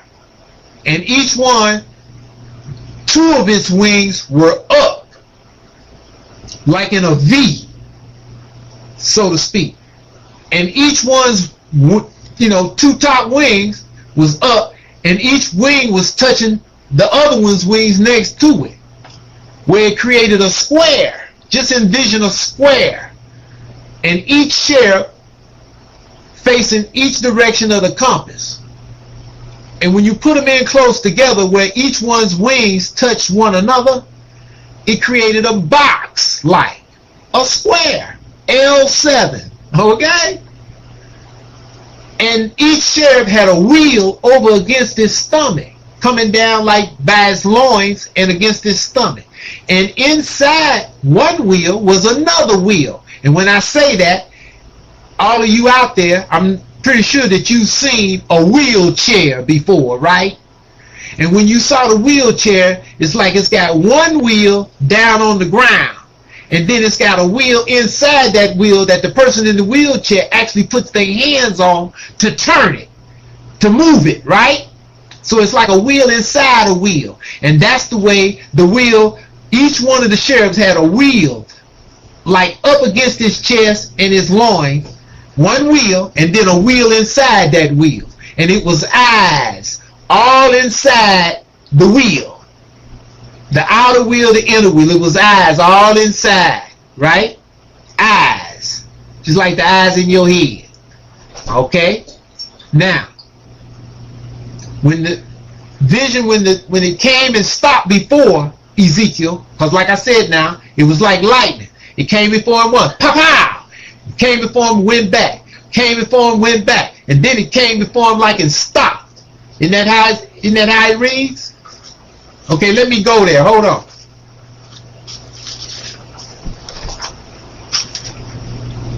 Okay? And I'm going to pick this up at verse 4. And I looked, I'm in chapter 1 Ezekiel. And I looked, and behold, a whirlwind came out of the north, a great cloud, and a fire enfolding itself. So it was like, you know, a fire enveloping itself, you know, enfolding. And a brightness was about it, and out of the midst thereof as the color of amber out of the midst of the fire. Okay? Also out of the midst thereof came the likeness of 4 living creatures, and this was their appearance. See? And they had the likeness of a man, right? I said that, right? They had 4 faces, 4 wings, right? And their feet were straight feet. And the sole of their feet was like the sole of a calf's foot. And they sparkled like the color of burnished brass. And they had the hands of a man under their wings, on their 4 sides, and they 4 had their faces and their wings. Their wings were joined one to another. See that? They was touching. They created a box, a L7 square. They turned not when they went. They went everyone straight forward, because again, you understand, it was one sheriff facing him. The other sheriffs was moving with that one facing him, coming toward him, but they was facing the opposite direction. You follow? Like I said, the 4, you understand, like at the compass, the 4 directions of the compass, north, south, east, and west. Remember now, they created a square. All right? And it says, I'm in verse 10. As for the likeness of their faces, therefore had the face of a man, face of a lion, okay, the face of an ox, and the face of an eagle. See, now this is a sheriff. Each one got 4 faces, 4 heads on it, on one body, each one. The eagle, the lion, the man, and the, what did I say, the ox, right? Or right, the ox, see, the face of an eagle, the face of a lion, the face of a man. Okay, now I'm in verse 11. Thus were their faces, and their wings were stretched upward. 2 wings of every one were joined one to another. See that? And 2 covered their bodies. So they had 2 wings up, and each one was touching the other one next to it. You understand? And remember now, they created a square. So wings was touching. 2 wings on each one was up. The other 2 wings they had was covering their body. Okay? And it says, as for the likeness of the living creatures, okay, wait a minute now. I skipped the verse. Let me go back. Verse 12. And they went everyone straight forward. Whether the spirit was to go, they went. And they turned not when they went. See, they just moved according to where the spirit moved, but they didn't turn, because each one was facing every direction. You follow me? The 4 directions. They had one facing each direction, because remember now, they created a square, but they came as one entity. They moved as one. All right? And it says what? They turned not when they went. As for the likeness of the living creatures, their appearance was like burning coals of fire, and like the appearance of lamps. It went up and down among the living creatures, and the fire was bright, and out of the fire went forth lightning. So it was like they had fire going around them, and it was going up and down, around the whole, you understand, all 4 of them. It was like light going up and down. You follow me? Like around them. Okay? Going up and down. From the head to the toes, from the teeth, from the feet to the head, from the feet to the head, right? And then it says what? And out of the fire went forth lightning, because again, they came like lightning before him. You see what I'm saying? And the living creatures ran and returned as the appearance of a flash of lightning. Didn't that what I said? It came before, choo, just like lightning. You see lightning go choo, and then it goes back. It comes forward and then it goes back. And that's how they came to him initially, right? Said, and the living creatures ran and returned as the appearance of a flash of lightning. See? Now as I beheld the living creatures, behold, one wheeled upon the earth by the living creatures with his 4 faces. Okay? The appearance of the wheels and their work was like unto the color of beryl. And they 4 had one likeness, and their appearance and their work was as it were a wheel in the middle of a wheel. And what I said, like just picture a wheelchair, right? You got a wheel inside a wheel. You understand, so to speak, right? This is probably more profound on them. You understand what I'm saying? where the wheel, you could actually see a wheel inside the wheel, but you can see that when I tell you about the wheelchair, you know, because there's one wheel inside the wheel. That's the smaller wheel that the person in the wheelchair actually grabs and turns. That wheel doesn't touch the ground. The outer wheel is the one that, you know, the inner wheel, should I say, is the one that touches the ground. You follow what I'm saying? And that, just picture that, right? Okay, so it says, when they went upon their four sides, and they turned not when they went. See, because they didn't turn. They went as one entity. As for their rings, they were so high that they were dreadful. See, that's that rings of light around them that was going like up and down, you know, like, you know what I mean? Kind of picture like a, you know, one of them, you understand, one of these sci-fi movies where the ring going up and down. You understand what I mean? It was all the way around all the creatures. Okay? So it says, and they was dreadful, you know, because when he saw it, he was afraid, right? And their rings were full of eyes, round about them four. See, it was eyes in the wheels, it was eyes in them rings of fire going around. You understand what I mean? And it says, and when the living creatures went, and wheels went by them, and when the living creatures were lifted up from the earth, the wheels were lifted up. So, in other words, when it came before him, initially, and it stopped, the wheel was over against each creature. Each creature had a wheel up against its belly, you know, its stomach, and probably its top part of its thigh. And it had the wheel inside the wheel with eyes all around. All right? And each one had a wheel like that over against it. You follow me? Remember now, they look in each direction of the compass, and they creating a square, L7, right? And it was rings of fire around them, like going up and down, and inside the rings of fire, you understand, was like eyes. Okay? Now, when the creatures, when the you know, the four creatures came before him, and when they stopped, each wheel came down. The wheel that was over each one of them's chest, you know, not chest, but stomach and thigh area, it like set down. And when I say set down, it doesn't mean that it was sitting on the actual ground. He could just see the wheels kind of like let down. It's still like hovering in the air before him. You understand? Because remember now, this is holy. Because this is Yah's chariot. And when them wheels set down, then the two wings each one of them had that was touching each other, then they let them down. They came down. The wings came down, the wheels came down. Off of their stomach thigh area. And now the chariot is like stationary. Because the wheels came down and the wings came down. And when that happened, you see what he says? I'm going to pick this up at, well, let me just pick it up at verse 20, right? Oh, 19. And when the living creatures went, the wheels went by them. When the living creatures were lifted up from the earth, the wheels were lifted up. Whithersoever the spirit was to go, they went. There was their spirit to go. And the wheels were lifted up over against them. For the spirit of the living creatures was in the wheels. See that? When those went, these went. And when those stood, these stood. And when those were lifted up from the earth, the wheels were lifted up over against them. Now it says the earth, so, you know, and maybe they was sitting there, because, you know, I know the Most High is holy. You understand what I mean? So it's saying it's set down on the ground, right? For the spirit of the living creature was in the wheels. And the likeness of the firmament upon the head. You hear that? Now this is firmament. You understand? This is like a light over the top of the creature's heads. Okay?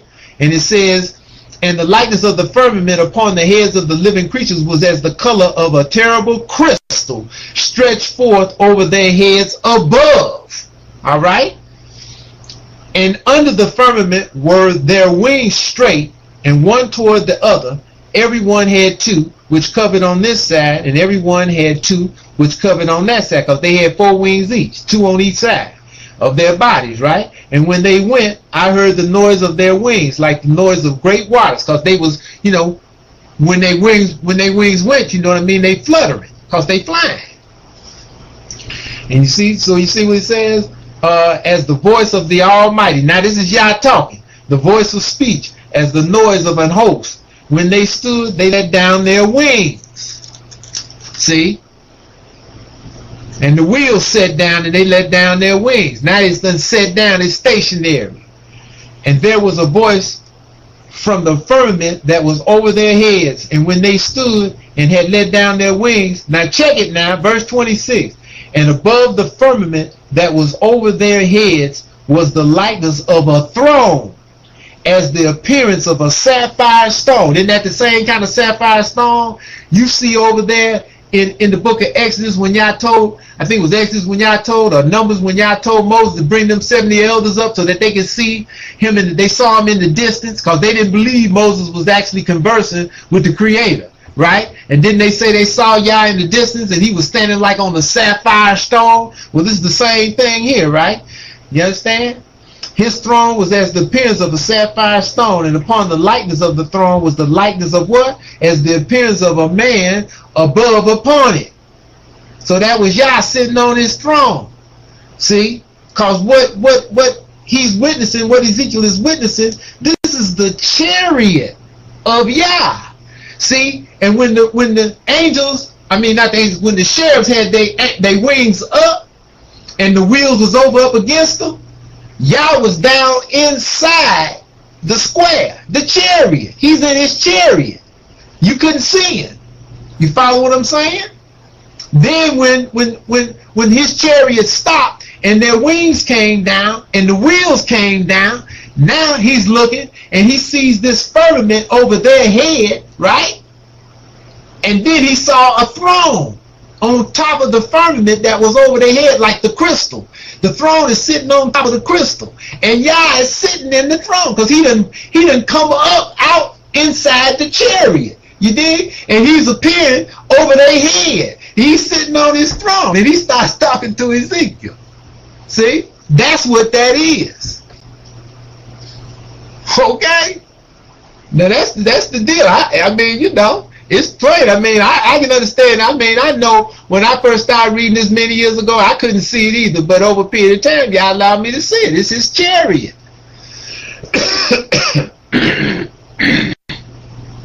You welcome. What's next?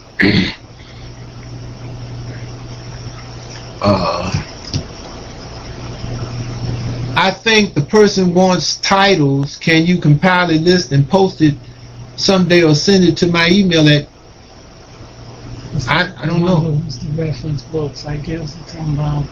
Okay, well again, you know, I've talked about some of these books before, if that's what you're referring to. And again, you know, you just search these books out. I mean, we got a whole lot of books here that many I've read, many I haven't even read. I got them just for reference, but once you pretty much get the picture, and remember, the book of remembrance is the main book. Okay? Basically all you want after that is historical data to substantiate the book, and quite naturally you want what you can get your hands on that's going to reveal the illuminated Edomite. And that's what I was saying earlier, you know, Red Fog Over America, Pawns in the Game, The Hidden Hand, The Secrets of the Federal Reserve by Eustace Mullins. You know, you got the later version that most people talk about, Creature from Jekyll Island, which is nothing but a rehash to a degree of Secrets of the Federal Reserve. That was the consummate book on the creation of the Federal Reserve, okay, by Eustace Mullins, and the information that he got from his teacher, Ezra Pound. Pardon me. Also, The World Order by Eustace Mullins. I've mentioned that in the past. None Dare Call It Conspiracy by Gary Allen. Very good book. All these books are good. Quite naturally, you got books that you can get on the Rothschilds, books you can get on the Rockefellers. All that's good, and gives you insight into the illuminated Edomite and what they've been doing. When you put that with the Book of Remembrance, it enhances, you know, your illumination. Okay. In Hosea 5:11, should the word willingly be unwillingly? Is this a typo?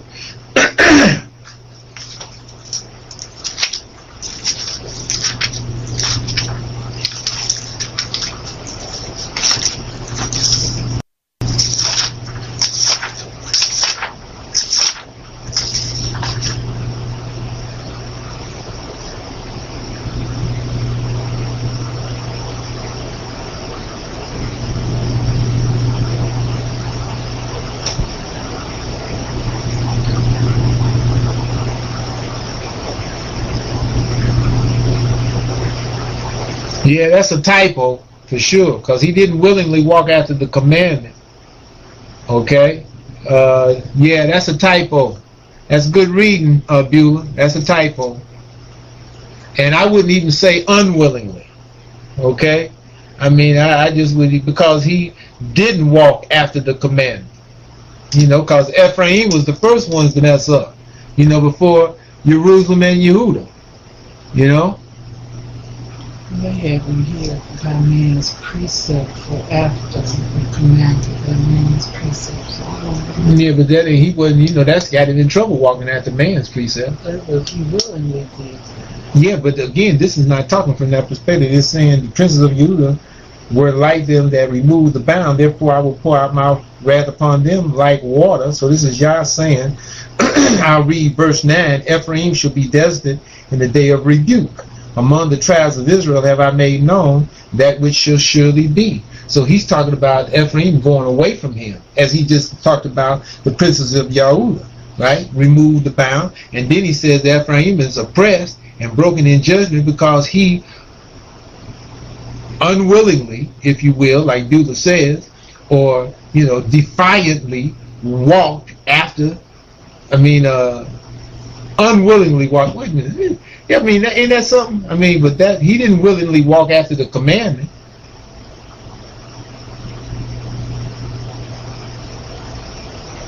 You know what? It could be even saying this, Beulah. He really, you know, initially he willingly walked after the commandment, but then he turned around. Could mean that. But we know he messed up. And we can see that in verse 9, and we can also see it in verse 12. Therefore will I be unto Ephraim as a moth. So that's telling you, you follow what I'm saying, that he turned away from the Most High. Huh? When Ephraim saw his sickness, Yehuda saw his wound, then went Ephraim to the Assyrian, and sent to King Yerah. Yet he could not heal you, nor cure you of your wound. For I will be unto Ephraim as a lion, and as a young lion to the house of Yehuda. See, he's talking about there walking away from the commandment. Now, he could have meant that they willingly walked after it initially, but then at some point they turned away. Okay, but it very well could be a typo too. So, you know, you have to use your discernment and understanding, you know, all this around it, right? Who is going to what? You passed it. Who is going to put hands on the Edomites? Again, the house of Yosef, one chapter, Obadiah. The house of Yosef, which are the descendants of Ephraim and Manasseh. Okay. Will we actually be in the battle of Solomon and our daughters against Assyria when they tread our borders? Again, we're going to, as it says in Micah chapter 5, speak peace to the heathen. Now, we also see that in chapter 12, Zechariah, that the brothers in Dimona, you know, the governors of Yehuda, they're going to fight for Jerusalem and Yah, and, you know, and the inhabitants of Jerusalem that day, and they're going to fight with sling stones. So, you know, that's the book. We'll see, you know, but that's how it's reading. But, you know, it says in Micah 5 that they're going to smite the judge of Israel on the cheek with a rod, because he's going to be speaking peace to the heathen. And they ain't going to want to hear it. You understand what I mean? So we're going to go through what we're going to go through, and those who ain't about Yah not going to make it through that. And that's how Yah's going to get rid of all those from the outset who are not about Yah in Jerusalem and around Jerusalem. That's how he's going to get them out of the land. That's when that 2/3 is going to die. Okay? Okay. And we're gonna get ready to shut it down in a minute, okay? And we'll make these the last ones here. This one with Beulah and two from Beulah, and that's gonna be the last ones. Okay, yes, those so-called black people, Egyptians. I don't know what the PPL stands for. That's people. Egyptians today do idols. They are still doing Molech and other idols. Well, they doing a whole bunch of stuff. Okay. And yet Yah is going to call them again as an example. Okay, yeah, he's going to do that too, because they're going to eventually, you're going to get some Egyptians who's going to come over to Yah without a doubt. Okay, well, really, those are not answers, so those are just carryovers. Okay, so we're going to call it a session, and as always, it's been our pleasure, and hope all of you keep reading, study, praying, and doing, and go back up and listen to all of this when you get a chance. Yeshai, I know you had this up. Give him about maybe a week to put all this together and put it up on the site, and you can look for probably within the next month for something else, because like I said earlier, I'm going to talk about wisdom and understanding, I'm pretty sure, in this next situation, and bring up a couple more things that I got here. Okay, so with that, for Yah righteousness, Jerusalem and the Holy See, Yah bless. Peace.